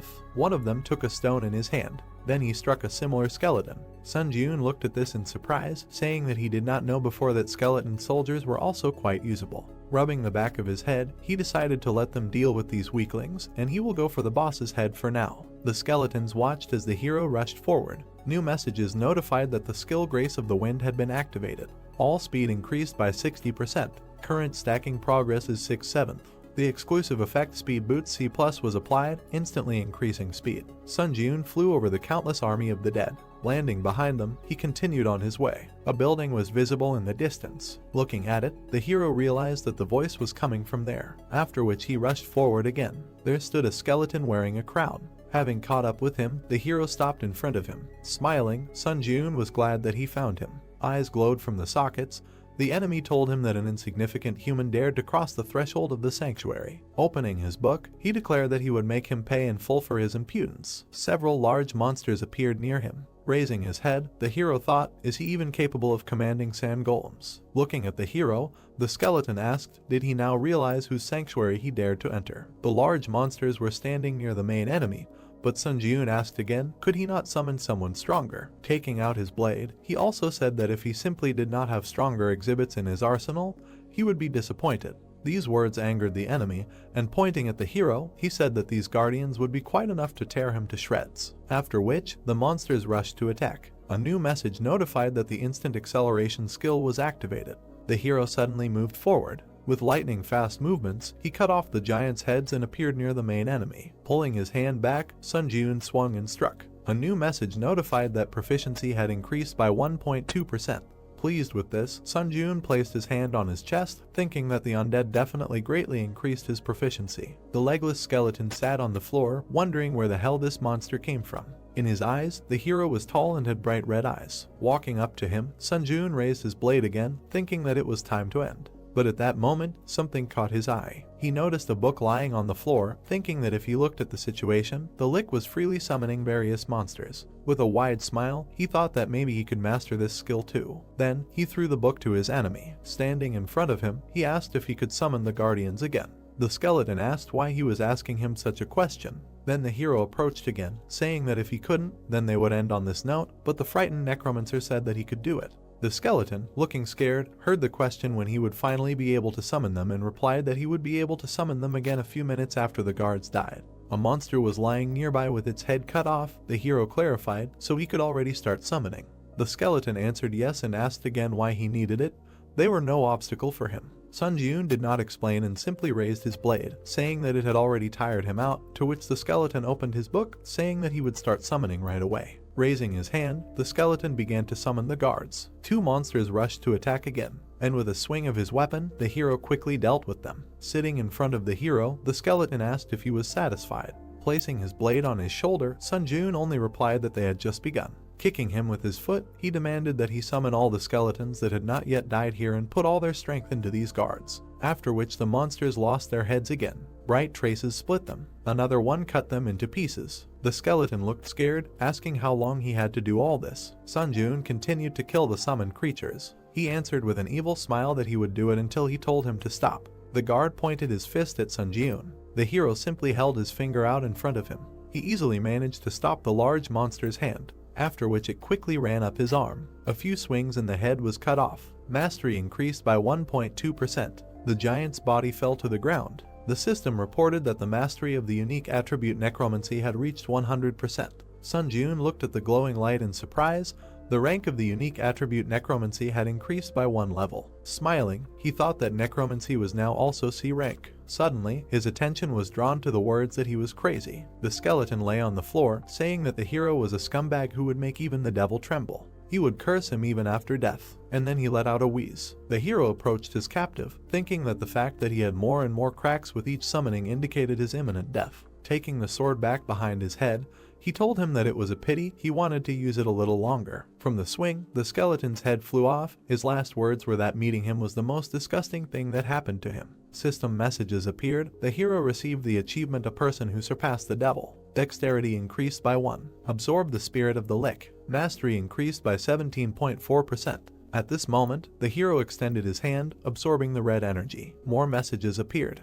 Passed the 8th floor of the Tower of Trials. As a breakthrough reward, all stats increased by 2. Receive 30,000 points as a breakthrough reward. Receive 700 SP as a breakthrough reward. Receive 300 SP as an additional breakthrough reward. A blue portal appeared, moving to the waiting room. New messages notified, entering the waiting room of the 9th floor. The system expansion begins. Admins will be able to observe the trials. The restrictions on answering questions have been removed. It becomes possible to purchase C-rank skills in the skill store. The status window opened. Strength 67, Agility 66, Tenacity 63, Endurance 66, Mana 53. Unique characteristic Necromancy C, Unique Power Skill Synthesis, Power Purity of Mind C. The hero stood in front of the screens. One of them had a description of the unique characteristic. Necromancy C Mastery 0%. Basic effect is the ability to absorb the souls of the dead to strengthen and supplement either stats or mana. Additional effects 3. When absorbing the spirit of the deceased, there is a 20% chance that one of the skills imprinted in the soul will be acquired. Additional effect 4 is the ability to use the souls of the dead to protect the body. However, at this time, the amount of energy consumed by the protective shell will be proportional to the strength of the blow. Additional effect 5 Skill absorption of the soul of the dead, the ability to completely inherit its mastery. Sun Jun smiled and pointed out that skill absorption itself is cheating, so now you don't have to level up the skill mastery from scratch. The screen said that when absorbing the spirit of the dead, there is a 20% chance that one of the skills imprinted in the soul will be acquired, and he realized that the probability of skill absorption was open. Swiping the screens, the hero reasoned that the trial of the 8th floor ended quite smoothly, but there is no guarantee that the trial of the 9th floor will be the same. He should clearly prepare thoroughly for the next trial on the 9th floor. Afterwards, he examined his blade, deciding that he thought the sword could still be used, but the problem was in the shield and skills. The blue screen showed the following description: Skill, Hunter's Dagger O Mastery Max. Description: a practical technique created by hunters for effective hunting. The effect when using a dagger is that the cutting power of the weapon increases by 1.5 times and knowledge of dagger techniques increases. Looking at this, our hero thought that since he had brought the skill to the maximum, he had reached the point where he needed a replacement sword skill. After that, new windows opened and the skill store was entered. Displays a list of skills available for purchase. Sun Jun ran his finger across the screen. Scrolling through the contents, he realized that his hopes were not justified. There was nothing worthwhile here. After which, frowning, he said that if there was no skill, then he would have to create it. Gold coins rained down when he bought the basic fencing E skill. 25,000 points would be deducted from his account. A new window reported the skill Basic Swordsmanship E Mastery 0%. Description: General Swordsmanship, containing the basic techniques of all swordsmanship. Effect: increases basic knowledge of all swordsmanship and increases cutting power by 1.5 times when using swords. However, this increase in cutting power does not overlap with other effects of weapon techniques. A basic swordsmanship skill that increases the ability of swords, he thought. Manipulating the blue screens, the hero thought that if he was going to increase the rank of the hunter's dagger through skill synthesis, he should predict the combination compatibility as best as possible. Among the current skills he has, the most compatible is basic swordsmanship, right. On the screen was an image of the hunter's dagger and basic swordsmanship skills. He selected 2 skills. New system notifications reported that the ranks of the synthesis materials do not match each other. The synthesis of the new skill will be carried out around the dagger skill. Hunter, there is currently a 75% chance that a higher level skill will be synthesized. As he wished to continue, the hero pressed his finger on the screen. A bright message appeared and a notification that skill synthesis was complete. A new skill was created. A bright light illuminated Sunjun, and the skill Demon Slayer C was created. The skill icon and description appeared. Skill Demon Slayer C Mastery 0%. Description: a hunting swordsmanship art designed to kill demons. The main effect increases the basic knowledge of all types of fencing and increases the cutting power by 3 times when using swords. However, the increase in cutting power does not stack with the effects of other weapon techniques. An additional effect: when fighting non-humans, your attack speed is doubled. Looking at this, the hero thought that this adds attack speed when fighting non-human creatures. It seems that this skill is simply made for hunting monsters. He smiled, because, as expected, skill synthesis is a good ability. There were several ability cards in his hand, and he thought about trying to synthesize the remaining skills. Continuing to tap the screen, Sunjun said that he checked the skill compatibility and the probability of synthesis. Several new windows appeared. Accelerated regeneration plus resistance to the laws of nature gave iron blood regeneration. Iron blood regeneration and pain tolerance gave ash blood. At this moment, the glow became brighter. The hero looked in surprise. A new description of the ash blood skill appeared on the screen. Description: the main racial trait with which a mutant vampire is born. The user's recovery effect increases proportionally to the user's durability. Regeneration increases 3-fold when dealing physical damage. Depending on the damage dealt, up to 40% of pain is blocked. His eyes grew bigger in surprise. Sunjun thought that a 3-fold acceleration of regeneration is already cheating in itself, and the skill also blocks pain. After which he took the weapon in his hands, saying that since the waiting room was equipped with healing, he would not be able to properly test this skill. Also thinking, however, 120 points were not a burden to him at all now. After which the messages appeared again saying that the waiting room's regeneration effect was removed. 50 points would be deducted from the account. Fatigue would accumulate, and he would not recover from physical damage. The guy raised the sword above his head, thinking that since all the spirits had been absorbed, the shield would not activate in any way. The swing left a bright trace. He decided to start the test. Drops of blood flew to the sides, but his hand looked whole. He injured himself again and again, but after raising his hand, it was unharmed. Looking at the green glow, he realized that this was an amazing ability. Even being outside the waiting room, he essentially seemed to be under eternal healing. Adjusting his sleeve, he also thought that in addition to this level of regeneration, he also had a spiritual shield. To be honest, he no longer needed this tin can called a shield. Facing the wall, he still realized that he had to use it until it broke. Then he opened the community tab. Scrolling through the screen, Sunjun said that it seemed that there was nothing worthy of his attention. Then a portal opened in front of him. The time spent in the waiting room was coming to an end, so there was no point in dragging it out. New system messages appeared. The entrance to the 9th floor of the trial tower was completed. The difficulty is high. The theme of this trial is fighting. The remaining time is 1 day. The condition for successfully completing the trial is to kill all the monsters in the arena within the allotted time. The condition for failing the trial is the death of the challenger or the expiration of the allotted time. The reward for successfully breaking through the skill animal instinct. The penalty in case of failure is death. But then a warning appeared. The window said that the challenger Sunjun's trial on the 9th floor is currently unsafe. Confirmed floor infiltration of the Muram World Challenger. Confirmed theft of the trial target by the Muram World Challenger. The hero appeared in front of another person. He frowned upon seeing him. The person stood on top of the defeated monster, saying that the hero had finally arrived. The trial target was changed. The man in white said that he was the commander of the Muram Union, Sunhak. A new window informed him that he needed to be killed. The gray-haired man stood with his head down. A challenger from another system. The hero silently looked at his opponent when he asked his name. Looking at the man in front of him, Sunjun asked why he was asking his name out of the blue. The man replied that he had already revealed his name and position. Frowning, the hero said that the man had not invaded his floor with good intentions, so what was the point of introducing himself? To which Sunhak, without opening his eyes, replied that there was some etiquette between swordsmen, but his thoughts were clearly limited. Without taking his eyes off his opponent, our hero thought about how it happened that there was not a single normal warrior among the contenders from other systems. But the man took out his weapon, saying that it would be so. Since the hero wanted to hide his name, there was nothing he could do. Then he rushed to attack. His sword left bright marks, after which many magic blades appeared around him. System messages notified that the hero had activated the skill Grace of the Wind. All speed increased by 30%. Current summation progress is 3/7. Sun Jiun looked ahead and concentrated. Using the ability, he began to repel the attack, after which the opponents retreated from each other. Taking his blade away, Sunhak said that it turns out that there is such an experienced warrior in this dimension.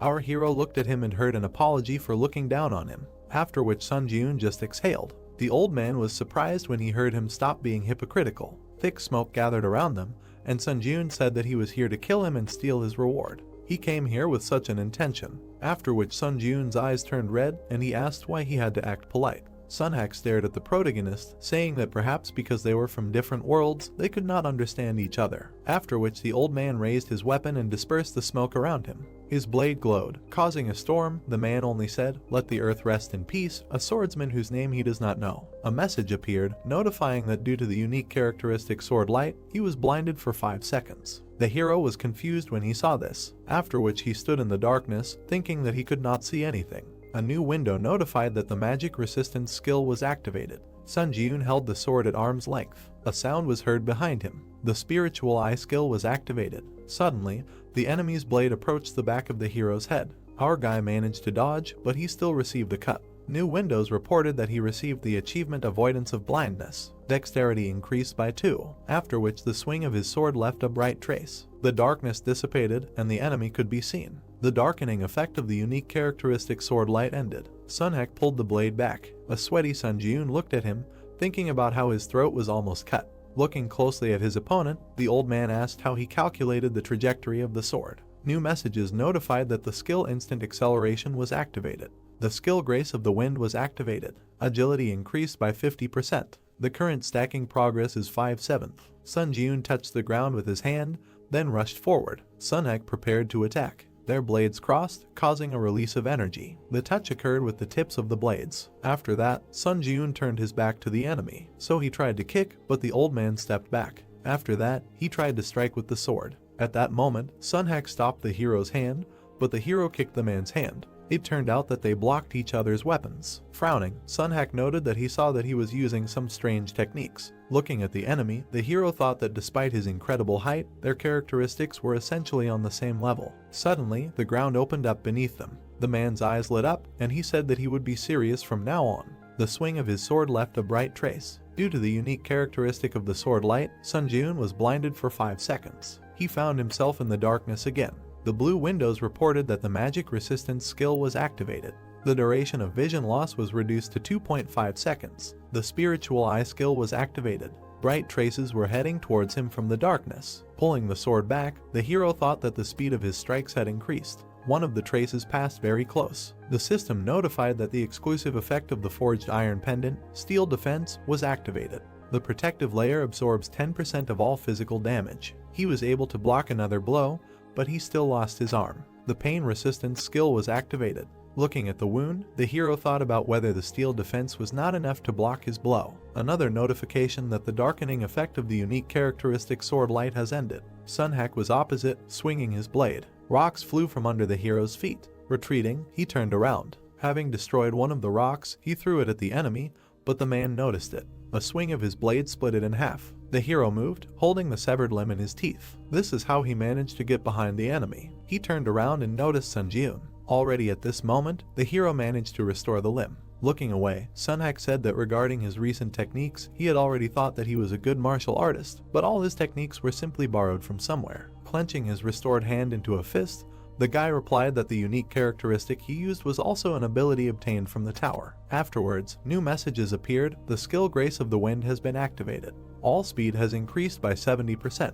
The current stacking progress is 7/7. While using the ability, Sun Jiun asked the enemy with a smile, does he criticize others, but does not notice any sins in himself. He held the blade in front of himself, answering that he was using his tricks again. As a swordsman, relying on borrowed techniques is highly unacceptable. But our hero had already rushed to attack. He tried to strike, but the old man managed to block it.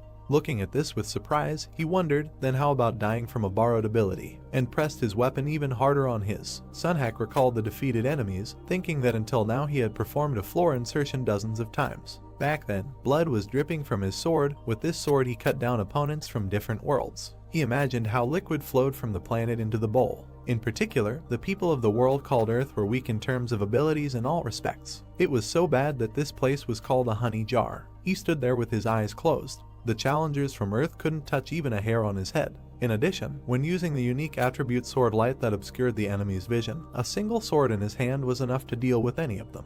Now he dodged Sun Jiun's attacks, thinking that this time too he was sure that history would repeat itself, after which he was able to retreat back. Gritting his teeth, he still received an injury. Ring marks appeared in the sky, so Sunhack retreated even further from Sun Jiun. The hero took a deep breath. The old man was breathing heavily. More messages appeared above his head as he stood with his head down. Administrator White Crane Sword admires the young challenger. Administrator Beast of the North predicts his imminent defeat. Administrator Late Night Lords is interested in the young challenger. Administrator the Hero of the Black Islands was amazed by the skill of the young challenger. He looked up and glared at the boy. As his sword flared up, new messages appeared. The skill 1 strike, 2 skins activated. Attack speed doubles. The skill Lightning Sword Kai is activated. Lightning energy fills the sword. The skill 1 strike is activated. The cutting power of the sword is doubled for the next attack. The skill Nymph Walk is activated. Increases the user's movement speed by 2 times for 1 minute. Sun Jiun smiled widely, noting that just a moment ago, the same one Ankeny techniques. The windows that appeared notified that the second floor implementation penalty was applied. All stats were reduced by 8. He cannot use some skills. The old man looked angry about this. The skill 1 strike, 2 skins was forcibly deactivated. The skill Lightning Sword Kai was forcibly deactivated. The cooldown of the unique characteristic Sword Light has ended. Activating the unique characteristic Sword Light. The hero was surrounded by shadows again. He thought that he was starting to get used to his pattern attacks. The spiritual eye skill was activated. Putting his hand behind his back, Sunhack opened his mouth wide, shouting that he would rip out all his insides. A bright beam was directed towards the hero. He prepared to attack, using the 3 absolute skill. 3 attacks are strengthened by the skill effect. Sun Jiun gritted his teeth. After that, he swung his blade, leaving a bright trace. A new message appeared stating that the darkening effect of the unique characteristic sword light was over. The hero stood behind the old man. He was breathing heavily, and the enemy was motionless. After that, Sunhack's sword fell to the ground. The old man began to walk forward, but his body was trembling, and a wound appeared on his belt. His eyes became larger from anger. He screamed that this could not be. Then blood gushed out of the wound, and he fell to the ground. The hero smiled as he was congratulated for breaking through the 9th floor of the Tower of Trials. Red lines stretched towards Sun Jiun's hand. He had absorbed the spirit of the challenger Sunhack. Mastery increased by 27%. The hero looked at his hand, noting the increase in stats. Afterwards, new system messages appeared about breaking through the 9th floor of the Tower of Trials. The difficulty level and reward did not match. The reward content was completely revised. He thought that there was definitely something like this last time too. I wonder what kind of reward he would get this time. New messages notified that the revision was complete. Rewards would be issued sequentially. The skill 6th Sense C+ was created as a breakthrough reward. 30,000 points were received as a breakthrough reward. He received 1,000 SP as a bonus reward. Moved to the waiting room. Looking at the screen in front of him, the hero thought that the rank was much higher than the skill Beast Instinct, which was originally a reward. Afterwards, he headed to the portal, saying that he would look at the details in the waiting room. Before entering it, he saw new messages that Administrator White Crane Sword was impressed by his battle. Administrator Beast of the North was delighted by his battle. Administrator Late Night Devourer was watching his actions with interest. Administrator Hero of the Black Islands applauded his combat instinct. Sun Jiun looked at them in surprise. There were more messages that the system expansion was starting and administrators would be able to watch the tests. He thought that if his memory served him correctly, there was a notification of this kind. So a smile appeared on his face when he decided that one way or another, many administrators were delighted with his fight. He felt a little satisfied that he had received at least some recognition. Sun Jiun looked at the blue screens again. It said that Administrator Lord of Steel Blood condemned the excessive interest in the contractor. Administrator Lord of Steel Blood said that the contractor should not become obsessed with the increased attention. After that, there were more messages that Administrator White Crane Sword wanted to add power to the contractor's exclusive store and asked if he was willing to accept the offer. Sun Jiun widened his eyes in surprise and wondered what this meant. The administrator was simply giving power. The hero looked at the screen again, and a notification appeared that Administrator Lord of Steel Blood said in a dissatisfied tone that he could accept the power. Then the hero wondered if he could just accept. Then a new message informed that Administrator Lord of Steel Blood said that there are cases where power is sponsored to gain the favor of contractors. Looking at the screen, Sun Jun wondered if there was any benefit to the favor of a candidate who had already made a contract. He wondered if there would be situations where they would have to face each other. Standing silently, the hero saw a message that Administrator White Crane Sword laughingly said that there would be many such situations in the future. The sun shone on the rocks. A notification appeared that Administrator Lord of Steel Blood said that the power provided would be so excellent that he would feel a certain burden. Then the hero thought again that the power was not that good, but at the same time they were trying to buy his favor with it. So this power was given to him because they expected something from him. After which, he tapped the screen, deciding that there was no need to doubt, and replied that he gratefully accepted the gift. You have accepted the power added by Administrator White Crane Sword. Another screen notified that the administrator of the White Crane Sword asked him to remember this kindness with a smile on his lips, and Sun Jun replied that yes, of course, he would be happy to use their gift. After exiting the portal, the system message is notified that the waiting room of the 10th floor had been entered. The system expansion is beginning. Access to the common areas is now possible. The light reflected from the hero's eye, he wondered about the common areas. Looking down, he wondered if the administrators could watch him here too. Then he opened his mouth and asked if they were still watching him, but only the walls and silence surrounded him. Then he brought his fist to his mouth and cleared his throat. Blue messages immediately appeared about the opening of the Strength category in the Contractor's exclusive store. Strength category, list a third. Strength Purity of Mind C, acquired. Strength Steel Sola Plus. Strength King of Winter D Plus. Strength Sword Master Kai C Plus. Our hero was surprised by what he saw, after which he clicked on the screen. Then the description of the power of the Kai Sword Master C Plus opened. Price 1500 SP. Description: the Kai Sword is the result of converting the released Kai energy, which can only be used by first-class warriors, converting it into power. The Kai Sword is slightly more powerful than a normal sword, and when he receives this power, he will be able to strengthen the sword with energy such as mana or internal Kai energy. However, the mana consumption will increase proportionally to the duration of activation.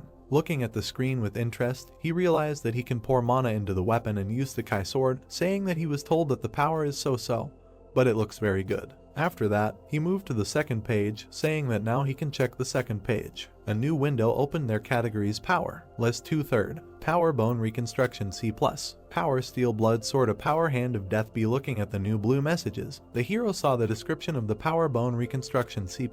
Price 1500 forks. Description: bone structure can be reconstructed for any martial art. All stats increase by 2. Strength Blood Steel Sword. Price 5000 forks. Description: able to summon a low mana blood steel sword. The user's mana is not consumed. However, only one blood steel sword can be used. Strength Hand of Death V. Price 2000 forks. Description: the yin and black magic element is activated, causing damage and slight decomposition of the body. He glanced at the information about the funds, noting that he only had 2000 forks. Sun Jun imagined himself covered in golden light, deciding that the power he could buy now was bone reconstruction.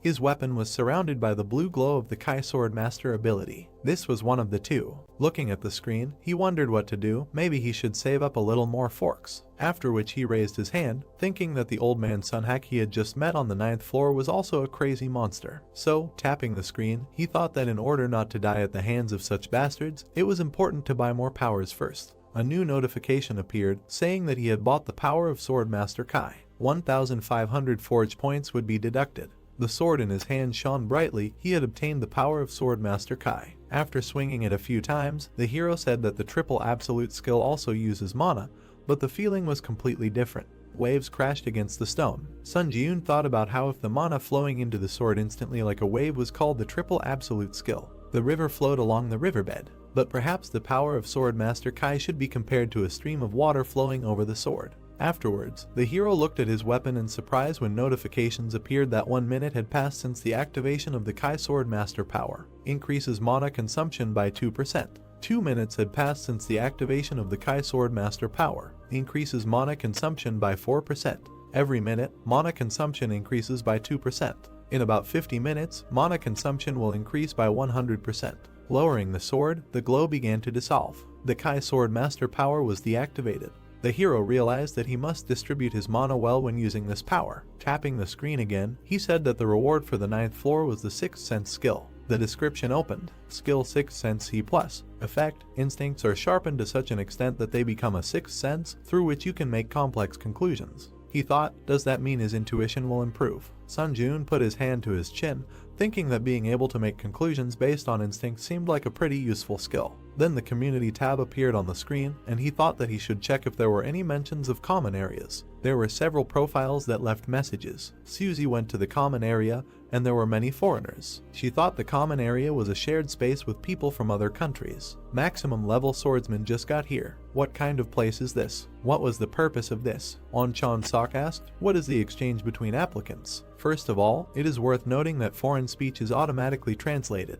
Great Life wrote that this is some kind of madness. He saw an S-rank hunter from Japan. What the hell is going on here? Chushnya wrote that an S-rank hunter was also dragged into the tower. Damn, his hopes are dashed. Master of martial arts, I figured out a little about what the common areas are for. As soon as he arrived here, he was bombarded with messages from the administrators. BRZD asked why he was the only one bombarded with messages. He didn't receive any. Master of martial arts replied that maybe it was because he was ranked 71st. Running his finger across the screen, the hero realized that there were a lot of comments about the common areas that had been added to the 10th floor. Suddenly, something caught his attention. The hero opened his mouth in surprise. The message said that just now, in the common area, a foreigner asked him if he wanted to exchange the power of his administrator. Is it possible to exchange powers? Looking at the information on the screen again, the hero reasoned that there was an opportunity to personally see many applicants and also exchange powers. A smile appeared on his face when he wondered if he could go on reconnaissance himself then. A new message appeared about moving to the common area on the 10th floor. A view of the open space opened up in front of the guy with green eyes. Delighted by this, he realized that this was the common area. Looking forward with excitement, he thought about how he even used the question ticket to learn as much as he could about this place, so he was going to make the most of it before heading back. Someone was watching him as he walked along the forest path. Several people were standing in the forest. One of them said that the bastard seemed to be a hunter from Korea. His comrade supported him, saying that this was a Korean O-rank hunter. He remembered seeing his profile. A smile appeared on the bandit's face when he said that he was a strong hunter and he was constantly worried about how his behavior always left much to be desired. Then his eyes filled with a red light from the words, "It was okay to kill outside the common area, right?" Meanwhile, the boy was walking calmly along the forest. Suddenly, red shadows lowered him to the ground, and there were messages that the mana consumption rate increased by 100% due to the effect of the unique characteristic weakening light. Due to the effect of the unique characteristic territory restriction, all stats are reduced by 20%. Under the effect of the unique characteristic Eye of Terror, part of his body is paralyzed. The boy tried to move his finger, then he turned his head behind him. A group of bandits had gathered there, and he asked what they were doing. Their leader licked his blade, telling the boy that the victim was one of the strongest Korean hunters, but he had no idea what was happening now. Gritting his teeth, he cursed and thought about how they were not on a trial, but they were even here robbing. Unable to move in front of them, he heard them stop. The purple-haired girl waved her hand and asked them if they were sure they could handle the consequences. If they didn't stop right now, she would turn on the community function to report their actions to others. The bandit leader was confused. Standing up, he still agreed. Then he smiled evilly and said that if she took off her clothes, he would think about it. Putting the blade on her back, he also said that if she dropped all her items, then so be it, maybe he would have mercy and leave one of them alive. The girl blushed with indignation and asked what this meant. Then the bandit extended his hand, asking if she could help him. But he turned around, hearing something. Sun Jiun was passing by them. Looking at him, the bandit asked, "Who the hell is that bastard?" Sun Jiun was standing with his back to them when they called out to him. The hero only turned his head. Then he took off his hood and asked again if he had been told that. Standing next to the prisoner, the bandit said yes. Afterwards, all the criminals had sinister smiles when he asked the question, "You are also Korean, right?" After which the bandits used their abilities on the hero. He calmly looked at the approaching shadows, and, opening his mouth, he simply noted that he wanted to quietly pass by. Stretching his hand in front of him, he was surrounded by a glow. Notifications appeared that the Force Breakthrough skill was activated. The Magic Resistance skill was activated. The effect of increasing mana consumption by 100% was cancelled. The decrease in all stats by 20% was cancelled. Paralyzing effects applied to body parts are removed. This shocked the bandit. Opening a blue screen, Sun Jiun took out a blade. Then he took it aside, saying that he was not the one who started it. the instant acceleration skill was activated. Sun Jun rushed at the enemies. They were shocked by such speed. The hero quickly struck. One of the bandits used an ice shield. Others were bleeding from their wounds. With a satisfied smile, the hero pulled his fist back and struck the barrier. The girl and the boy were shocked. The bandit fell to the ground. Sun Jun destroyed the barrier with one blow. The bandit stretched out his hand and screamed that he was wrong. But Sun Jun struck him in the neck when he asked for mercy. New messages appeared on the red background saying that he had absorbed the player's spirit. And then 2 more. Mastery increased by 6.4%. The boy with green eyes stood up from the ground. Folding her arms, the girl said that she should have helped, but the battle ended faster than she could have thought. Our hero replied that everything was fine, that he should not worry about it and go on his way. Bowing, she thanked him and said goodbye. Looking at his savior, the boy asked if he was a ranker by any chance. Turning to him, Sun Jun replied that in a way it could be said that way, thinking about how he had always been in the top 10 players in the final rankings. Then the saved man smiled, saying that it was clear it was a great honor for him to meet him.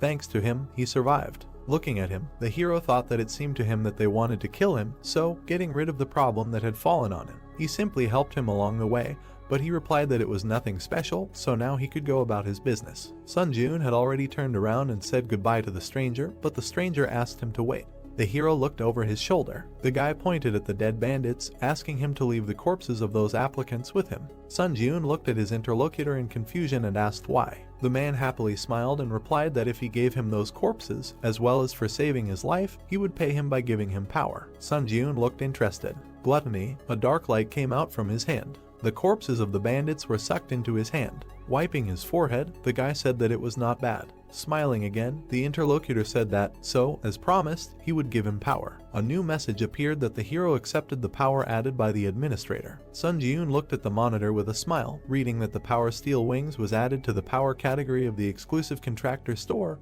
and thought that he did not expect to get another power. Visualizing the magical wings on his back, the administrator said that this is a power that allows you to create wings on your back with the ability to levitate. If he buys this power with So, he will be able to use it right away. Sun Jun smiled happily and thanked the interlocutor, thinking that as soon as he returns to the waiting room, he will immediately try this power in action. But then several new messages appeared in front of the hero, saying that the administrator of the White Crane Sword was saying not to bother the applicant who had been noticed by him. Administrator Gourmet, is he outraged that business ethics are not observed to such an extent? Administrator Steelblood is unhappy with the one hanging around his contractors. Administrator Black Devil is watching the fight between these three with interest. He did not understand what the administrators had started among themselves. Looking at this, the hero thought that seeing how the competition between the administrators flares up, one can confidently say that they clearly want to get something from the applicants. Well, he will just get to the bottom of the truth step by step. The two guys continued on their way through the forest.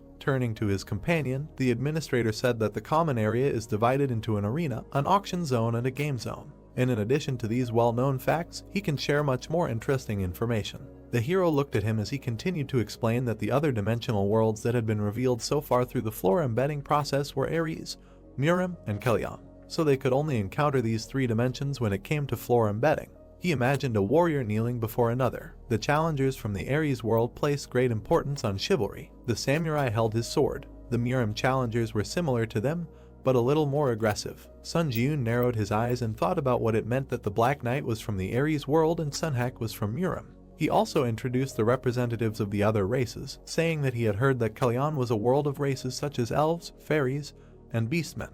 Looking at his interlocutor, Sun Jun noted that he was well informed. The administrator smiled, replying that he had found out about everything in advance, using his right to ask questions. Stopping in front of the city gate, the guy in the green jacket was glad that they had finally reached the common area. He extended his hand to the hero, saying that although he was not a ranker, let the hero take his business card. Taking it in his hands, Sun Jun noted that he was the leader of the candidate control team from the Hunters Association, to which the interlocutor clarified that if Sun Jun had any questions, he could contact him at any time. Another candidate passed through the gate and messages appeared that the common area had been entered. All abnormal statuses were removed, and battles between candidates became impossible. The guy slyly rubbed his hands, saying that now he needed to slowly move towards the auction zone, to which Sun Jun replied that he also just happened to have a place where he should definitely visit. Looking into the hero's eyes, the interlocutor asked where he intended to go. With a confident smile, the hero answered that he was going to the arena. A welcome message appeared about arriving at the arena. Sun Jun walked among the blue chairs. Indignant people stood in front of the screens, not understanding why they lost again.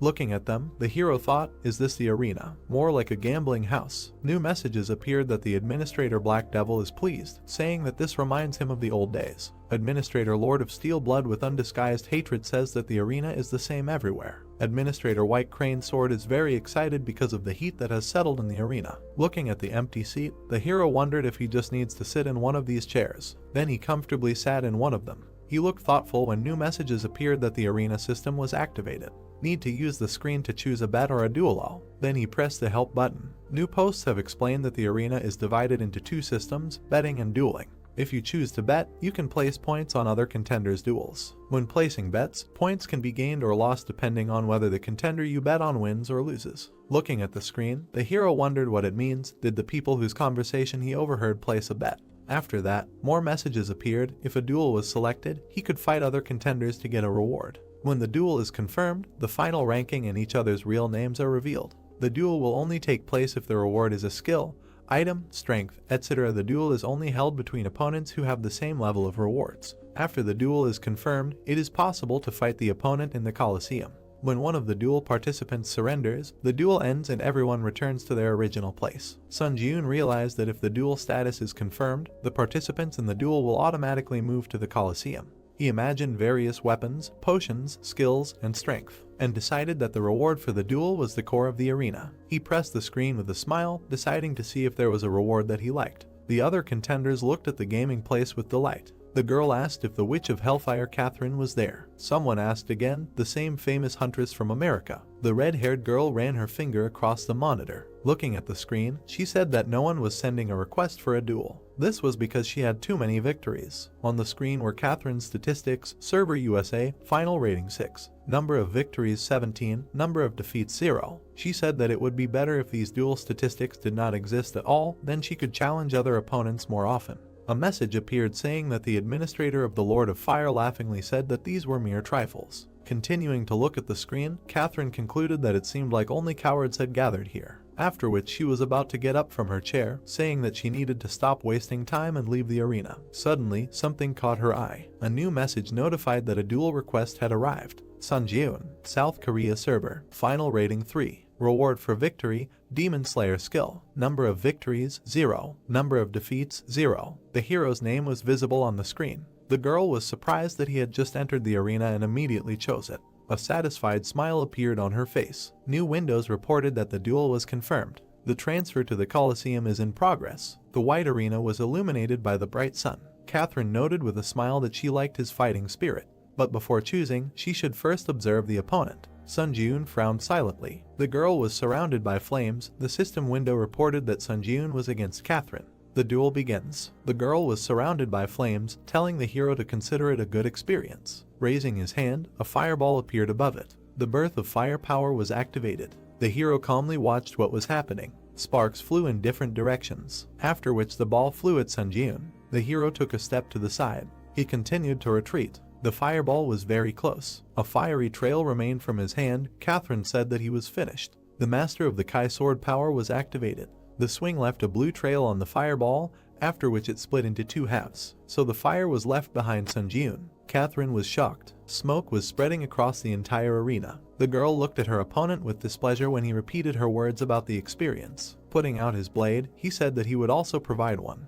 A light breeze stirred the bamboo leaves. There was a water source near the gray building. The girl sipped tea from a miniature cup. A blue whirlpool appeared in front of the long-haired blonde. An image of Sun Ji-yoon's challenger appeared in its center. The girl sitting in front of the image said that she didn't expect him to already have control over the released Kai energy. She scratched the bird sitting on her shoulder with her finger, saying that she made a great move when she sponsored such a wonderful power. In the future, she would need to gain the favor of this candidate faster than the other administrators. Looking at the bird that took off, she thought that perhaps this candidate could fulfill her long-standing wish that she could not fulfill. The wind blew Sun Ji-yoon's hair. An explosion ball appeared in front of him. The system reported that the instant acceleration skill was activated. The hero jumped up, escaping from the fireballs. The fireballs flew behind him, leaving flaming traces. He moved, cutting the fireballs with sword strikes. With his back to the flames, the guy swung his sword. The fabric of his cloak was burning. Sun Ji-yoon turned around and cursed in his mind upon seeing this. He landed on the arena,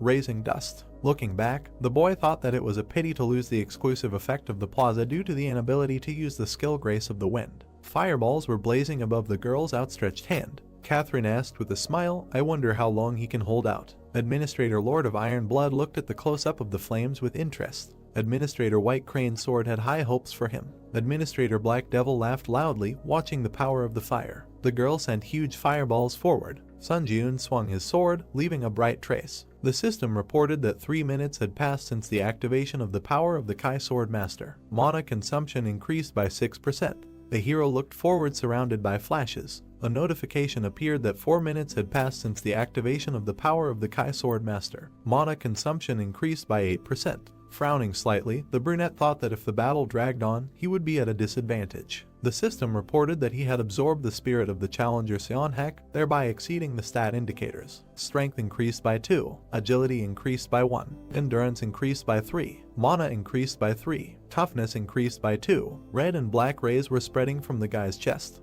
A notification appeared that one of the skills that the challenger Seonhak possessed had been absorbed. He received the skill Lightning Sword Kai, B skill Lightning Sword Kai, proficiency 0%.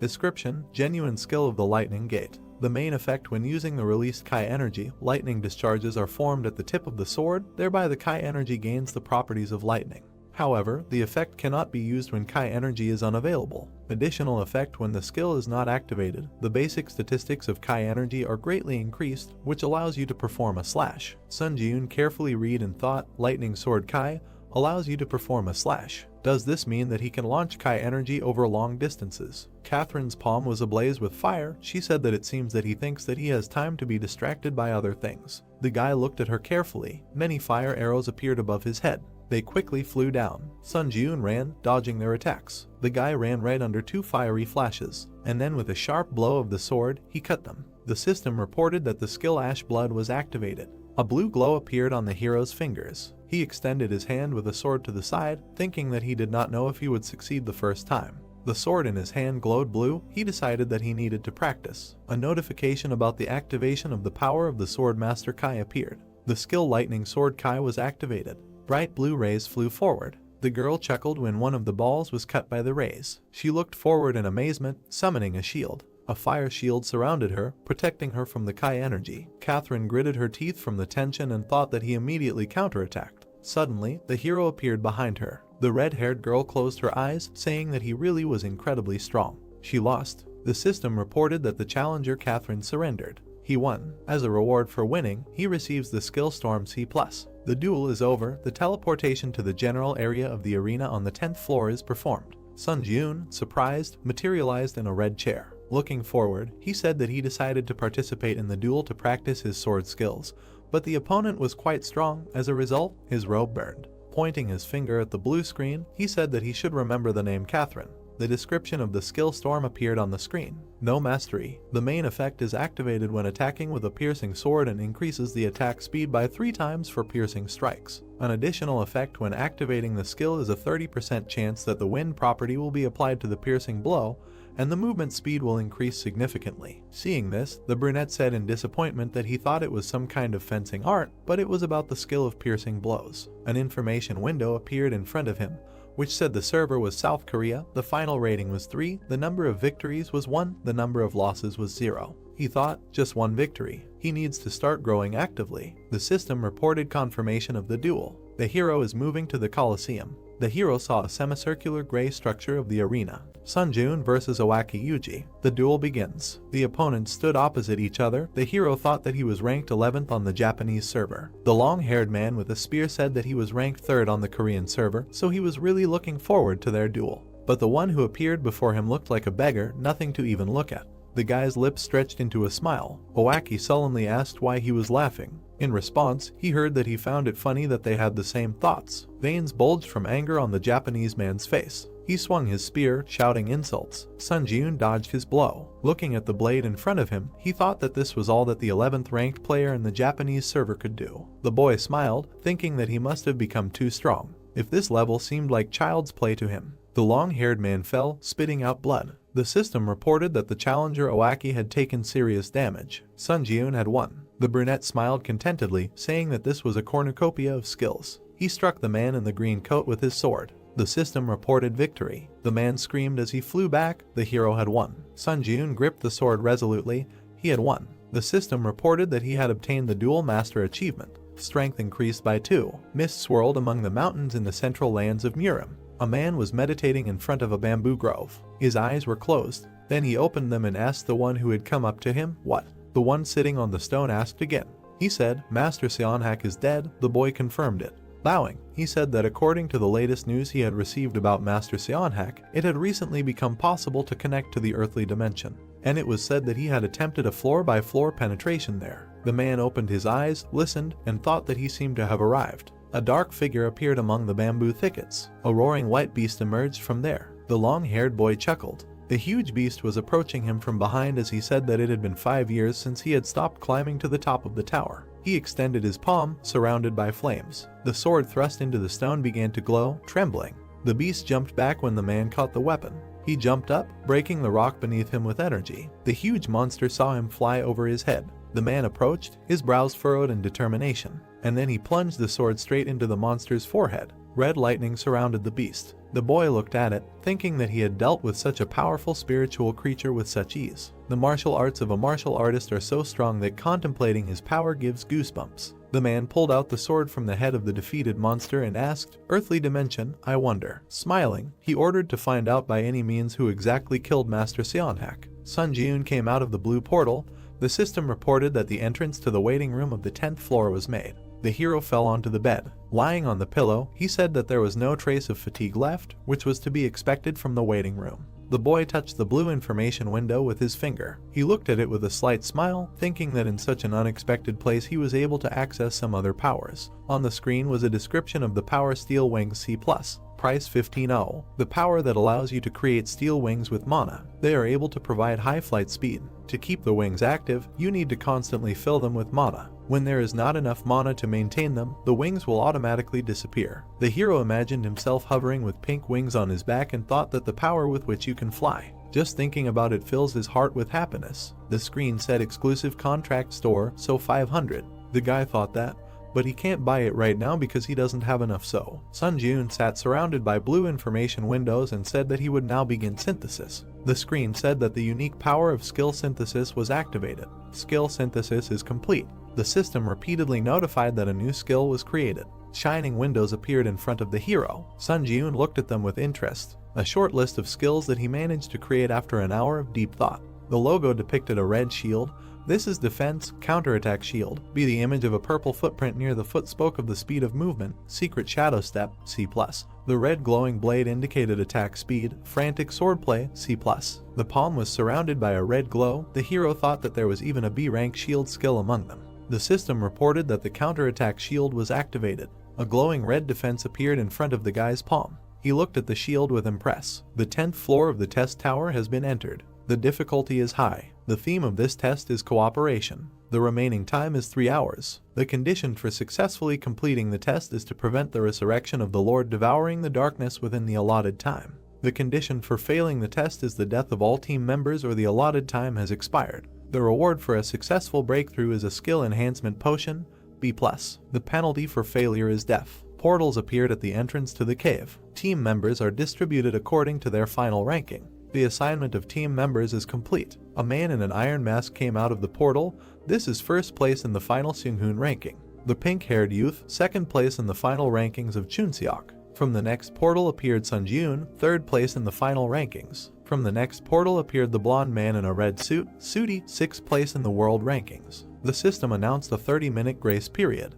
During the grace period, the remaining time will not be spent. We must try to unite as much as possible during this time to defeat the monster boss. The masked man asked, "Is this a team trial again?" The pink-haired man ran up, asking if he had also climbed the trial tower. Sun Ji-eun watched carefully, thinking that the two of them were first and second place in the final rankings, and it seemed like they had met before. The red-suited man stood behind them, looking at them. The heroes suddenly looked up, hearing a scream. Sooty pointed angrily, shouting that he was the one he met on the 4th floor. Sun Ji-eun looked at him questioningly. Seung-hoon in a mask asked, "Did the two of them cross paths during the trial?" Judging by his reaction, it was not a pleasant meeting. The blonde hugged himself, trembling, and said gloomily that he was absolutely right. They met on the 4th floor during the combined trial in this hunter. Sooty trembled in front of the hero, saying that he was someone who strives to grow by accumulating achievements for killing. The red figure of a man smiled wickedly. Sooty, the blonde touched his chin. For Seung-joon, deceiving others was an everyday matter. The participants fought in the crowd.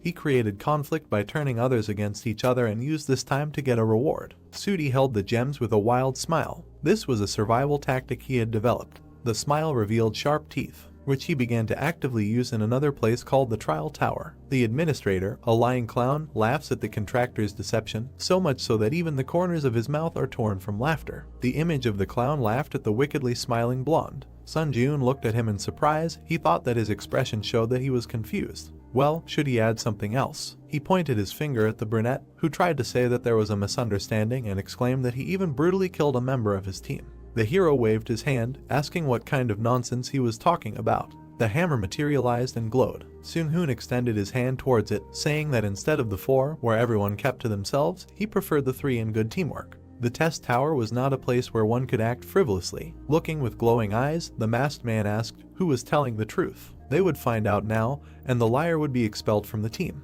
The members stood opposite each other. The guy thought that if something went wrong, he would end up having to deal with all 3 at the same time. Sun-joon frowned, thinking that this was the worst-case scenario. Chun-seok raised his finger, suggesting that he calm down. With his hand raised, he said that earlier, the applicant Sudi said that he met Hunter on the 4th floor, right? He heard a confirmation. With his hands spread, he said that it turns out that he knows the real name of the applicant Hunter. The nickname system appeared in the waiting room of the 5th floor. Sudi tensely heard that if he said the real name, everything would immediately fall into place. He opened his mouth, awkwardly beginning that the real name is Hunter. One half of his face was with a sly smile. He said that his name is Cheolman. He thought, what does it matter? There is no way to prove his name anyway. Chun-seok turned to the brunette, asking if he had anything to say. He replied that it wasn't even funny. He pulled the cord hanging around his neck. Holding a badge in his hand, the guy said that it was his hunter's license. He thought that during his return to Earth, he accidentally took it with him and it ended up being very useful to him. Showing the ID, which stated that he was a Hunter Sun-joon, rank C, type close combat, and the date of registration, the guy said his name. Sudi looked at him in shock. Holding a hammer, Seung-hoon said that now it seemed to be clear who should be expelled. The hero thought that everything was very bad. Administrator Lying Clown clicked his tongue because of the clumsiness of his contractor. Administrator Expert in Dispute laughed at his abilities. Administrator Finder of Lies enjoyed the consequences of his stupidity. Administrator Dark Observer snorted, looking at his results. The blonde read the notifications tensely, thinking that he was in trouble. The guy extended his hand, blocking the masked man's way, and said that he would handle this matter himself. Sun-joon clutched his sword, saying intimidatingly that because he was very angry right now. Seung-hoon looked at him, but then agreed. Sudi was surprised, thinking that he was attacking alone. He grinned wickedly, thinking that he was a fool. Even if they looked at him with hatred, there was hope if he killed him. The test was for 4 people, and if they excluded him as well, it would be extremely difficult for 2 to pass it. The brunette standing opposite said that he was talking about very funny things, so shouldn't he take responsibility for his words? The liar asked, responsibility? He has no idea what it is. A shining book appeared above the palm of the wicked guy. He said that he only cares about surviving. Putting forward his hand with a shining seal, he said that he was not the only one with power. The system reported that the stems of the swamp spirit were entwined around his legs. Green vines were entwined around the hero's legs. The notification said that the magic resistance skill was activated. The stems of the swamp spirit were completely destroyed. Surrounded by a green glow, Sun-joon approached the enemy. He decisively swung his sword. Extending his hand with a barrier, Sudi said that he was annoying. He also had a magic resistance skill in his arsenal. A bright beam of attack collided with a magic shield. The ground broke from the impact. Seung-hoon said that he should move away.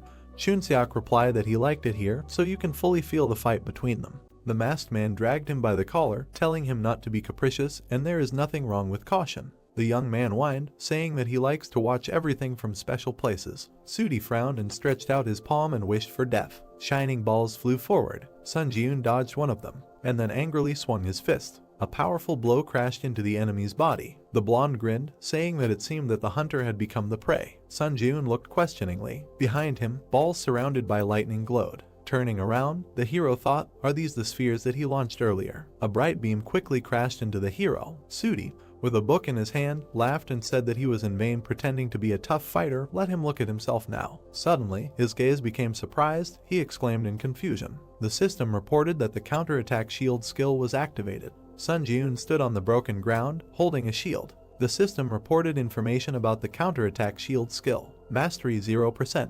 The main effect after memorizing the name of the skill, he can summon a red shield created from mana. The additional effect absorbs 25% of the damage received by the shield and then immediately releases it. The hero resolutely held the red magic defense, asking why he was so surprised. Everything was just beginning. Sooty's dissatisfied eyes glowed yellow.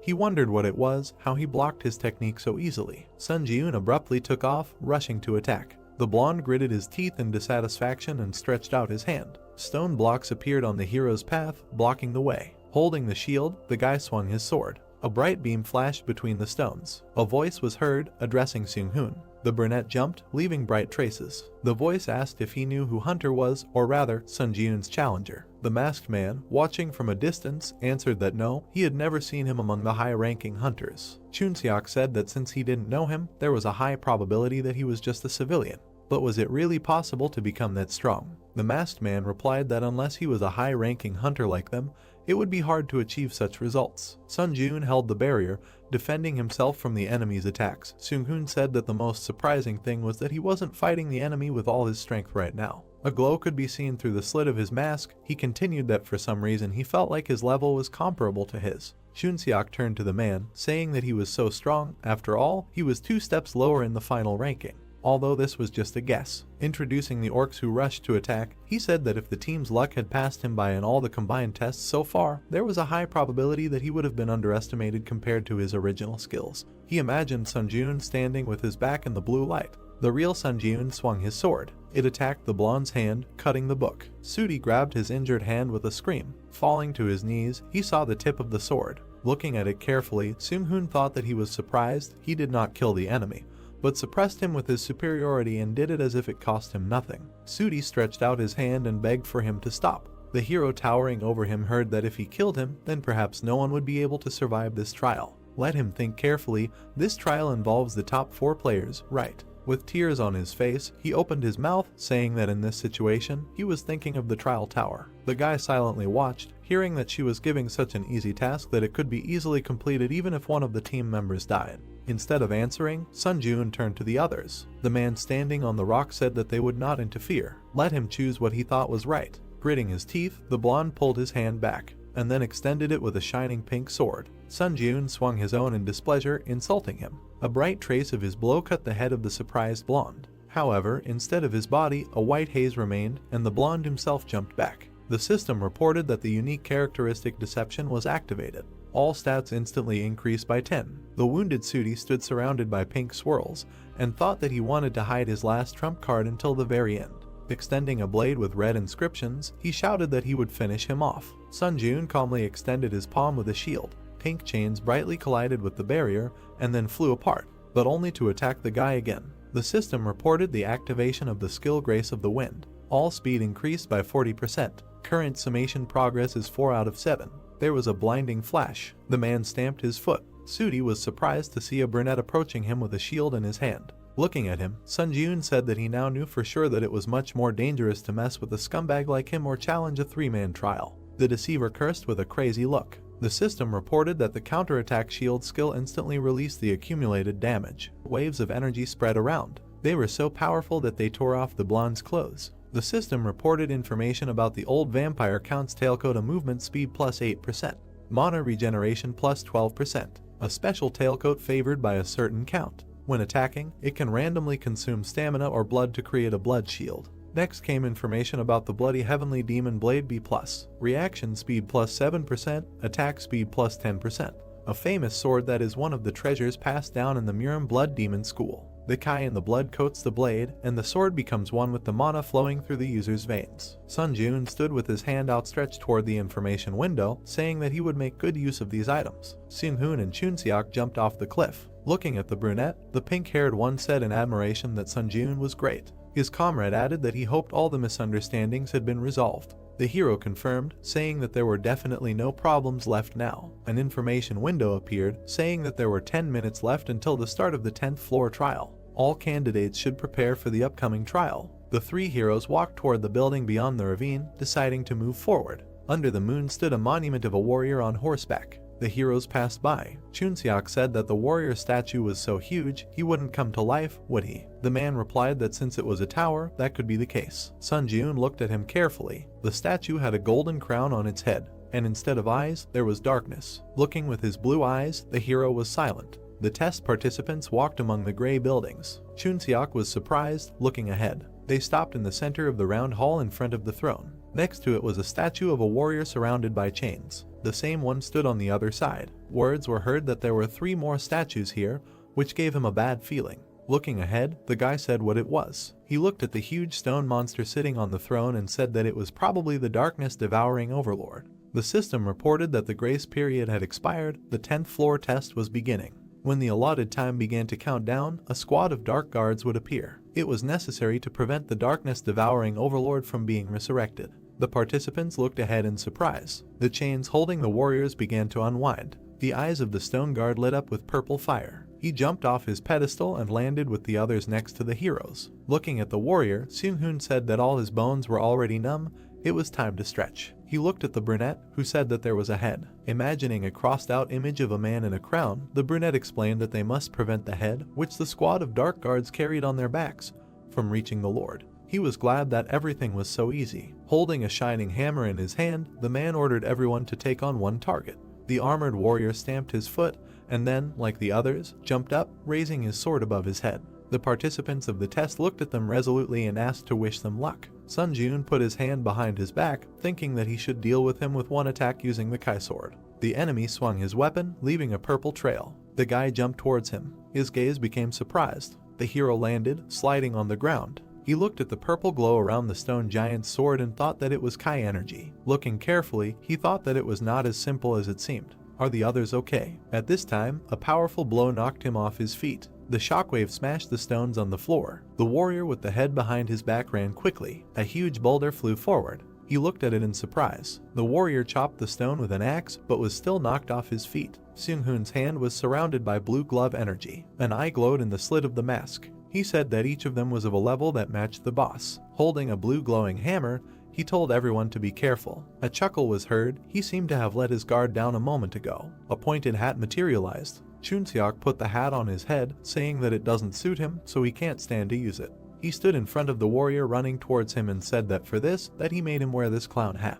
A bow with 3 glowing arrows appeared in the hero's hand. He will have to incarnate his life for this. The arrows, surrounded by lightning, flew forward. Bright flashes appeared from them behind the warrior. Holding a sword in his hand, he quickly attacked the archer. The hat hid his eyes. Clash with magicians, the standard is close combat.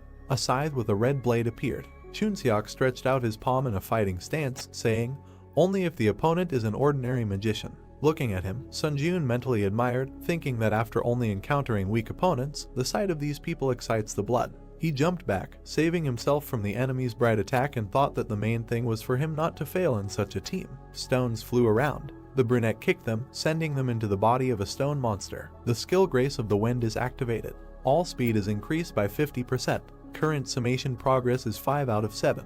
The hero quickly ran forward with a determined look. The huge warrior thrust his weapon into the ground. The state when he steps on the shadow of a creature. The skill Secret Walk in the Shadow C+ is activated. Strength is temporarily increased by 3. The brunette with a sword ran up to the enemy who was carrying the head. The skill Furious Swordplay is activated. Sword attack speed is increased by 10%. Current summation progress is 5 out of 10. The skill Master of the Kai sword is activated. The hero jumped, cutting the monster's head with his sword. The stone head shattered into pieces along with the crown. The man in the mask talked about a depth charge. His opponent was surrounded by bright golden lightning. The stone man's face was distorted by the scream. The crowned head behind him was also smashed. A red whirlwind appeared in the air. It was the guy in the hat who attacked swiftly, twirling the weapon in his hand. He jumped high, holding a double-bladed scythe. The shining weapon struck the stone enemy. The third head of the boss was smashed into pieces. The stone monster opened its mouth, screaming loudly. The participants of the trial watched as they walked away. Chunseok asked if they were running away. Seung-hoon replied that now that there were no heads left, resurrecting the Lord was impossible. It was time to end. The 3 guys ran forward. They left the circular area following the monuments. The brunette running behind became alert, noticing something and wondering what that sound was. The huge stone monster stomped its foot. Sun Jun's eyes widened in surprise. The 3 stone opponents stood together, forming a pedestal. The horse quickly galloped over their bodies and jumped high with the cloaked rider. The guy looked at him in shock, thinking that it was the one from the entrance. The stone rider was rapidly approaching the headless body on the throne. The heroes quickly rushed after him. Gritting his teeth angrily, Sun Jun thought that it was too late to run after him. The rider held the Lord's head in his hands and jumped high. The brunette swung his sword as he ran. The guy's eyes shone brightly with anger. With a sharp movement, he threw the weapon forward. Meanwhile, the enemy had already brought the boss's head to his neck, but a bright blue beam smashed it right in his hands. The Lord's golden crown fell next to him. The stone warrior's eyes glowed red, and then he, like the others, screamed loudly. Chunseok made a joyful gesture with his hands and exclaimed that this was great. The brunette standing in a throwing pose breathed a sigh of relief. Suddenly, a stone hand picked up the fallen crown and placed it on its head. The fingers were clutching the handle of the weapon. The silhouette of the monster who cut off his own head appeared. The heroes looked at it in amazement. They rushed forward shouting that they had to stop him. The stone man held the head and the crown above himself. The guys jumped on him with weapons in their hands. When it was disconnected from the neck, there was a bright flash, and then a powerful red explosion through the hero's back. There were black flashes in the thick smoke. The system reported that the conditions were met. The stone monster in the crown rose from the throne. The system reported that the Lord who devoured the darkness had been resurrected. Looking at him in shock, Sun Jun cursed in his mind. He had received a special task to destroy the Lord who devoured the darkness. Red steam came out of the mouth of the huge stone man. The system reported that any damage would be nullified by the power of immunity. Challengers whose stats were higher than the darkness-devouring overlord would be able to deal damage. The brunette looked at him in surprise, mentally asking what kind of power. He had never heard of monsters being able to use power. The overlord raised his hand, and a sword surrounded by a red glow was approaching. The stone fingers closed on the hilt, and then the boss made a powerful slash with the sword on the ground. Sliding on the floor, Sun Jun thought about what kind of cheating ability this was. If dealing damage by itself was impossible, then they could do absolutely nothing. He froze. A huge stone warrior appeared behind him. The huge blade of the sword moved forward. Sun Jun flew back from the bright attack. The wound on his stomach glowed green, healing. The guy thought that he got a problem because they could not complete the mission. Suddenly, his gaze became surprised. He thought that this might work. Several stone guards were approaching with weapons. The hero's comrades ran up to him. Chunseok asked if Sun Jun was okay, and Seung-hoon added that they should come up with a plan and hit the overlord, but first, they needed to deal with his guards. Standing next to the participants, the brunette said that he had a request. Could the two of them delay the overlord for a while? The masked man noticed that they couldn't do any damage to him, so wouldn't it be more effective to clear out his guards first? Looking at him with determination, Sun Jun said that he had an idea. There was a way to kill the overlord. The face of the huge stone monster in the crown looked surprised. An eye glowed through the slit of the mask. Finally, Seung-hoon turned away, saying that they would trust him. Looking at the hero, he said that they would not be able to hold out for long, so he should hurry up. The guys quickly rushed to the overlord. Sun Jun decisively turned to the guard, saying that he was starting. He stood in front of the huge stone guards, saying that they would have to play with him for a while. The blue hammer was surrounded by golden lightning. They quickly hit the boss when the participant used a depth charge. Then any damage is nullified by the power of immunity. The man in the crown turned his red eyes. Seung-hoon landed, telling his comrade that as expected, there was no use. The system reported that the power of the overlord's greatness was activated. The eyes of the stone monster glowed. A notification appeared that everyone should show respect to the overlord. Any action that does not meet this requirement will be blocked. The heroes bent from the powerful energy bending them to the ground. The king struck with his sword, breaking the ground. A huge crack in the floor almost reached the heroes. The palm lying on the hilt glowed golden. The system reported the activation of the magic resistance skill. Golden flashes surrounded the body block was partially released. The guy in the hat screamed, seeing a flash nearby. The explosion that soared through the hero's back. Seung-hoon put his hands out to the sides, protecting the younger one. A powerful force hit him in the back. Blood dripped from under the mask. Chunseok grabbed his comrade by the arm and asked if he was okay. Then he turned around, covered in shadow. The huge stone boss pointed his sword at them. The guy closed his eyes as the tip quickly approached him. His foot slid along the ground. Sun Jun managed to protect his comrades with a red impenetrable shield. Chunseok looked at him in surprise, hearing an apology for being a little late. A red barrier was spreading from the shield on the guy's arm. He calmly said absorption. The system offered to increase stats using the spirits he had. Black and red swirls appeared in the air. The system reported that strength increased by 4, agility increased by 3, endurance increased by 3, mana increased by 6, tenacity increased by 4. Sun Jun clenched his fist, holding the red barrier. A notification appeared that the shield counterattack skill instantly released the accumulated damage. A bright beam threw the overlord's sword away from the shield. The system reported that the power of the Kai Sword Master had been activated. The blade in the boy's hand glowed blue, and a notification appeared about the activation of the lightning sword Kai skill. A bright blue beam rushed forward from the sword strike. Sun Jun gritted his teeth resolutely, thinking that the boss would receive it. The bright energy crashed into the stone monster's body. Deep furrows were left on it. The hero thought that it worked. The overlord with red eyes opened his mouth, screaming. The system reported that the power of the overlord's greatness had been activated. Everyone should show respect to him. Any action that does not meet this requirement will be blocked. Sun Jun fell to one knee, crushed by the red energy. He gritted his teeth, trying to resist. The system reported that the force breakthrough skill had been activated. The magic resistance skill had been activated. The ground around the brunette was covered in cracks. A notification appeared that all blockages on the body had been completely removed. A bright green ball of power surrounded the hero. A notification appeared that the proficiency of the skill force breakthrough had reached 100%. The proficiency of the skill magic circuit had reached 100%. The proficiency of the skill magic resistance had reached 100%. These skills had been upgraded to rank C. The monster's strike collided with the bright shield. Sun Jun moved forward, thinking that the situation was extremely dangerous. However, there was a wicked smile on his face. He wondered why he couldn't stop laughing. As he flew at the monster wearing the crown from above, he wondered if it was because he was anticipating his impending victory. The fundamental desire to become stronger was burning like fire. Bright rays of attack surrounded the stone monster. Chunseok's words were heard that the challenger Sun Jun was a real monster. Seung-hoon replied that it was such a strange feeling. He never thought he would be looking at someone's back. However, they should congratulate him. Leaning on his friend, the man said that the first place in the rankings was now his. A powerful beam hit the red shield. The system reported that charging was complete. The counterattack shield skill had reached the maximum damage absorption limit. Sun Jun held the shield, surrounded by a red glow, with his legs spread wide. Bright energy was spreading from it. The brunette extended his hand forward, thinking that if he reduced the shield's area of effect, the energy density would increase. The system reported that the counterattack shield skill instantly released the accumulated damage. A bright red beam was rapidly approaching the boss, cutting off his sword arm. The overlord looked at it in surprise. Gritting his teeth, the hero quickly approached him. The system reported that the Wind's Grace skill was activated. All speed increased by 70%. The current stacking progress is 7 of 7. Due to the maximum stacking, a 1-day cooldown was applied. The Furious Swordplay skill was activated. Sword attack speed increased by 10%. The current progress of the summation is 10 out of 10. With a swift strike of his sword, he cut off the monster's huge head. The system reported that the darkness-devouring overlord had been defeated. The white-haired girl looked at the image of the fighting hero. She smiled, holding her hand to her face, and said that this challenger who showed crazy growth was her contractor. She imagined a man walking with a torch in his hand. The ordinary challengers who climbed the tower carefully prepared themselves so as not to take risks, and only climbed the tower one floor at a time after tirelessly spending a lot of time training.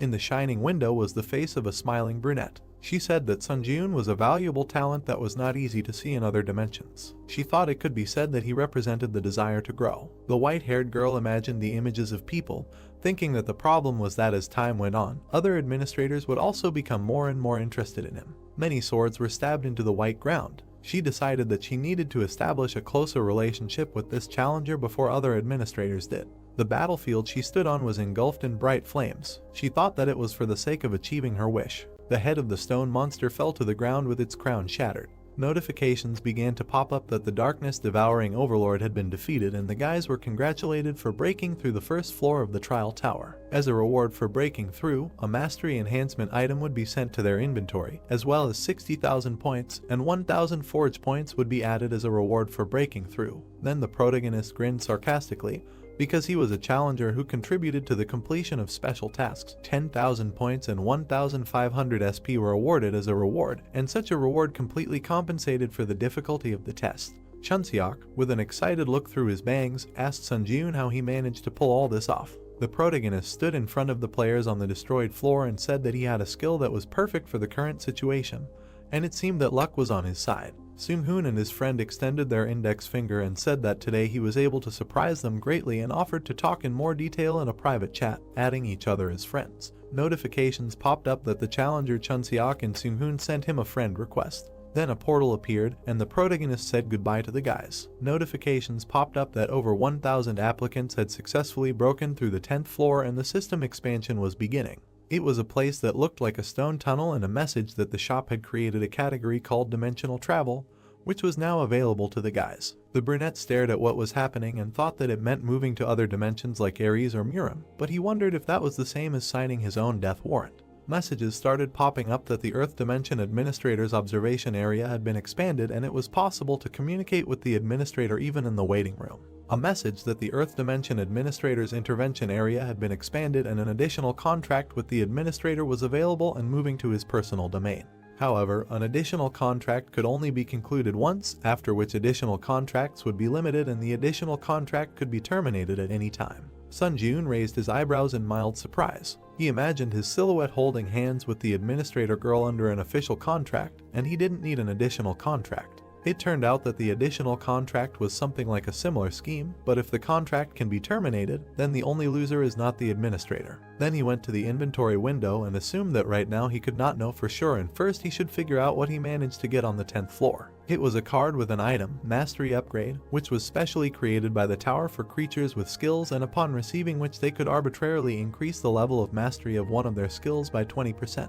Then he decided to drink this potion and was asked to choose a skill to increase mastery. He wiped his mouth with his hand and wanted to improve the skill of the Grace of the Wind. A notification popped up that the selection was complete, and this skill was increased by 20% and it reached 100%, so the rank increased by 1 level. The card describing the skill of the Grace of the Wind, when the effect looked like this, when he said the name of the skill, it would increase all speeds by 10% and this effect could be stacked. Sun Jun's eyes widened in surprise, because he noticed that the recharge time had disappeared. Then, streams of red light began to emit from his chest under the silhouette of the Overlord devouring the darkness, because the next step was that he used the absorption of the spirit to permanently increase the stats. Numerous notifications popped up that various skills were increased by a certain number of points, and one of the skills of the Overlord devouring the darkness was absorbed. The brunette through the bangs widened his eyes because he received the skill of mana management. A card appeared with a description of the magic control skill where the effect concerned the use of magical power,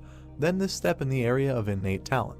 The main character looked at this card with a puzzled look and realized that now he could control mana like someone who has innate talent, but just standing and watching it did not make sense. He looked at the messages from the administrators who invited him to their domain. Sun Jun looked up with a surprised look and did not understand why all the administrators were interested in him at the same time.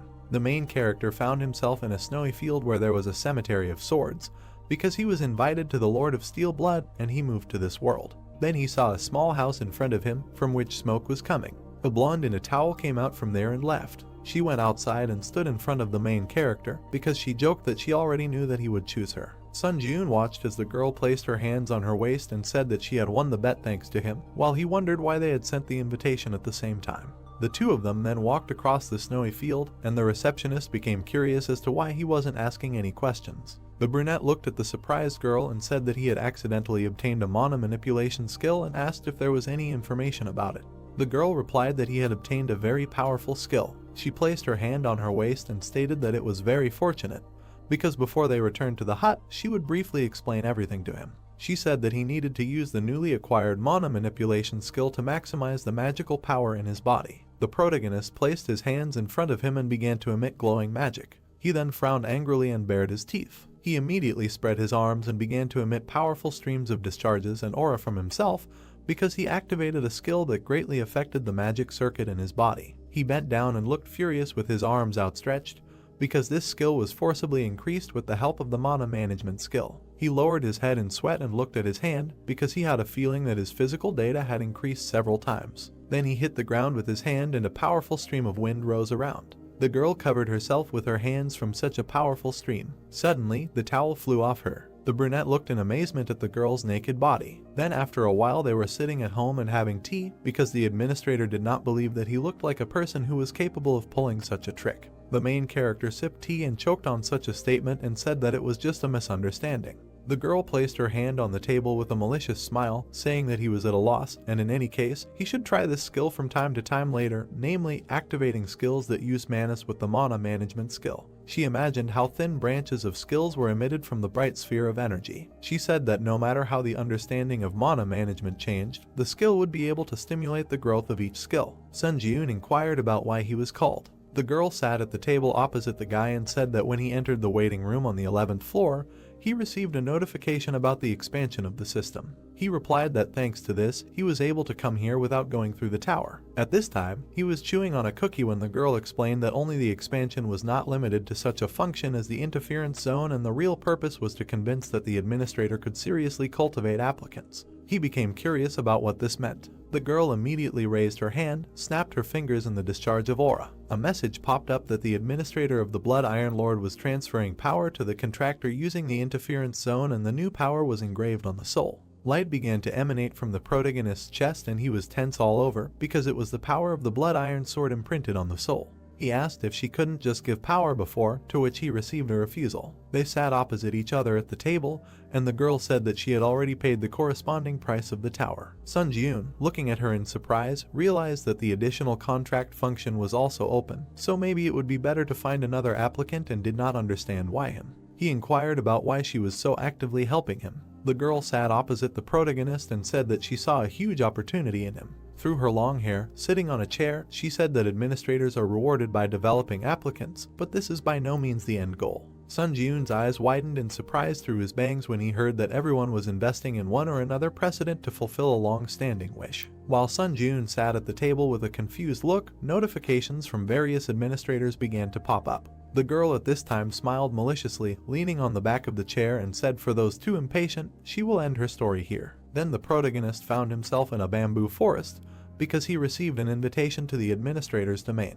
He walked along a green meadow and realized that it was ideal for training because he was just curious about his training method that the Steel Blood Lord taught him. He immediately swung his glowing blade and wanted to use mana control and hone his mastery of the skill 3 absolutes. He put out his magic shield with his hand and swung his sword again because he used several skills such as instant acceleration, and the skill rank was forcibly changed. He pulled out his magic blade to match the color of the rays and realized that now he needed to increase the power of the sword master. He stood in a fighting pose and looked at the magic blade in surprise. He looked at the blade with an angry grin and did not understand why this sword could not be activated by mana control, because he wanted to raise the rank of the lightning sword skill through the power of the sword master. He bared his teeth angrily in the sweat of his brow, and for him it was strange, because he assumed that this was all because the sword master is power. Notification that the administrator, the White Crane Sword, is waiting for his visit.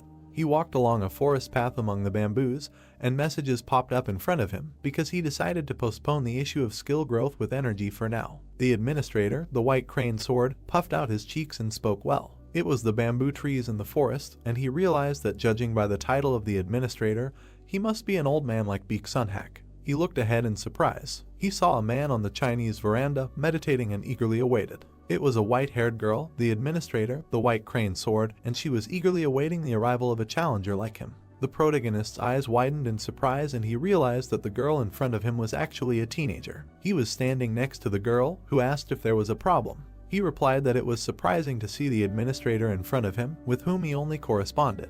He was about to come closer when the girl extended her hand and said that she understood everything perfectly, but it was not very convenient to talk while standing, so she suggested that he go somewhere else. The protagonist looked dumbfounded with his hair disheveled, and he found this conversation very refreshing. He was meditating next to the receptionist girl who was smiling at him, and he thought he knew why she had abandoned the chairs and sat on this floor. The girl looked ahead with awe and said that she had always been watching the protagonist from here, and from the moment he had entered into a life or death fight with Sunhak on the 9th floor until now. The two of them were meditating on the platform, and the guy said that she had been watching him since the observation of the candidates was allowed, and asked if it wasn't a waste to sponsor a candidate she had only seen once. The girl said that she would not answer at all, he should be more aware of his own value. She recalled the image of the old man with the ball and said that he could not reach the highest rank of possession of energy release, and he was still considered a fairly strong warrior of Murim, although he lost some of the strength he had after entering the tower, but maintaining victory over such a contender could rightfully be called a feat. The main character opened his mouth in amazement when the girl said that he should believe her, who was bound to this old man by a contract. Sun Jiun looked at her with alarm and sweat on his brow and realized that in this case, she could harbor a grudge against him. At this time, it was a watermill under the sun's rays, and the girl said that there was no need to escalate the situation because he was simply a good contender for points. The girl extended her finger, and a butterfly was about to land on it because she had managed to sign a contract with many applicants in her life but had never invited anyone into her domain. Sun Jiun stared at this butterfly, and the girl said that everything was until she saw him thanks to her previous applicant. Then she looked at the sleigh with slight malice and said that he should already guess what was what, and therefore decided to say it directly so that he would make an additional contract with her. The protagonist looked at her coolly through his bangs and asked if there were any benefits for him that he could get after this action. The two of them sat on the platform and looked at the forest when the administrator said that if he signed a contract with her, she could make him an apostle of the administrator of the White Crane Sword. He again became curious about what benefit he would get from becoming her apostle. She imagined a warrior in armor standing in front of the unique sign, and explained that in the tower, the term apostle refers to a candidate who enters into a special contractual relationship with the administrator, and the latter can only appoint one person as an apostle in his entire life, and only candidates who become apostles can acquire all the powers of the administrator. The protagonist thought about what was happening in surprise. He remembered the image of that very girl administrator of Steel Blood and realized that the patronage contract was so important, and realized that the girl then proposed to conclude a patronage contract, but did not bother to tell him about such important nuances. The white-haired girl was sitting on a pillow with a sword in her hands, and Sun Ji-yoon said that in the test tower it was said that an additional contract is a contract that can be broken at any time, and asked why she was offering him patronage that can only be presented to a candidate once in a lifetime under such unfavorable conditions. She said that, like that woman, she chose him to fulfill her long-standing wish. She imagined a huge sharp sword and said that she wanted the sharpest sword in the world, the best sword that would never break or become dull. She imagined the protagonist in a demonic form with shining eyes and saw that it had the potential to be sharper than any sword. Sun Ji-yoon stared through his bangs and realized that this was an old wish, and the Bloodlord had mentioned it earlier too, but it didn't seem like a simple wish. Then the protagonist looked at her and asked about the old wish. The white-haired girl looked ahead with trepidation and was about to tell him about it. Sun Ji-yoon stared at the puzzled girl, who said that the administrator's old wish was a memory that came from regrets in the past. She imagined a group of different administrators and said that the old wish was a right given to the administrator by the tower. The main character in this image found himself in a dark space, and such a test of the tower of an old wish is also a kind of test that the administrator can give to the applicant with whom the contract was signed. When the old wish is fulfilled, the applicant receives a reward. The girl slightly closed her lips and said, if suddenly it is possible to fulfill an old wish, then it will even be possible to change an event in the past. The main character's eyes bulged in amazement from such a statement. Sun Ji-yoon looked closely at the girl and asked how it is possible to change some event in the past, because such a thing is absolutely impossible. The girl lowered her head and explained with trepidation, since he had already gone through the test of the tower so many times before today, he should know perfectly well whether she is telling the truth or lying. The brunette looked at her intently and understood that she was not lying. He remembered how he was trapped, tried to get out of it in his various moments from the past, because if we are talking about the tower, then it is definitely not lying. The guy frowned slightly from under his brows. The two of them were sitting under the roof and chatting when Sun Ji-yoon asked if he could ask just one question. He looked at her warily and asked about fulfilling her long-standing wish. How high should he go up in the test tower? The girl immediately timidly scratched her cheek and looked away. Sun Ji-yoon looked at her with sweat and slight anxiety when he heard that it had to be at least the last floor. The message that the contract had been concluded. This administrator, nicknamed White Crane, began to jump happily because she said that he would make an excellent choice and would not regret it under any circumstances. Sun Ji-yoon immediately stretched out his arms to hug the girl and realized that he had made a contract with her after all. He imagined a huge gloomy tower and realized that it was the last floor, because he learned that the top of the tower was the goal that needed to be reached in order to fulfill the administrator's long-standing wish. The main character looked ahead with a surprised expression when the notification that he had been recognized as the true apostle of the administrator, the White Crane Sword, popped up. As an apostle's privilege, the effectiveness of the powers and skills of the dimension increased by 10% and also mana increased by 3. Currently, the challenger Sun Ji-yoon was recognized as the apostle of 2 administrators, and as a privilege, his agility increased by 3, but he knew that he could not pass up this kind of advantage that allows him to immediately become stronger. He remembered that the girl showed her sharp blade and received an unexpected gift. He exclaimed and looked at the girl, who asked if he had heard anything from that woman. Sun Ji-yoon looked at her with a puzzled look when he heard about the creature that was looking for him. The White Crane put her hand on her head and was indignant, because the Steel Bloodlord did not tell her and completely believed in his strength. The white-haired girl looked through her bangs, which she was adjusting with her fingers, and said that she believed in him too, but still felt that she should tell him that she was going to use up his question tickets from now on because of such valuable information. Sun Ji-yoon looked at her intently and agreed, because he didn't use them anyway, and they just accumulated in his inventory. A notification that all the question tickets belonging to this applicant would be used up. The protagonist realized with a dumbfounded look that this was a huge amount of tickets spent at once and tried to comprehend how serious a topic this was to discuss. It was a huge Chinese tower because in the Muram dimension there was a huge force called the Muram Union. It was a group of teachers led by Sukhan, who he killed on the 9th floor, but he held an important position as a commander in this union. The girl introduced the guy with the blade with a surprised look and said that because of his high position, there were people from that dimension who were looking for Sun Jun. The main character stood in front of the girl under the shadow and assumed that she meant that the Muram Union would pursue him to kill him. Bruce stared at her when she refused and corrected him that the Muram Union was currently in disarray due to the fight for the vacant position of commander. Our hero became curious about who wanted to take revenge on him then.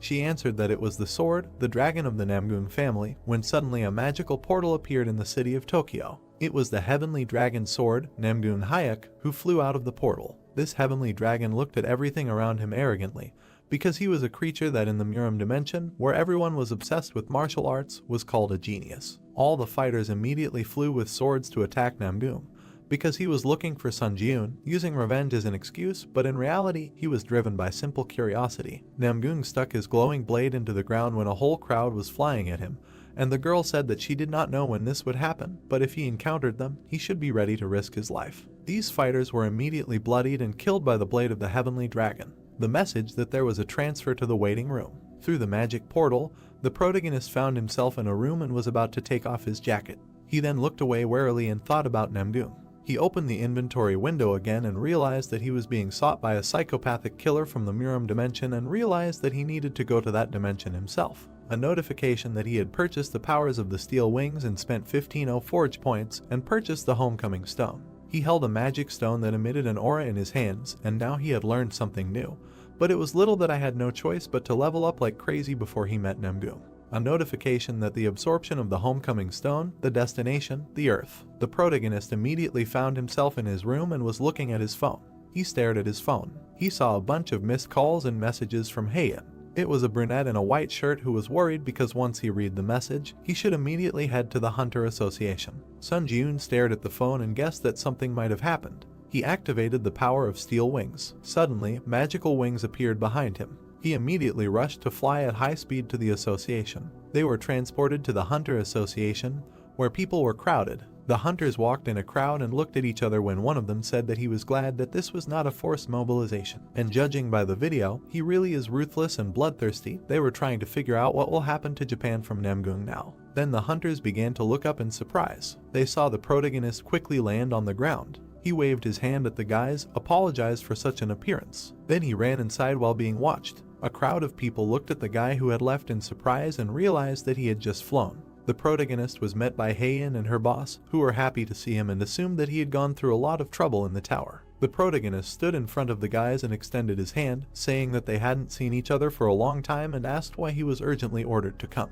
Heian smiled and put her hand to her chest, saying that a serious incident had just happened in Japan. She was worried that he would go to Japan alone if he found out about this incident, so she urgently contacted him. The director of the association took the remote control in his hands and wanted to turn on the news on TV, because he assumed that talking was not very effective. It was better to see everything with your own eyes. He showed what the hunters were watching, the black portal in space, and it was a video from the body cameras of the Japanese hunters. Suddenly, purple rays started to emit from that black portal. Because this place was Tokyo, and feeling the strong wave of the gate generation, the Japanese Hunter Association formed a response team and sent 7 rank hunters to the scene. At that moment, Namgung was standing on the street after killing all the hunters. Because he was the person who appeared from the portal, shocked everyone with his appearance. Because he killed 6 hunters in just a few seconds, and it is assumed that this is the first time that a challenger from another world invaded the Earth's dimension. The main character exclaimed slightly and realized that it might be about Namgung. All the guys were standing opposite each other in a large hall, and Sun Jun inquired about the hunters who had just left and asked if they were trying to recruit a team to support Japan. The brunette in the suit slightly inclined his head and said that in such an unprecedented situation, almost all countries focused on protecting their hunters, preventing the outflow of hunting resources to Japan, and the same applied to Korea because they did not recommend supporting Japan. Then he picked up the remote control again and said that it was the body camera of the only survivor. At that moment, Namgung was coldly walking towards the wounded fighter, who was begging for mercy. The heavenly dragon at that moment looked bloodthirstily at the last survivor. This warrior with black hair, with glowing eyes, looked at the wounded man and said that his name was Namgoon, and he was a heavenly sword dragon who came to avenge Sukhan. Our hero immediately frowned and realized that it was Namgoon, because he could not imagine that they would cross paths so soon. Then our hero looked to the side. Heian grabbed his sleeve. He looked at the girl who asked why he had such a serious expression on his face, because this was not a forced mobilization, and they met for the first time after such a long time and suggested to have lunch together first. From under his bangs, the main character began to hesitate with an answer. Heian looked at Sunjun with slight sadness and asked if he would go. Our hero looked straight through his bangs and said that he would answer the call of Japan and go to the area in Tokyo. Heian's eyes widened from such a statement. She immediately began to shout why he always acts so recklessly, because he should also be able to think at least a little about the feelings of other people. He immediately put his hand on the girl's head and tried to calm her down. He immediately began to leave with an angry look, waving his hand, and said that this was a problem that he must definitely solve. In the memories, it was little Namgoon, who held a magic sword and did not understand why no one understood its sound. At this time, the boys restrained the defeated fighter and said that it was just sparring, but Namgoon attacked his opponent too hard. When the boys were standing on the platform for duels, an old man walked up to them and said that at 13 years old, to master the released energy is strong, and his achievements exceeded even his own expectations. Sanok, that I was in a yellow cape, greeted the sword master. Under the setting sun, this old man stroked the young fighter's head and said that martial arts are not intended to harm people, but as a path to excellence. At that moment, little Namgoon looked puzzled at the hand of the old man, who told him that it is impossible to hurt people without reason. The message that the test tower selects the strongest from the Muram dimension. He remembered how the crowd of guys rejoiced, because their young master had already reached the 20th floor of the tower. At that moment, Namgoon clenched his fists in anger, because as he thought, he was missing something and climbing the tower on his own did not satisfy his desire. At that moment, he stood far away in the shadows and realized that such an incredible feat was accomplished in just 17 years, but for him, it was not enough. Through his lips, he apologized to his mentor because, as expected, he used his skills in killing people. He bloodthirstily thrust his sword into the enemy's head and used the rite of spatial invasion. His silhouette stood on the ruined remains of the city burning in flames and declared that he was no longer satisfied with death from fools, and in Muram, he could not kill whenever he wanted. He frowned maliciously and realized that he thought that this scoundrel named Sunjun would be able to dispel his boredom. At this time, the main character walked out of the airport under the rays of the sun. He was met by a girl in a suit and pointed to the car. He was driving a black car under a police motorcade. Then the protagonist followed a girl in a suit who pointed him inside because other hunters were waiting for him there. Seung-hoon and Chunseok at this time noticed the presence of the protagonist and looked at him sarcastically because after the test on the 10th floor, fate brought them together again. The protagonist entered the room where his former friends were sitting and heard in the Hunter Association about their possible participation, but they really came, but asked if these were all the hunters who responded to the call of Japan. Seung-hoon answered that another candidate from America should arrive soon. Our hero stood in front of the grinning guys and understood that it was safe to say that each of their guys has the skills of an S-rank hunter. The brunette stared ahead and understood that the challenger from the other world that appeared in the Tokyo area was a real monster that even the three of them might not be able to defeat, and he hoped that the challenger that was supposed to come from America would be just as strong. Suddenly, the door to their office opened. Sun Ji-yoon tried to look to the side. Then his eyes widened. A red-haired girl named Catherine entered the room and recognized him as well. The brunette in a suit looked at the protagonist and was surprised that the guys could know each other. Sun Ji-yoon replied that they had crossed paths in the tower once. Catherine scratched her head in embarrassment and looked away, saying that she really didn't want to meet him under such circumstances. The guy replied that they could hardly meet differently. The brunette looked at the indignant Catherine, who wanted their meeting to take place in a more normal setting. He explained that they had initially met in a less than normal setting and asked how she planned to make the meeting a normal life. She pointed out that he was right about this and asked if he couldn't have said the same thing in a softer way. Seung-hoon watched through his mask and realized that it looked like a lover's quarrel. All the guys looked at the couple who were talking to each other,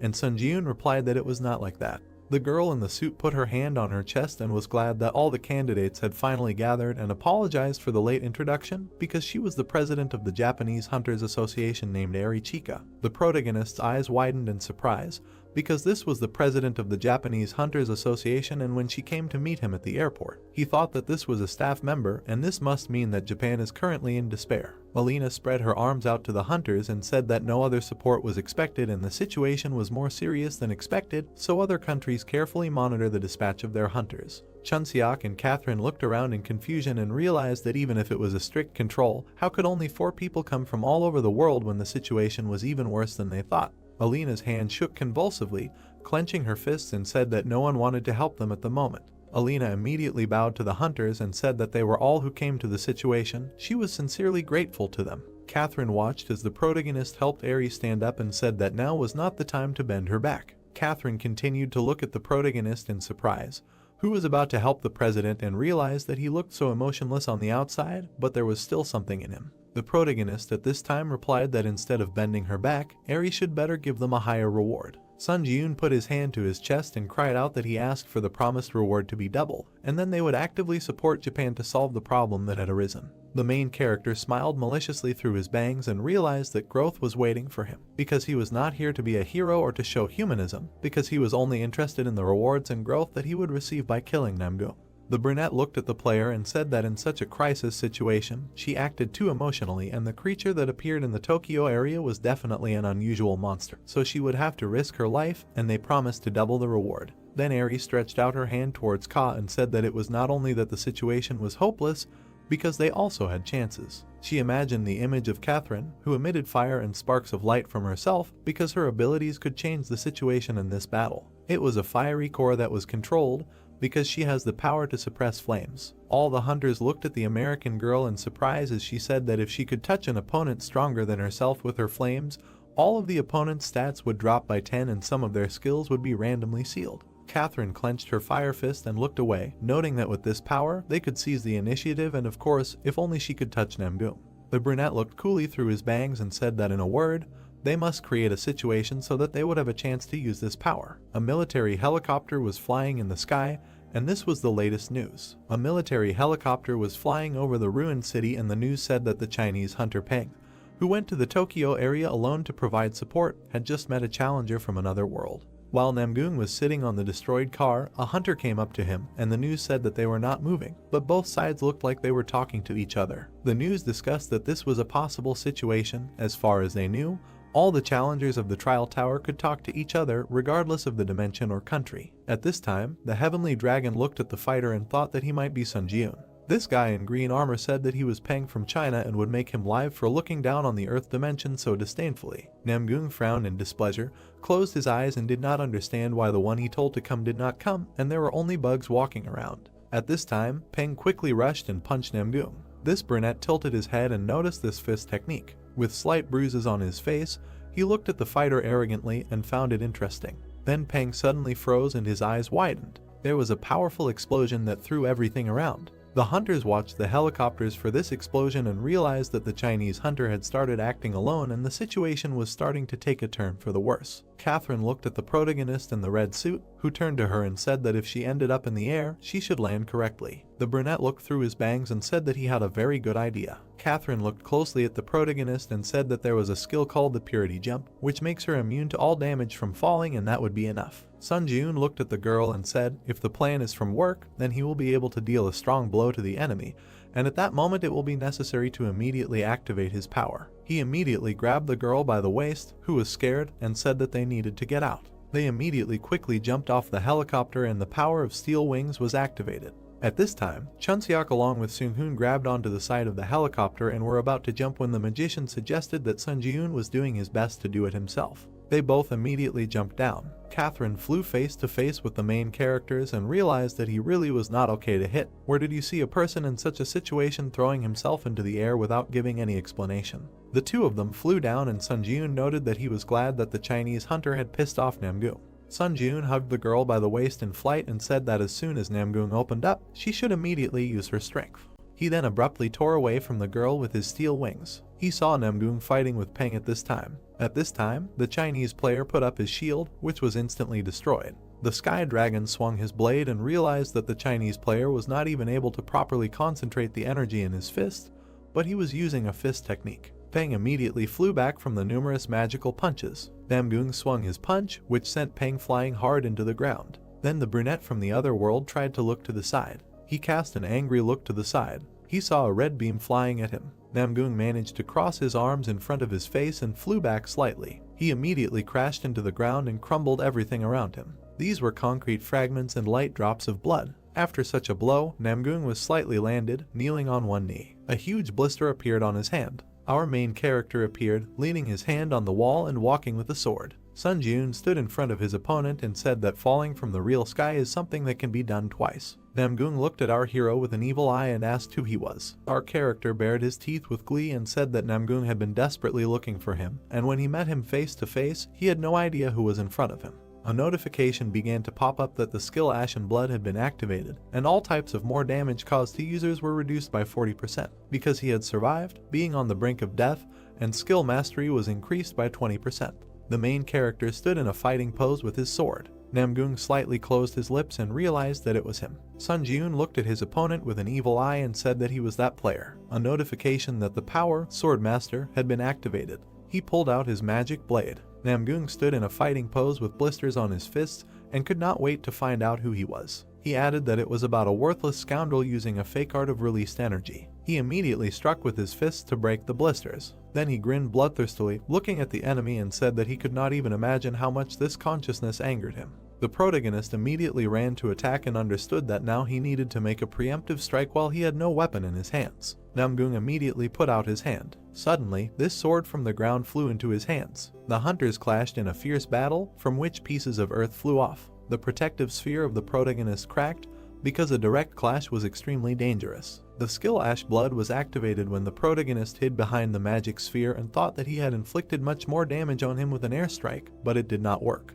Our hero with a bleeding lip looked at the enemy with anger and realized that the counterattack shield was broken with just one blow, and in this situation the reflective ability of the shield would be extremely difficult to use. He assumed that this was the true released energy when a bright light was emitted from Namgung's sword. He assumed that his opponent had time to spread out and saw that he relied entirely on the magic techniques obtained in the tower. The main character immediately swung his blade, but his attack did not reach the target because he activated the lightning sword skill. Namgung looked at the light strikes flying past in bewilderment. Then he waved his hand and sent a fiery explosion towards Sun Jun. At this time, Seung-hoon and Chunseok flew to help their friend. They tried to get close to the enemy from all sides. Suddenly, Catherine appeared behind Nikolai, who was about to use her magic. She immediately released a fireball from behind under the flame suppression skill. The description is that this skill reduces his skills when it hits the target. A powerful fire explosion occurred. Catherine looked at what was happening in surprise and thought that the power was not activated. Chunseok ran past in a hat and extended his index finger. The guys saw Namgung rise on a lamppost and use his magic, calling everyone bugs, and they really provoked him.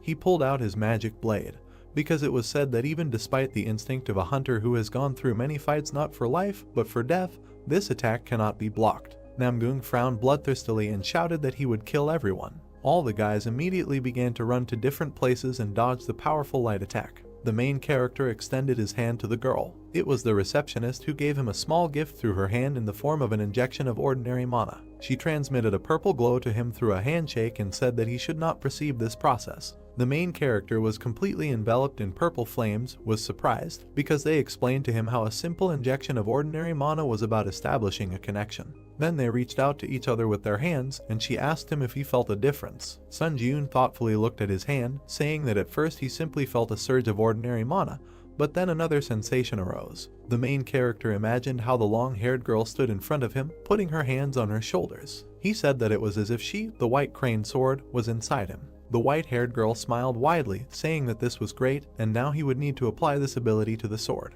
She added that, however, after leaving her abode, he should try to conduct a trial training after waiting for some time, noting that she did not want to be punished for the excessive interference of the administrator. A bright pillar of energy struck the ground. Namgung watched in surprise. The system announced that the released Kai energy was achieved through enlightenment, not strength or skill, adding that this was the first time someone independently used the released Kai energy in the earthly dimension. The system announced that the test tower paid respect to the challenger Sauna. The protagonist pulled out his sword, from which a blue aura emanated. The system announced that he had obtained the achievement of the unification of body and sword, adding that the penalty of increasing mana consumption when using the power of the Sword Master Kai was removed. Catherine noted that this was perfect in the released Kai energy. The protagonist looked behind him, asking if everyone was okay. Catherine said that they were okay thanks to him. The red-haired girl looked ahead in surprise, remembering the fight between the protagonist and Namgung. She thought that Sun Ji-yoon had instantly struck a slash and neutralized the shadows and probably a powerful attack, adding that they had both already become monsters. The boys turned their attention upward. Namgung smiled madly, saying that if it had been like that from the very beginning, he would have almost been disappointed. The long-haired boy remembered how he destroyed a sand castle as a child. He noted that the more complex the sand castle, the more fun it was to destroy it. Namgung put his weapon in front of him, rushing towards the protagonist. The hunter put his weapon in front of him, gritting his teeth. He thought that all the challengers from other worlds were still terribly annoying. This scoundrel was a real psychopath. The hunter was thrown aside. He furrowed his brows, asking the boys if they could all wait in a safer place, adding that if he had to protect them again, he would lose all concentration. Seung-hoon put his hand in front of the red-haired girl, saying that although it was a shame, he was right. Seung-hoon thought that in the last test, that this time, he could not help him. Seung-hoon stared at the protagonist from under his mask. He said that when he saw an opportunity and was confident in success, he would give the go-ahead to carry out Operation Fireworks. The boys ran away from the protagonist. Seung-hoon told him to be careful. Slashing blows met each other. The protagonist and Namgung fought in the air. The windows of the building cracked from the powerful energy. The car was thrown to the side due to the strong flow of energy. The boys fought each other fiercely. Sunbeams were visible from under the gray clouds. Explosions could be seen in the air. The boys stood behind the wall, watching the scene. Chunseok said that he now understood why he told them to leave. Catherine noted that he was still fighting equally with that monster. Seung-hoon narrowed his eyes, stating that it was not so and it felt like he was one step behind the enemy. Blood sprayed in the air. Seung-hoon added that at this rate, he would miss the attack sooner or later. The hunter blocked Namgung's attack. He thought that he would be able to resist if his Kai skills improved.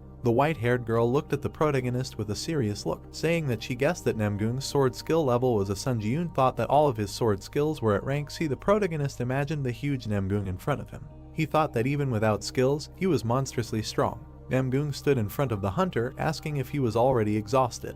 The hunter looked at the guy with an exhausted look, thinking that he used too much stamina to recover and if he spent more stamina, it would affect his fight. Catherine threw a bottle towards the protagonist, telling him to catch it. The protagonist grabbed the bottle and said that it was great. He removed the cap from the bottle, looking away. Namgung kicked the protagonist with his foot.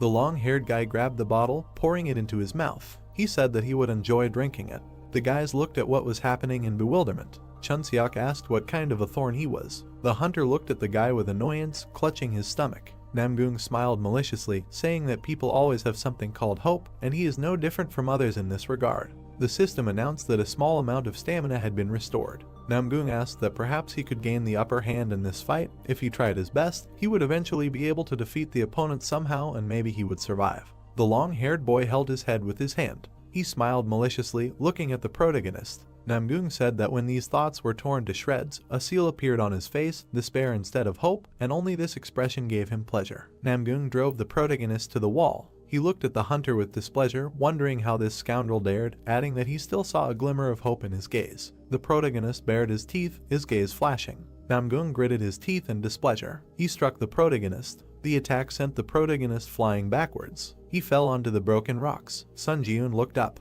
Namgung looked at the protagonist furiously. He thought that he didn't even have the strength to move now, wondering why he kept looking at him like that. The long-haired guy swung his blade in front of the hunter's face. He told him to taste despair as much as possible. Blood gushed out from the protagonist's eyes. The hunter gritted his teeth, noting that the stamina that was the fuel for recovery had also reached its limit, and if he gathered all his strength, he would only be able to attack once. Namgung exuded a malicious aura. The protagonist thought that he couldn't see a thing, so even attacking him just once wouldn't work. The protagonist bared his teeth in annoyance, wondering what he should do. The guys ran towards the protagonist. The red-haired girl called out to the hunter. The protagonist sat with his eyes closed, his mouth slightly open. He thought that if they came closer now, they would just die a miserable death. The hunter put his hand in front of him, telling them not to come closer. Namgung slightly opened his mouth. He looked at the guys with a bloodthirsty smile, saying that these were his comrades, and that was why he had this annoying expression on his face. Catherine shot a fireball towards the enemy. Suddenly, Namgung unexpectedly appeared in front of the girl.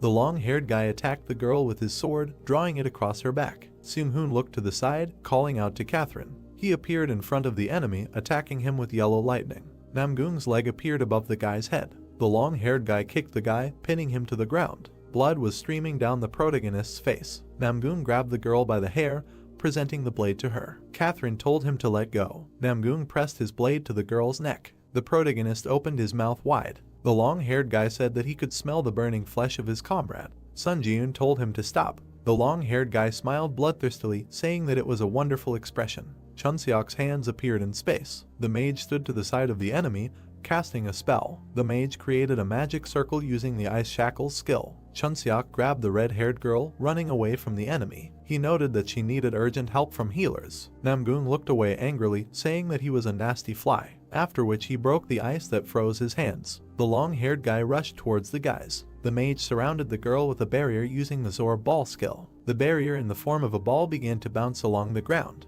Chunseok noted that he threw her as far as possible, and this is the most he can do, adding that now he needs to open up again. Chunseok looked behind him, using the concealment skill. Suddenly, Namgoong grabbed the mage by the head. The long-haired boy attacked the mage with his blade. Seung-hoon was lying on the ground. The protagonist thought that everything was exactly the same as that day 7 years ago, and now he was also unable to protect anyone. The protagonist gritted his teeth, raising his hand to his face. A rat with red eyes was running along the ground. Not far from the protagonist, a crowd of rats was visible. The rats were shining with their red eyes. Sun Ji-eun noted that this was a disaster and acknowledged his battle of disaster, and tens of thousands of rats ran out to the surface to survive, and he reproduced the only attack he had left. A blue pillar of energy appeared from the protagonist as the rats flew into the air. A red aura was gathering in the protagonist's chest. The system announced that he had recovered his stamina by using up all the souls in his possession. Namgoong held Seung-hoon's severed arm, looking behind him. Sun Ji-eun told him to know when to stop. The main character was emitting a dark aura. He said that he was a Muram-crazy scoundrel. The long-haired guy smiled bloodthirstily, saying that he did not want it and he liked to watch his reaction, as it amused him. Pang swung his fist, emitting a golden aura. He used the dash skill. Pang struck the opponent's stomach. Namgoong bared his teeth. The system notified that the ability of the person who touched the fire was greatly reduced by the effect of the fire suppression power. Fencing and flame sword are sealed for 10 minutes. The system notified that everyone except Namgoong of the specified user is immune to this flame. Peng looked at the opponent angrily, saying that he is the Chinese hero Peng and he is not dead yet. After which the brown-haired man abruptly ran to the side, saying that he delivered the flame to Catherine and now dares to take his leave. Namgoong looked ahead with displeasure, saying that this little fly was trying to do something until the very end. The system announced that he couldn't use swordsmanship because the fire suppression skill had been sealed. The long-haired boy bared his teeth in anger. He raised his blade above his head when swords appeared in the air. He used the skill battle of the strongest. The swords began to fall to the ground around the guys. The protagonist and Namgoong were in the center of the barrier. The system announced that a duel zone was formed within a radius of 30 meters by the unique characteristic battle of the strongest.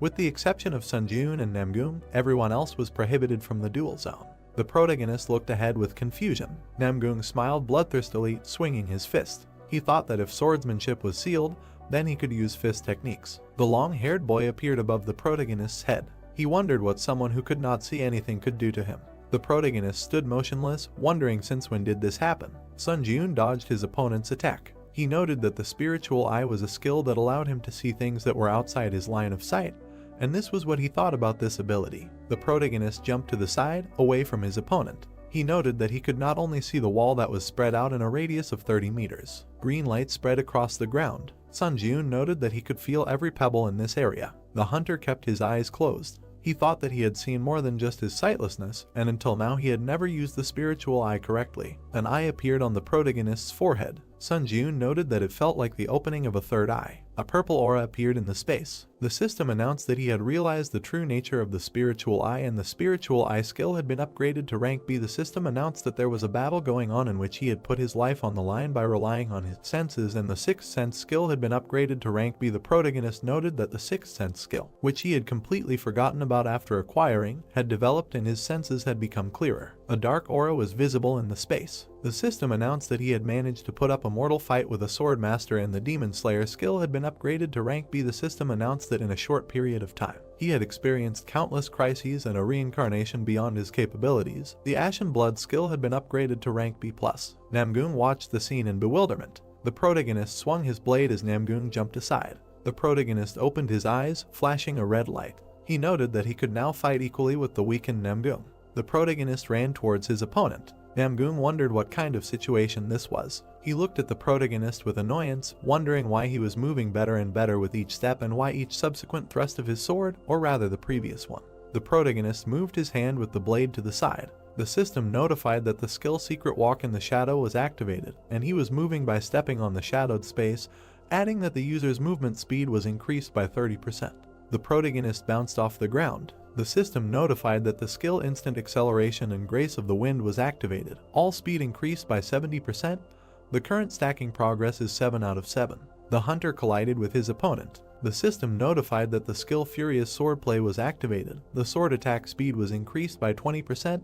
The current stacking progress is 10 out of 10. Sun Jun tilted his head to the side, dodging the attack. He noted that even with everything in his arsenal, he was barely close to the point of fighting on equal terms, and he was in a high-risk zone. Namgoong clenched his fists. Sun Jun noted that his stamina would soon drop to 0, and Namgoong's reduced abilities would return to their previous state in 10 minutes, adding that he should deal with him while the flames were active. The protagonist raised his hand with the blade, thinking that it was the only thing that could turn the tide of close combat.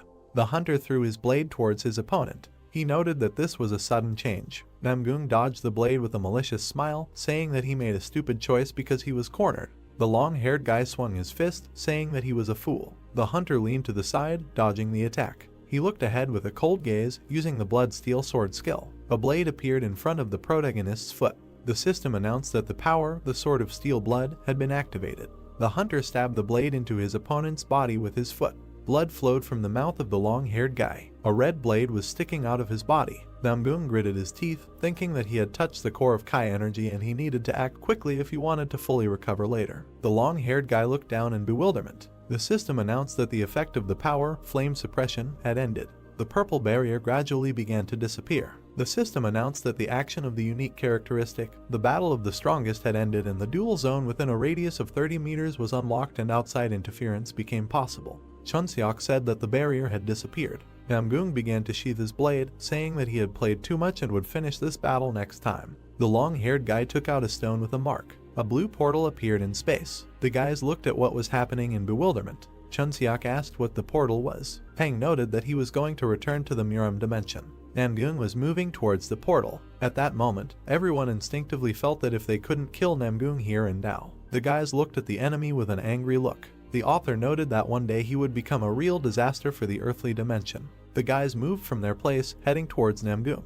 Pang said that they couldn't let him go. The guy said that they shouldn't let him escape. The long-haired guy looked behind him. He narrowed his eyes, asking what they said about escaping. Namgoong raised his blade, declaring it on fire. He used the flaming sword skill. Namgoong directed a fire attack towards the guys. Catherine looked at what was happening in bewilderment. A bright flash occurred on the ground. The debris of buildings lay on the ground. The protagonist stood in front of the boys, protecting them from the attack. Sun Jun looked away when his arm was torn off. The system notified that the counterattack shield skill was disabled, making it impossible to reflect the accumulated damage. Catherine looked at the protagonist in fear, saying that his arm. The protagonist looked behind him, telling her not to pay attention to her since the enemy was still in front of them. The hunter gritted his teeth, looking away. Namgoong called out to the protagonist. The long-haired guy looked at the hunter with a menacing look. He noted that he could kill him with one hit from the very beginning, asking that he really wants him to go to the very end. The protagonist looked at the guy furiously, thinking that this was terribly angry,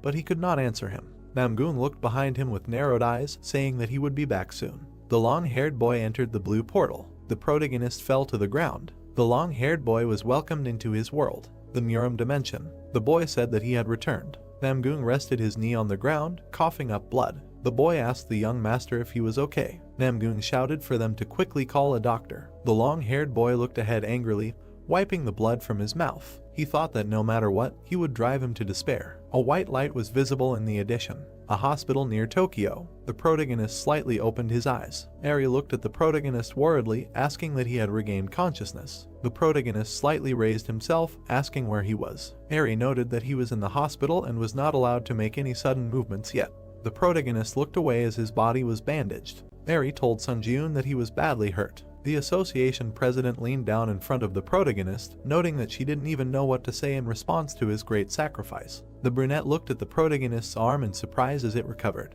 The system announced that the Ash Blood skill had been activated. The protagonist looked at his arm, saying that he was fine, asking where the others were. The protagonist pulled back the curtains, asking Catherine how she was. Catherine looked at the hunter in confusion. The dim light illuminated the hospital room. Chunseok was moving along the corridor on crutches, after which he smiled widely, calling out to the protagonist. On the protagonist's cheek, there was a mark marked by hand. Chunseok asked what was wrong with his face. Sunjun said that it was because he looked into Catherine's tent and saw that she was full of energy, concluding that she was fine. The boys stood opposite each other. The protagonist said that Seunghoon was not in the room, asking if he knew where he was now. Chunseok noted that he himself had only seen him briefly early in the morning. The guy looked sadly in front of him, saying that he thought he was in a depressed state now because he had lost his right arm. Seunghoon stood on the balcony, looking into the distance. The hunter came up to the guy from behind, saying that this is where he was. Seunghoon said that the ghost of the sword had come here. The white-haired guy looked at the protagonist's arm, asking if he had restored his left arm with a skill. Sunjun said that he had. Seunghoon noted that it was an unimaginable skill, and it never ceases to amaze people. The white-haired guy lifted his sleeve, saying that, as he had probably already heard, his arm could not be saved. The white-haired guy looked at the protagonist in surprise when he apologized. The hunter slightly opened his mouth, saying that if he was just a little stronger, then perhaps such consequences could have been avoided. Seunghoon created a magic hand, telling him not to worry too much about it, since, fortunately, he has the skill, so this disadvantage does not hinder his activities much. The hunter lowered his head, saying that he climbed the tower like a madman only for his own height. Seunghoon held a cigarette in his fingers. He said that it was not so bad, because this thought alone makes him much stronger. The white-haired guy looked ahead, saying that however, the strong should always help the weak, at least this is his life credo. The protagonist looked sadly ahead. He said that he also realized a lot in this fight, and it turns out that he forgot something very important. Seunghoon began to remove the mask from his face. He stated that however, in one, he can be calm, although he is strong, but at the same time he is not a psychopath who abuses power. The protagonist looked at the white-haired guy. Seunghoon said that when they first met in the tower, he had no idea what was on his mind, asking if he should give him a light. The protagonist looked at the guy dumbfounded, saying that he does not drink alcohol or smoke. After which Sun Ji-eun asked what he was. The protagonist looked sadly in front of him, saying that he also realized a lot in this fight, and it turns out that he forgot something very important. Seunghoon began to take off his mask, saying that however, in one, he can be calm, although he is strong, but at the same time he is not a psychopath who abuses power, adding that when they first met in the tower, he had no idea what was on his mind. The protagonist looked at the white-haired guy. The guy asked if he wanted a light. The protagonist said that he neither drank alcohol nor smoked. After which the protagonist looked at the guy in surprise. The white-haired guy looked towards the protagonist, after which he smiled widely, saying that he forgot to introduce himself. The guys were standing behind the association president and the people when they were being filmed. The protagonist was sitting opposite the girl, giving an interview. The protagonist was handing the red-haired girl a choker. Catherine smiled widely, putting the choker around her neck. The protagonist waved to the guys as they left. Sun Ji-eun pulled the red coat over himself. He looked at his hand with a smile, thinking that the design of the tailcoat had been slightly improved. Sun Ji-eun stood in the ward, saying that the equipment items were licked to a shine. From Japan's point of view, they had prevented a disaster, so such an attitude was not something out of the ordinary. The protagonist lay down on the bed, saying that these 3 days he returned to Earth for were filled with endless chaos, and he did not want to become so famous. The protagonist looked at his phone, noting that there was even a video of their battle already circulating on the internet, noting that the filming was done from a helicopter of the Japanese Hunters Association. Comments from viewers were visible on the phone. People were talking about how strong the protagonist was. The protagonist noted that this is why Seunghoon called him a sword ghost. The hunter looked at the ceiling with a serious look. He thought that he never expected Gennady to be the Lightning Emperor. The white-haired guy crossed his arms over his chest. The protagonist noted that the Lightning Emperor, even among 30s rank hunters, he was rightfully considered the strongest. The Lightning Emperor stood on a cliff in front of the people. The hunter noted that he cleared portals at a speed that other S-rank hunters could not even dream of, and he was a true hero of Korea. Seunghoon handed his business card to the protagonist. He said that if he needed his help in the future, he could call him anytime, noting that he would be honest and he would not mind recruiting him, adding that he could contact him for any personal matter or for any other reason. The protagonist thought about recruiting. The system announced that the time was up. The protagonist rose from the bed, saying that he needed to become stronger to deserve the nickname of the Ghost of the Sword. The hunter grinned maliciously, saying that it was time to return to the tower. The system announced that he was returning to the test tower. The protagonist sat on the bed. The system announced that the waiting room on the 11th floor had been entered. The protagonist looked ahead with a serious look. He noted that he had learned some lessons from the fight with Namgung.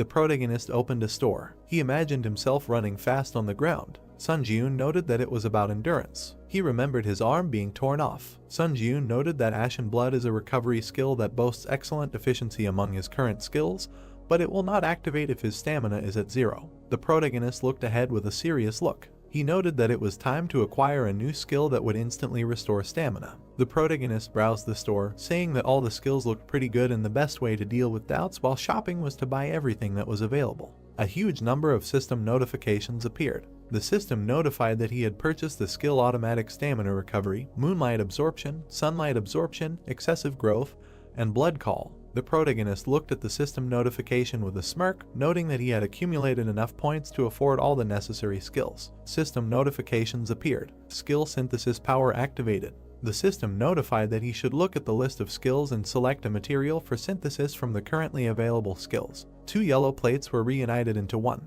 The protagonist noted that he would first synthesize the most compatible skills. The system notified that the synthesis of skills was complete and the photosynthesis skill was created. A card appeared with a description of the photosynthesis skill, which, when exposed to moonlight or sunlight, the basic ability to restore health increases by 200%. The protagonist thought that this was an excellent rank, grew, and the strengths of the two skills were well intertwined into a single whole. The photosynthesis and Call of Blood skill plates appeared, merging together. The protagonist noted that now he needed to add Call of Blood there for a greater effect. The system notified that the synthesis of skills was complete and the Blood Contract skill was created. An image with a red sphere appeared. A system window appeared with a description of the skill. Vitality, stamina, and mana can be extracted from the blood of a creature, and this only applies to creatures and directly killed users. The protagonist looked at the window in confusion. He said that this time he failed, the rank did not increase, and the benefits of photosynthesis disappeared. The protagonist looked at the system window. The system notified that he bought the skill Blood Call and 20,000 points would be deducted from his account. Sun Jiun said that he would buy another skill of the same kind and that would be the end of it. The skill plates began to connect. The protagonist noted that he would now try to combine the Blood Contract with the Call of Blood. The system notified that the synthesis of skills was complete and a new skill was created. The protagonist looked in front of him in surprise. The system notified that the skill Blood Seekers was created. The protagonist was surprised that he was ranked B. A red hand card appeared with a description of the skill. Life Force Stamina magical energy can be extracted from the blood of a living being and gain a powerful blood manipulation ability. All the blood that flows out of the user's body is automatically restored little by little at regular intervals. The protagonist imagined how he sucked the energy out of a person. He asked that he could now extract health, stamina, and mana from the blood, as well as manipulate the blood. Sun Jiun cut his hand with a blade. He stretched his hand out in front of him as the blood began to rise. The hunter grinned maliciously, thinking that he was able to literally manipulate blood. A small ball with spikes was created from the blood. The protagonist created a blade from the blood. He noted that he could give it any shape. The protagonist raised a finger, noting that he would try something like that. The protagonist grinned at the finger from which the blood rose. He noted that now it is not even necessary to make a cut to draw blood out, although he will still have to make a cut if he suddenly needs a lot of blood. The protagonist grinned contentedly, thinking that Blood Seekers would be very useful. The skill plates began to shine. The hunter noted that now all that was left was to improve the Eye of Truth. The system notified that the synthesis of skills was complete and a new skill was created. A new Eye of the Fire Dragon was created. A picture with an eye of the dragon and a description of the skill appeared. The power of the fire dragon lives in the eyes, allowing one to see invisible things. It can see information about things and it becomes possible to determine the lie of another person. Blue light began to emanate from the eyes of the protagonist. The system notified that the skill of the Eye of the Fire Dragon was activated. The protagonist looked at his tailcoat. The system notified that this was an old frag of the vampire count and the user can temporarily create a blood shield by consuming stamina or blood. The protagonist looked at his black boots. The system announced that these were speed boots and that the acceleration period would be increased when filled with mana. The protagonist stared ahead, noting that this was a phrase he had not seen before. The protagonist turned his attention to his weapon. The system announced that this was a bloody heavenly demon blade and that when a user who had reached the flame sword stage fully activated, the blade's exclusive ability would be unlocked. The protagonist recalled the huge flash on the battlefield. He noted that the flame sword was what Namgun had used to destroy the entire Shinjuku district. The protagonist imagined an image of a sword emitting a blue aura. He noted that only those who had reached the flame sword stage could awaken the bloody heavenly demon blade's true ability, and he simply thought that it was a pretty good sword, but he could not even imagine that such an ability was locked in it. The protagonist extended his finger to the system window, saying that he would continue conquering the tower. There were many system notifications. The system notified that the 11th floor of the testing tower had been entered, the difficulty was high, and the theme of this test was a mentality test. The time was 7 days. The system notified that the condition for successfully passing the test was to break through all 7 gates within the allotted time. The conditions for failing the test were the death of the applicant or the expiration of the allotted time. The reward for successfully breaking through was an ancient testing mirror. The protagonist looked ahead with a serious look. A man appeared in front of the protagonist and greeted him in the testing temple. Sun Ji-yoon asked what kind of testing temple this was. The man crossed his arms over his chest and crossed his legs. He said that from now on, he would go through the tests given by the testing god, and these tests would continue until his death. The man added that since he, despite being a simple adventurer, had decided to go through the testing god, he would have to bear full responsibility for the consequences. The protagonist stood opposite the man. He asked what he should do to pass through the first gate. The man asked that he didn't know the rules of the Ares family of Supreme God's trials. Sun Ji-yoon said that he didn't know, thinking that this must be the same dimension from which the Black Knight came, invading his trial on the 5th floor. The man sighed heavily, saying that he had no idea what kind of wind had brought such a stupid adventurer there and nothing could be done. He would have to explain. The man imagined 3 images of men.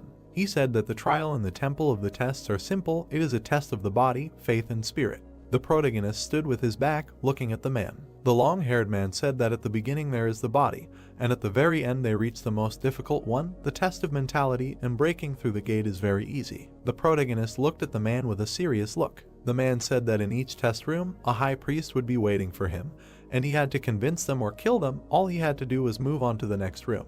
The man grinned wickedly, saying that he had given him enough information, so he thought he could draw his own conclusions. The protagonist slightly opened his mouth and said that in one word, he just needed to break through the gate, no matter what. The man planted his foot on the ground, saying that they would begin the first test. The long-haired man bounced off the ground, heading towards the protagonist. The long-haired man and the protagonist began to grapple. The hunter slightly narrowed his eyes, thinking that such strength was enough to become a contender who had received the qualification of a pioneer who had passed all the tests in high difficulty. The protagonist pulled his hand back, releasing blood from his finger. The system notified that the blood seeker skill had been activated. The protagonist shot blood towards the man. The blood bullet hit the long-haired man's forehead. The man fell to the ground. The protagonist thought that, as expected, this was a mind-blowing skill. Sun Ji-yoon thanked the man for explaining what was going on. The red aura was directed towards the protagonist. The system notified that he had absorbed the spirit of the priest Johan, mastery increased by 5.8%.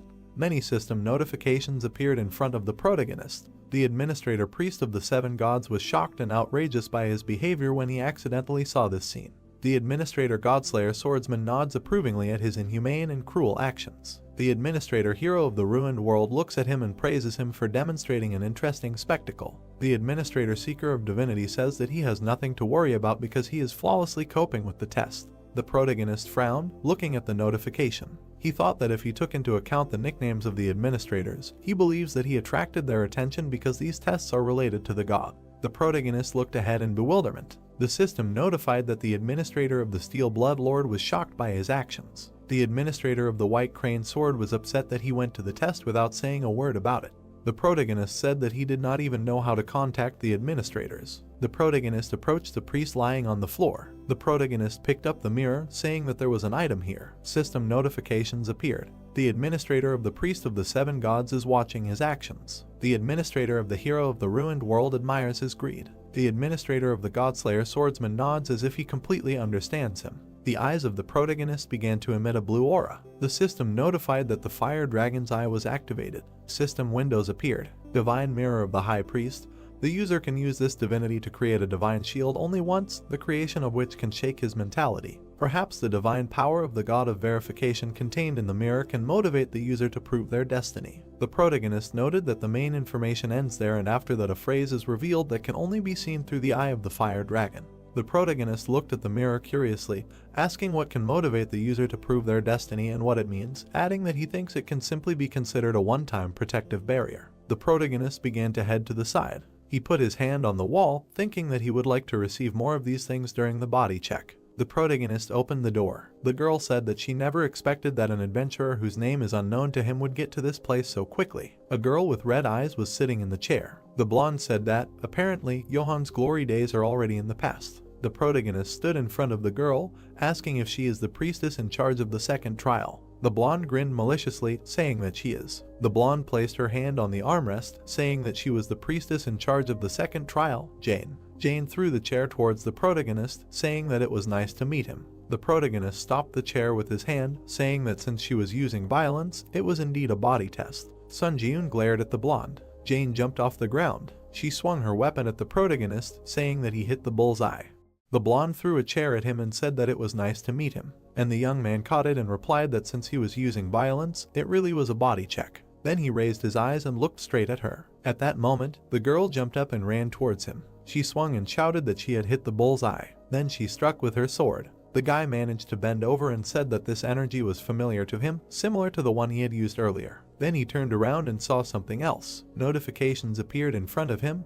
The power of the sword master was activated and the lightning sword skill. The girl saw this and was very surprised. Then blood began to flow. After some time, she leaned against the wall and said that she knew this aura more than an ordinary adventurer and owned a complete aura. And the brunette came closer and replied that since he was able to use it, then what prevents him from doing the same? Then the blonde frowned and explained that the divine power granted by the god of verification belongs only to the priests who receive this power and use it. However, she was just a little surprised that the guy who does not even have a hint of divine power owns such a powerful fencing technique. At that moment, he was wondering what is meant by divine power, and the priestess extended her hand and activated her energy. Then the woman ran towards him, trying to attack, and the young man thought that perhaps it should have been a fatal blow, because divine power always reaches its target. Their swords were 0. When the young man extended his hand and said that according to the first priest, in order to break through the gate, there is no need to kill the priest, do you think it is enough to convince in your actions? The priestess smiled at him and said that she did not even know, most likely it would be possible if she acted as if she was not inferior to God in anything. And the log turned around and answered that after checking the body, how much more time will remain to pass? The woman's eyes lit up with a bright light. She once said that the more she listens, the more impudent this man seems to her, quite relaxed, even too much. Do they really think that she has already won? Then she jumped up and shouted that it is better to ask such questions after defeating her. However, the young man did not even move from the spot. He threw her sword back with one blow, activated the skill instant acceleration, and a moment later grabbed her hand and pressed it to the wall. Then he came closer and said that now he has definitely won. And the girl looked up and answered that this is not so. How did he manage to do it so quickly? And the young man replied that as promised, now we need to talk about the verification process. At that moment, the priest had no choice but to tell and ask if he is really going to take her powers or something like that. Then notifications began to appear. Administrator Hero of the Ruined World patiently waits for his answer, and Lord of Steel Blood looks at them, squints his eyes, and Sword of the White Crane worries because of the unexpected question. The young man looked at her again and said that he is not fond of something so vile. For her it was a relief. New notifications immediately appeared. Administrator Lord of Steel Blood completely agrees with the words of the priestess. Administrator Sword of the White Crane believes in him and trusts him, and Administrator Seeker of Divinity watches his choice with interest. Then the guy raised his head and asked if there is anyone who would take such a step, who managed to get here. The answer was surprise and the question whether he really thinks so. For a lawyer too naive, one way or another, she will have to fulfill her promise and share information about the check. After the girl introduced several players, said that now there are 2 body checks left. The faith check will begin at the 5th gate and end with the eared ones. It turns out that the mentality check is carried out only at the 7th gate. Then she folded her hands and said that before challenging the 7th brother, she would advise him to think once about giving up. Then she smiled sarcastically and said that no one had ever managed to pass the 7th gate. Everyone who entered there went crazy or died in agony, bleeding. The guy's eyes lit up after that. The Fire Dragon Eye skill determined that there was no lie in the enemy's words. Then the blonde smiled and said that her end had come. As a last word they would say that for the first time in a long time she enjoyed the battle. And most importantly, the hero answered that if there was a way to pass the gate without killing her, it would be better to tell him about it. But in response he only heard that with his current abilities this was impossible and decided to ask her if she was afraid of death. The woman began to laugh and replied that she was not afraid at all. In any case, even if she died, she would only end up next to God. The young man immediately struck with his sword and thought the longer he delayed it, the more disgusting he would feel. Then he absorbed the priestess's soul and his skill was increased by 8.8%. While the guy was leaving there, he thought about what to do. His mood was now spoiled. After some time, he reached his brother and opened them. A man with a sword appeared in front of him. A huge muscular man raised his weapon and looked straight at him. Then he came closer and said that his name was Lucilian, the man who would become the sword that the god of testing would wield. He pointed the sword at the young man and said that from now on he would test his martial arts. He had to prove that he was worthy of entering the next gate. Then he raised it above himself and the sword began to blaze with fire. It was an aura blade. The guy saw this and was very surprised, although the stage was unstable, but it was clearly a flaming sword. He frowned and thought that things were not very good. Right in front of him was a blade blazing with fire. Then he took out his weapon and thought that already on the third test he should deal with the flaming sword. Here finally the guys clashed in a duel. Most likely, now the main character will have to risk his life. Although the young man dodged, something still seemed strange to him. When he looked up, he thought that not only the statistics associated with his physical abilities, but also the strength emanating from the sword was clearly inferior to his own power. The enemy was already approaching him at that moment. The young man was able to reflect this blow as well while he was thinking about the fact that it was his energy that was losing now. At that moment, it was as if another person was in front of his eyes. Seeing how Namgung Hayek used the flaming sword earlier, of course he thought that this was about high-level sword skills. Perhaps the whole point is that that person, a crazy bastard, was simply too strong, and the so-called flame skill may not be easy high-level sword skill. Suddenly it dawned on him. At the same moment, the man struck again. But the blade remained intact. It was expected for him. The guy frowned and thought that no matter how much he attacked, only his energy suffered. The fight continued for some time. The brunette actively dodged the blows. Then the man came closer and said that no matter how strong his aura, it would not be able to break his sword, only the one who could break it. He looked up and explained that this could be done by the one who could cope with what is invisible to the eye. After that, the young man lowered his head and thought that this man was weaker than him, but owned a flame sword. It was like that. Then he smiled and said how when the one who studies worse than him passes the exam with a much better result. Then he took the sword more firmly and thought if he really said that he needed to cope with what is invisible to the eye, in that case he would certainly break his sword, and immediately ran to his opponent. Their swords clashed again in a duel. The man continued to fight and shouted that only the one who knows how to handle the invisible creates a sword that pierces all existence. The brunette at that moment continued to think that no matter what he could break him, and continued to listen that in this way a magic blade called aura with absolute powers is born. And finally the young man swung and again thought that the only goal was to break it. He managed to cut the sword in half. This greatly surprised his opponent. And the guy landed on the ground and thought that now he understood what the difference was between released energy and a flaming sword. The principle of activating a flaming sword is willpower, dense enough to be expressed in real physical strength. At that moment, his sword blazed brighter than ever, and blood dripped onto the ground. The man lowered his head and began to laugh. He realized that he was defeated. Afterwards he raised his hand and laughed even louder, saying that it was not that imperfect flaming sword borrowed from the god of verification, but the real thing, and this guy really did it. The main character couldn't understand whether this man was really happy now. He turned to him and thought that he was more interested in the achievements of others than his own death, like he had his own mission, but he did not understand whether it was time or madness. Finally, Lucilian raised a trembling hand and said that this man had learned the whole essence at once. This fact makes his heart ache 3 times from bliss, passed the test of his martial arts. Then he smiled and with tears in his eyes said that it was better to continue in the same spirit, to go forward, like this. Literally a moment later, this man lost his head, and the young man said that now he would not feel pain. And while the guy was accumulating energy, he received a notification that he had absorbed the spirit of the priest Lucilian and his skill was increased by 14%.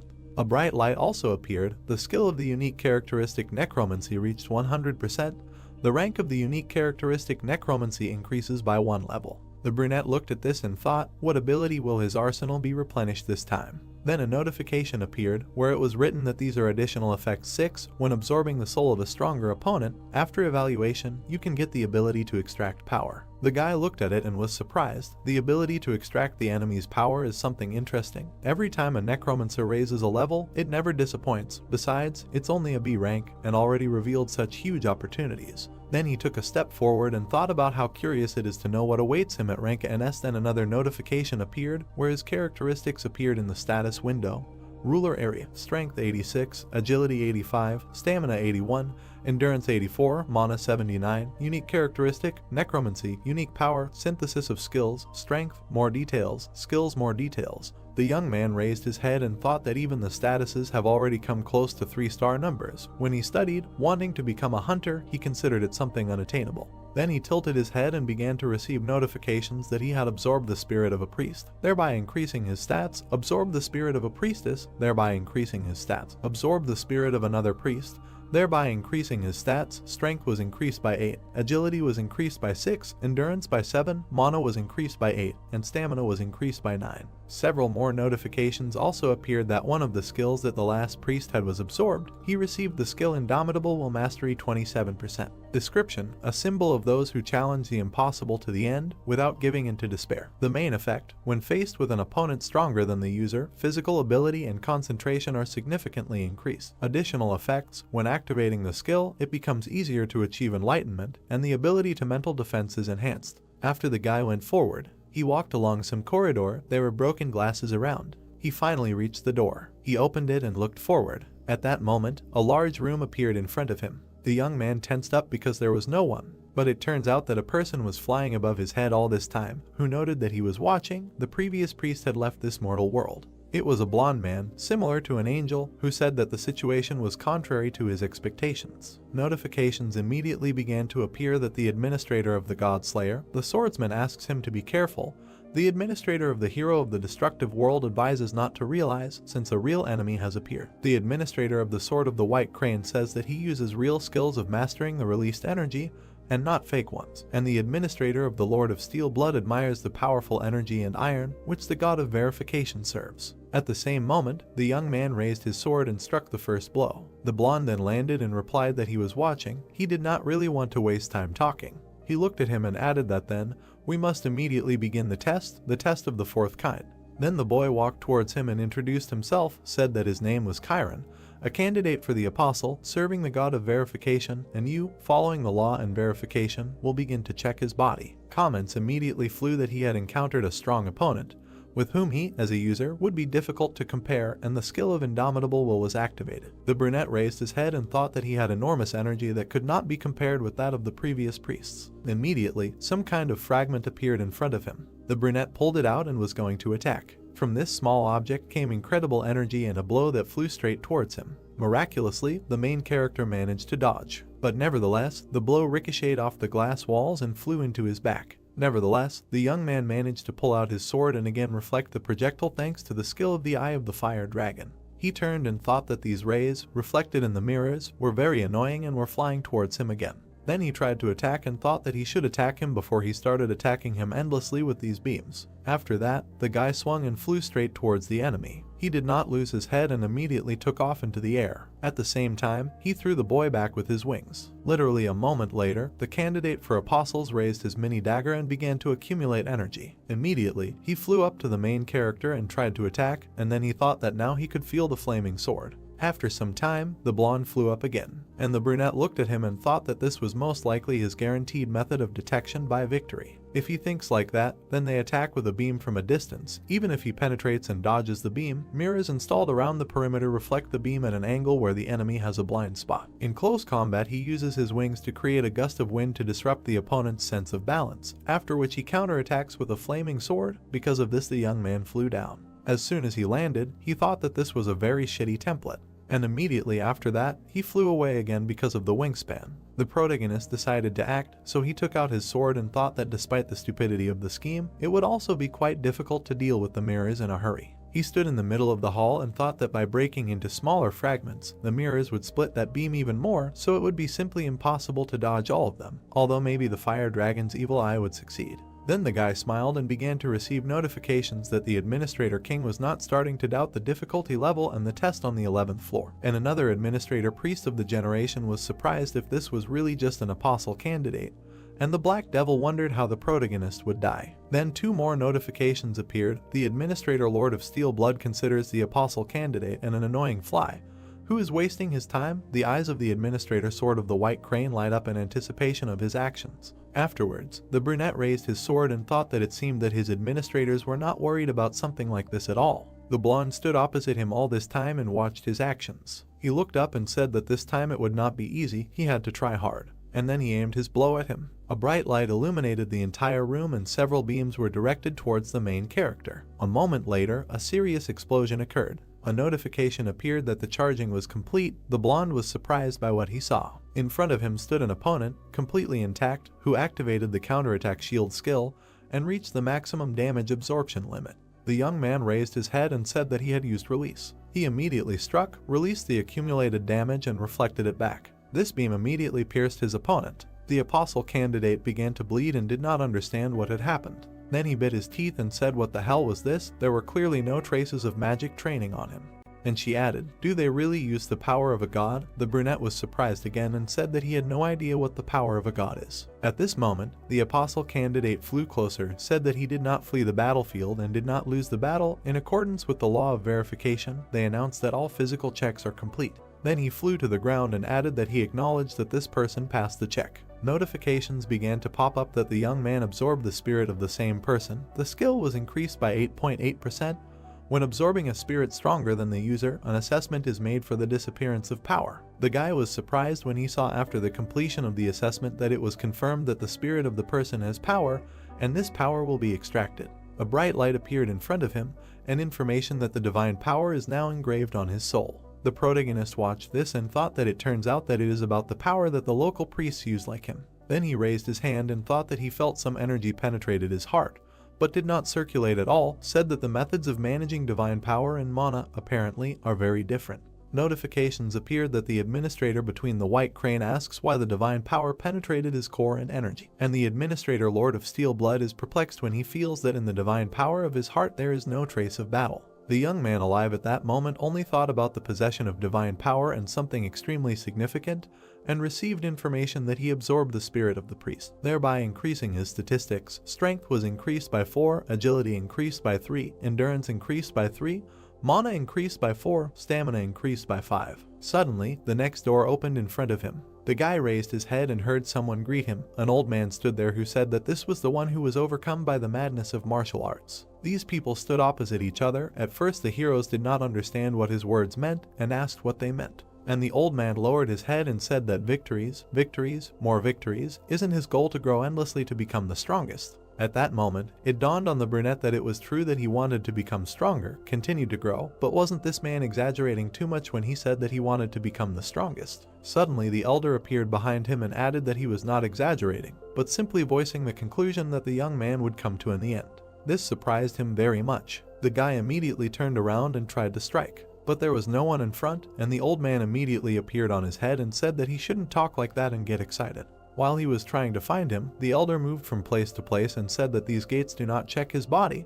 Here is a test of faith. However, the main character continued to swing his sword and did not understand what was happening. He clenched his teeth and thought that his movements were beyond imagination. Then several elders appeared behind him at once. How did this man penetrate his mind? At that moment, hands reached out to him from all sides. These hands grabbed the guy, while here he thought that the strength left his body. He raised his head and tried to get out, but nothing worked. Suddenly, a huge face appeared in front of him. It was an old man who literally began to suck in all his clones. And then he looked at him and said, "This is what this taste means." Finally, the guy turned around and realized that there was no one around him. He heard that he passed from the old man.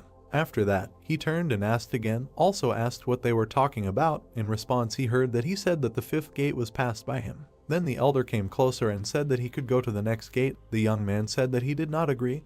How did this happen at all? The man explained that initially the 5th gate begins with the contemplation of mental images. In other words, only those who have an unshakable will have the right to look into their own world of images. Then he raised his head and added that he felt this unshakable will in him. Oh, this frantic will to cut the throat of anyone to become stronger. He raised his hand and said that he very clearly feels the desire to kill anyone and become even stronger. All these feelings are hidden in the depths of his consciousness. The protagonist listened attentively while he said that if he wants to kill him, a feeble old man, then he must do it faster. Fortunately, he will be able to learn a little in the arms of God before his parasite senile dementia. But then the old man heard something that surprised him. The young man said that he will not do this. Then he raised his head and asked why. And the guy came closer to him and explained that they had already said that the tests had been passed, so he saw no point in killing a person without any reason. Why ask about something so obvious? The elder listened to him and thought about it, said that this was indeed an unexpected turn for him. Then he came even closer and said that he thought he would have coped, even if he had officially given him the tests of the 5th to lie, but he repeated again, the tests had already been passed. Then he patted him on the shoulder and added that his friend could go further, wished him to successfully pass all the stages of the test. The guy looked at him and did so, went forward, but suddenly it dawned on him. It was as if the main character found himself in some kind of emptiness. There was darkness around him, and the surface of the mirror was swallowed by the darkness, and soon he found himself in a void where there was not a glimmer of light. Then a woman appeared near his ear, who greeted him. The young man did not hesitate and immediately took out his weapon, but there was no one around. He looked around and wondered if this was happening again. Then he gritted his teeth when he heard that everything was right. He was already in the world of mental images. It turned out as he thought. And when a sprout grew on his back, the woman added that the previous priest had planted a family so that he could penetrate the world of mental images. Suddenly it dawned on the brunette that when the old man patted him on the shoulder, he did this, and the woman continued to answer his thoughts. A moment later, the young man seemed to be in a huge web, and the priestess said that he should not worry too much. Then she looked at him and said that it was because she would take good care of his physical shell. The brunette looked up and thought that her words, on the contrary, made him more nervous. And the girl took out her dagger and said why people are so cruel, that for rude comments addressed to a girl, she only has to want and his neck will be pierced through, but he will not be satisfied with such an arrangement, will he? Here the main character looked ahead and wondered if he could ask how he should now pass the test of his faith. And the woman began to smile and noted how polite this man had suddenly become. How sweet. Okay, she would explain everything now. Then she pointed to the valley and said that the space he was in now was the world of his mental images. Here he just needed to be able to see his own world of mental images. As soon as he completed the task, the 6th gate would be passed. Here he thought that he did not understand what it meant to be able to see his own world of mental images.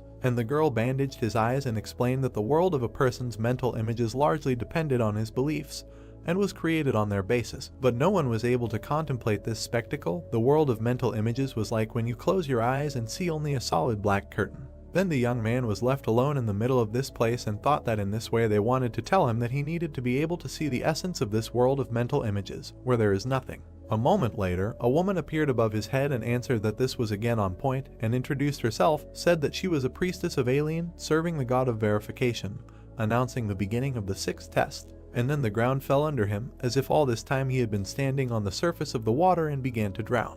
After some time, the young man landed on the bottom of the reservoir. Only these were thoughts. In reality, the girl held his hand and asked if the guy was really surprised, because the pain would be similar to real pain and he needed to quickly find a solution to this problem. Otherwise, she smiled and explained that he would drown without any water around. But suddenly the power of the serene mind was activated. This surprised her. At the same time, the guy was underwater, and thanks to the power of a serene mind, he did not lose his composure, and the limitation of mental images weakened. He also thought that this was great. It was much better until he was subject to panic, able to hold his breath underwater. Then the wasp looked there and thought that much more importantly, that for a moment he seemed to feel a tingling in his fingertips. The young man frowned when he heard that his willpower was really impressive. She did not expect that not only would he break out of mental images, but he would also be able to move his body. The woman raised her hand and thought that this guy was able to protect himself even at an unconscious level. What kind of monster was this man? Then she came closer and thought that it was better to keep a secret that his actions almost left her without a head on her shoulders. And the young man, meanwhile, was still underwater and thought that he was gradually beginning to feel his body. The brunette was very surprised by this, asked again and said that in the world of mental images he should not feel anything. How in just 2 hours he was able to completely regain control over his body. What kind of monster is this? The brunette was surprised to hear about 2 hours, but after all, no more than a minute had passed since he got here. In response, he heard that in reality time moves much faster than in the world of mental images. This news also surprised him and made him think that it was very dangerous. If he spent more than part of the remaining time from the allotted 7 days in this 6th gate, he could die from the penalty for failing the test. Immediately after, he tried to surface and thought that he needed to see the world of mental images as soon as possible. His eyes at that moment began to change color, and his thoughts were such that if he could again feel his body through the use of the power of the serene mind, then it meant that activating this skill was also possible. Then the guy spread his hands and activated the skill of the eyes of the fire dragon. He raised his head and thought that he finally saw. There was something on him that looked like a huge whirlpool. The water at that very second began to diverge in different directions, freeing up space for him to pass, while the brunette was thinking whether he should call what he saw a sea of blood. The priestess watched all this and did not understand what was happening. It was some kind of nonsense for her. How is this even possible? Why did the world of mental images open up to him? At the same time, his body in the real world was also moving. A sword appeared in his hands. After that, the girl stepped back and answered that she had a question. Is this really a person? Why did steel wings appear behind his back? He needed these steel wings in order to fly up in a parallel world, so he had to activate this skill. The young man literally flew up into the sky in a split second and found himself at the top. Some time passed, the guy flew over the world of mental images and thought that he saw it with the help of the eye of the fire dragon. Although he did not have a single guess what this means at all, but the surrounding environment looks extremely ominous and alarming. Finally, some circles with a large number of swords appeared in front of him, and the young man looked at them and tried to understand what it was. But it was also decided not to waste time and stretch out his hand forward. A moment later, he grabbed one of the swords, and immediately after, he landed on the ground with a loud roar. Everything around him began to collapse. The young man raised his head and looked ahead. In front of him was a priestess, to whom the guy immediately asked if this was all his doing. That's what he heard. Why does her world look like this? Notifications from the administrator also began to appear. The Sword of the White Crane is glad that the main character woke up. The administrator Lord of Steel Blood choked with relief that he came to his senses, and the administrator Hero of the Destroyed World, and the task is that he woke up faster than he thought. Therefore, the young man went forward and said that it turns out he was able to pass the test of faith.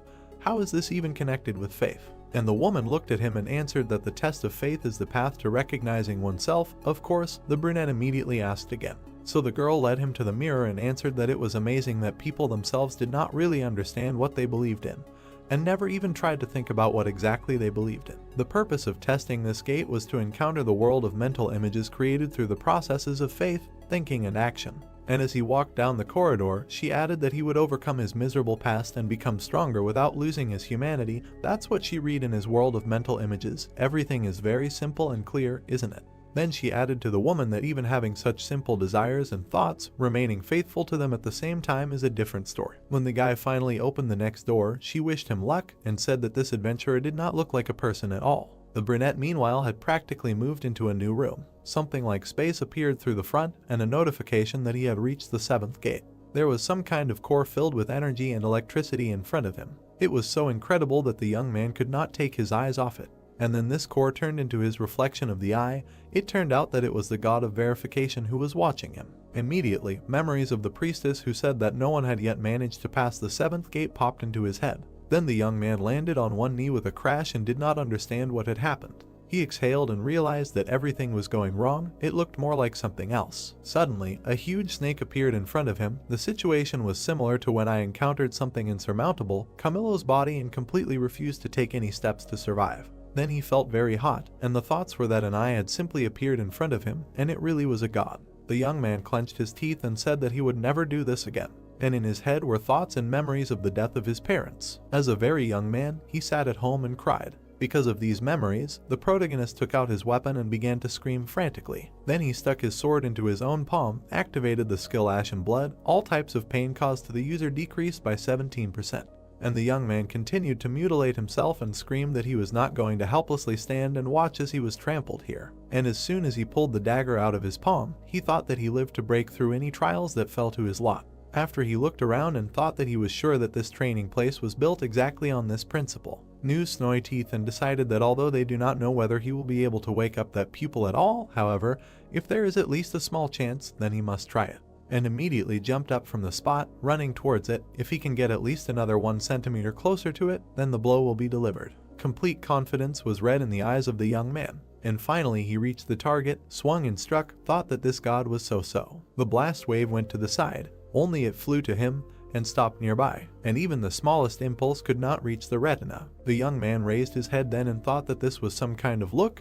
Any such nonsense bothers him. And the eye still continued to watch him, and a notification appeared that the god of verification appreciates the spirit of the applicant. The god of verification is glad to see the applicant with such high spiritual strength after a long time and tells him to prove himself, looking into his confident eyes. The guy was very surprised when he saw another notification that the god of verification remembers the existence of the applicant and announces the beginning of the test of the 7th gate. Suddenly the eye began to move and change color. Everything around began to collapse and the god of verification himself disappeared. The brunette lowered his head and tiredly thought, does this god really exist? At that very second, a huge mirror appeared in front of him. The young man saw it and jumped back. It was that very mirror. It reflected the main character, slightly modified, and it was necessary to establish contact with himself in the future and begin synchronization. Therefore, the main character raised his hand and tried to touch the mirror. Then a bright light appeared, and then followed a notification that a mentality test was beginning. The speed of assimilation with him inside the mirror slowly increased as if the mirror was going to absorb him, and the applicant had to pass the most suitable test for checking mentality. Also, a notification appeared that it was necessary to prove that his beliefs would not change in the future.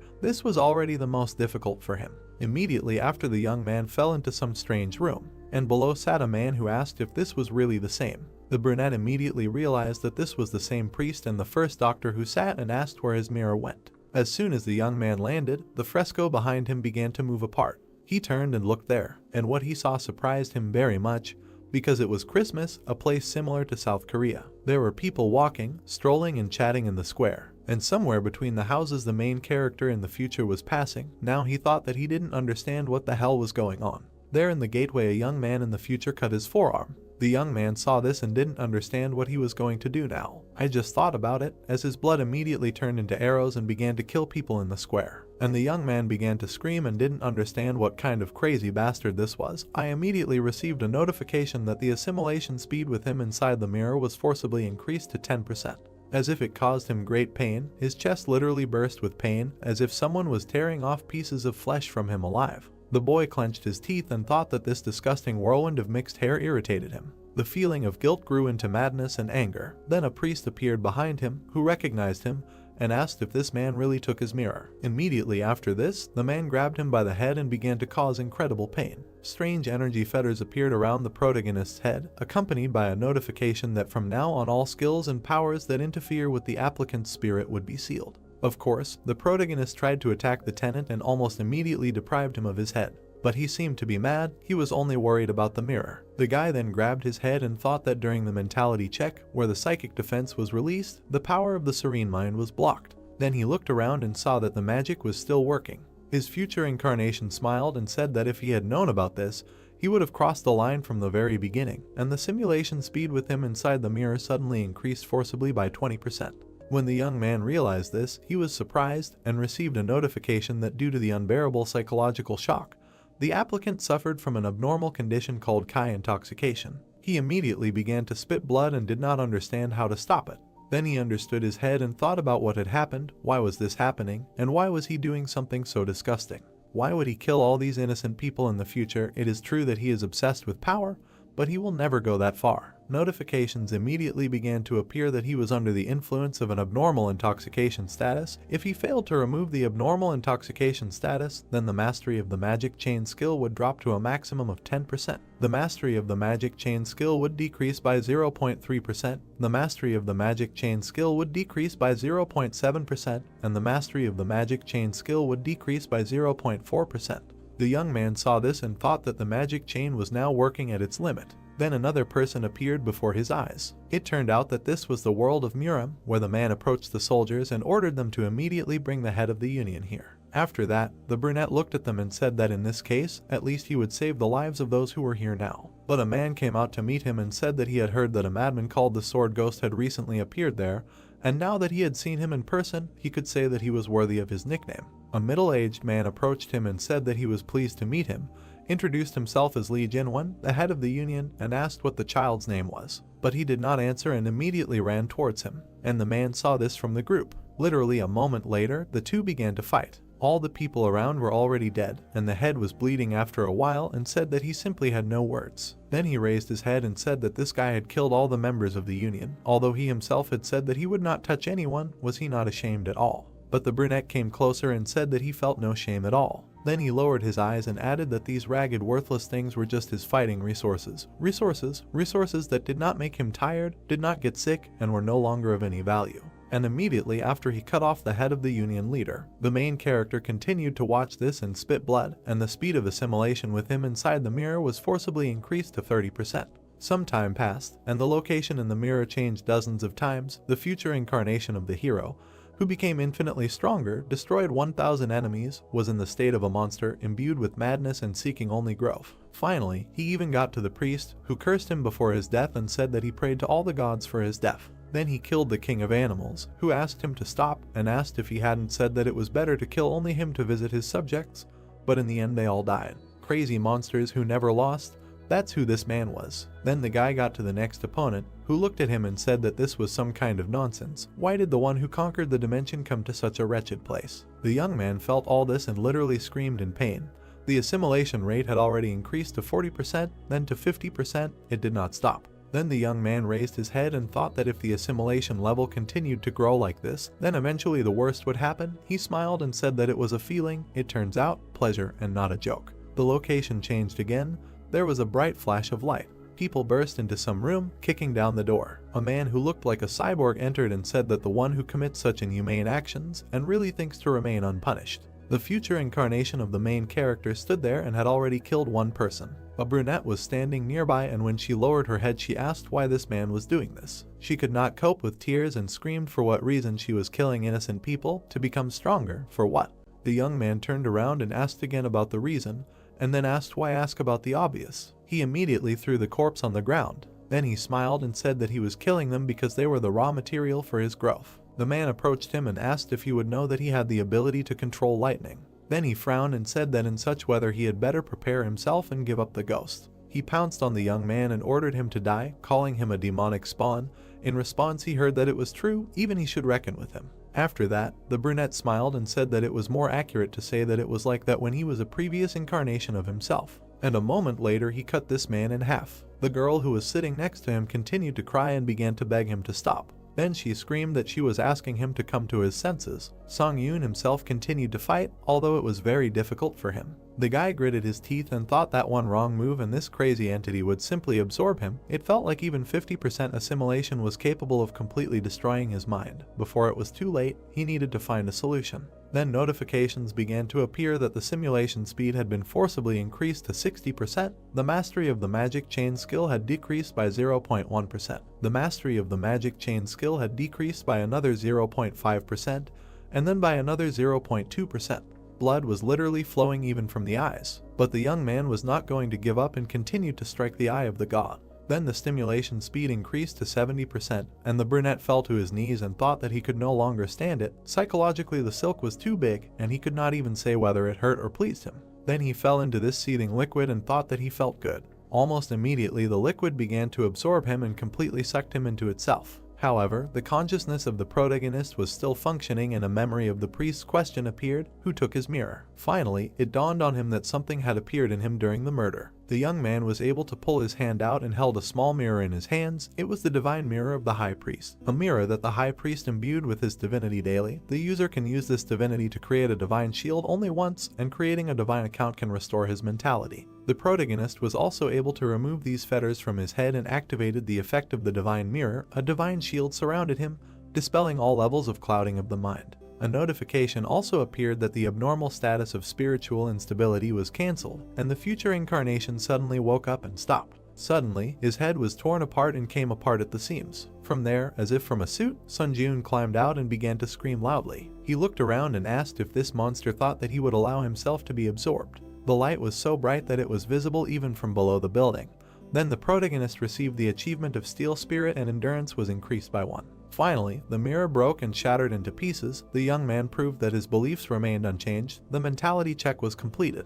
He was surprised and thought that he had been standing here all this time. Comments from the administrator began to appear. For example, the Lord of Steel Blood felt a sense of relief that the contractor had overcome a critical obstacle. The administrator of the hero of the destroyed world laughed. They say that he could not even think of the method he used, and the administrator of the White Crane Sword was very glad that the guy's condition had stabilized. And while the brunette was falling down, the god of verification was satisfied with the results of the applicant's check. The god wanted to see him personally and forcibly summoned him to his land. The adventurer raised his head and thought, "What kind of holy land is this?" and a forced summoning. Then there were notifications that the god of verification temporarily concentrated power in his hands. Using divine power in the test tower, all administrators associated with the applicant will be forced to stop monitoring the tests. And also, while the main character continued to climb up, the test tower allowed him to be called on the condition that his personal safety would be ensured. Then he entered the sacred abode of the god of verification. For some time, the brunette did not understand what was happening and just screamed. Finally, he found himself in some strange place and did not understand what it was. A bright light appeared ahead, and from there a human silhouette flew out. This image approached him and asked who it was, why divine power was felt from him. Apparently it was the god of verification. The man flew even closer and said that it was not necessary to drill him with a look. In any case, now he will not see anything except foggy outlines. Now that they met him in person, he sees that this person is extremely heterogeneous. It turns out this pseudo deity was created by the tower. The brunette looked at him and said that he had no idea what the term pseudo deity meant. The god of verification then lowered his head and explained that in the tower they are also called administrators. Asks if this guy is a being who received quasi-divine status under a contract with the tower. In response, he heard that the young men are not an administrator, just a candidate disassembling the tower. Then the god said something that surprised the main character very much, or rather that in fact, it differs from other pseudo-deities, has its own divine power. The man also added that he had not looked into the tower for a long time, and it turns out that a lot of interesting things happened in it. Asked if the main character realizes that it is impossible to create something real with the power of a pseudo-deity. And then he added that being an apostle of a pseudo-deity, he created a real thing. It is clear, the candidate is clearly an unusual creature. The brunette still did not understand what was happening. He remembered one of the priests and thought that it sounded like he had done something great. But in reality he had just accidentally obtained divine power after killing that man, and asked if it was true or if divine power was that important. God told him that he had extracted divinity himself and didn't know it had he done the extraction process, completely removing the traces of God. Not because he knew everything, the man became wary and said that he could see from his face that he had no idea what divine power was. Finally, the boy raised his head and said that he had just accidentally obtained it. God continued to fly in the sky and replied that even if it was a fake, a reproduced tower, then such a result could only be obtained from the divine power given to the future apostle by God. But how did this boy manage to stroke this power, completely erase the traces of God? He also said that even if his actions were unconscious, it was not by chance that he extracted Chiron's divine power. I feel that there is a reason here, therefore a connection. Now the boy was very surprised. And when God added that it was absolutely clear that the testing tower expected a lot from him, he immediately understood everything and thought that the testing tower was pinning its hopes on the average president. For some time, the two looked at each other. Then God turned away and said that he had made a mistake. Seeing the anger of the tower, one could safely say that this information cannot be disclosed, so it was time to say goodbye. He would definitely watch him from heaven. The brunette immediately raised his hand and began to shout that he still had many questions. Why did he become such a monster in the future? What else is divinity? And what did he mean by causality? But it was too late and his body began to fall down. Nevertheless, God lowered his head and said that it seemed that this man had looked too deeply into his future.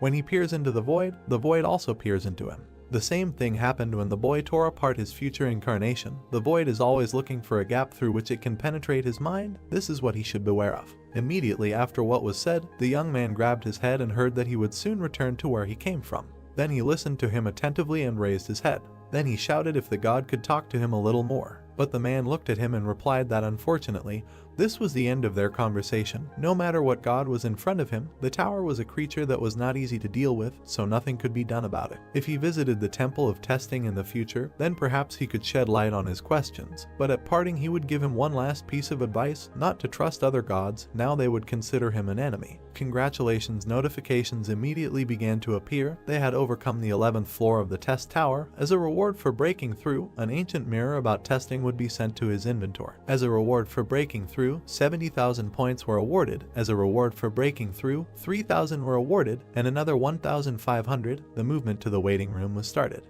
The young man landed there and for some time tried to comprehend what was happening.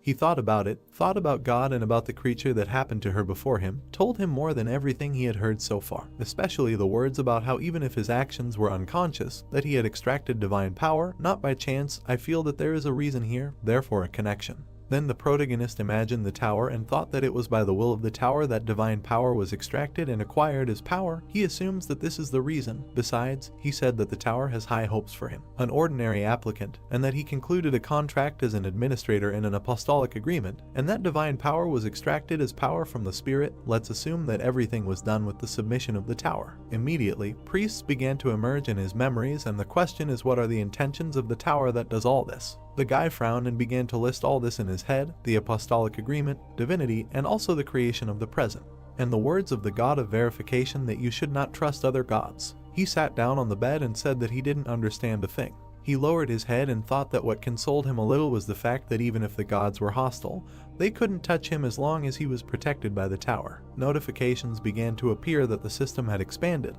The Earth dimension had been registered as an official dimension for ascending the test tower. Thanks to the formal registration of ascension in dimensions, the Earth was somewhat protected from interdimensional invasion. When applicants from other dimensions now face a penalty when moving to the Earth dimension, as an advantage of formal registration of ascension in the tower, applicants who are not pioneers can also earn ore. The restrictions on observing the applicants' tests were lifted. The guy raised his head and saw that the administrators were talking to him again. The first administrator, Lord of Steel Blood, was relieved to see that the youth had returned and was safe, and the administrator White Crane Sword looked at him with tears in his eyes. Only then did he immediately remember the phrase of the god that all pseudo-deities are also called administrators. The guy realized that the administrators were also deities, and then it dawned on him that he probably shouldn't trust them. The young man began to bite his lip and think that in this situation no one could be trusted, and the situation was pretty disgusting. After some time, he moved and entered the world of Steel Blood. A blonde appeared in front of him, running towards him and asking if this guy was badly hurt. But instead of an answer, she received a blow from a sword.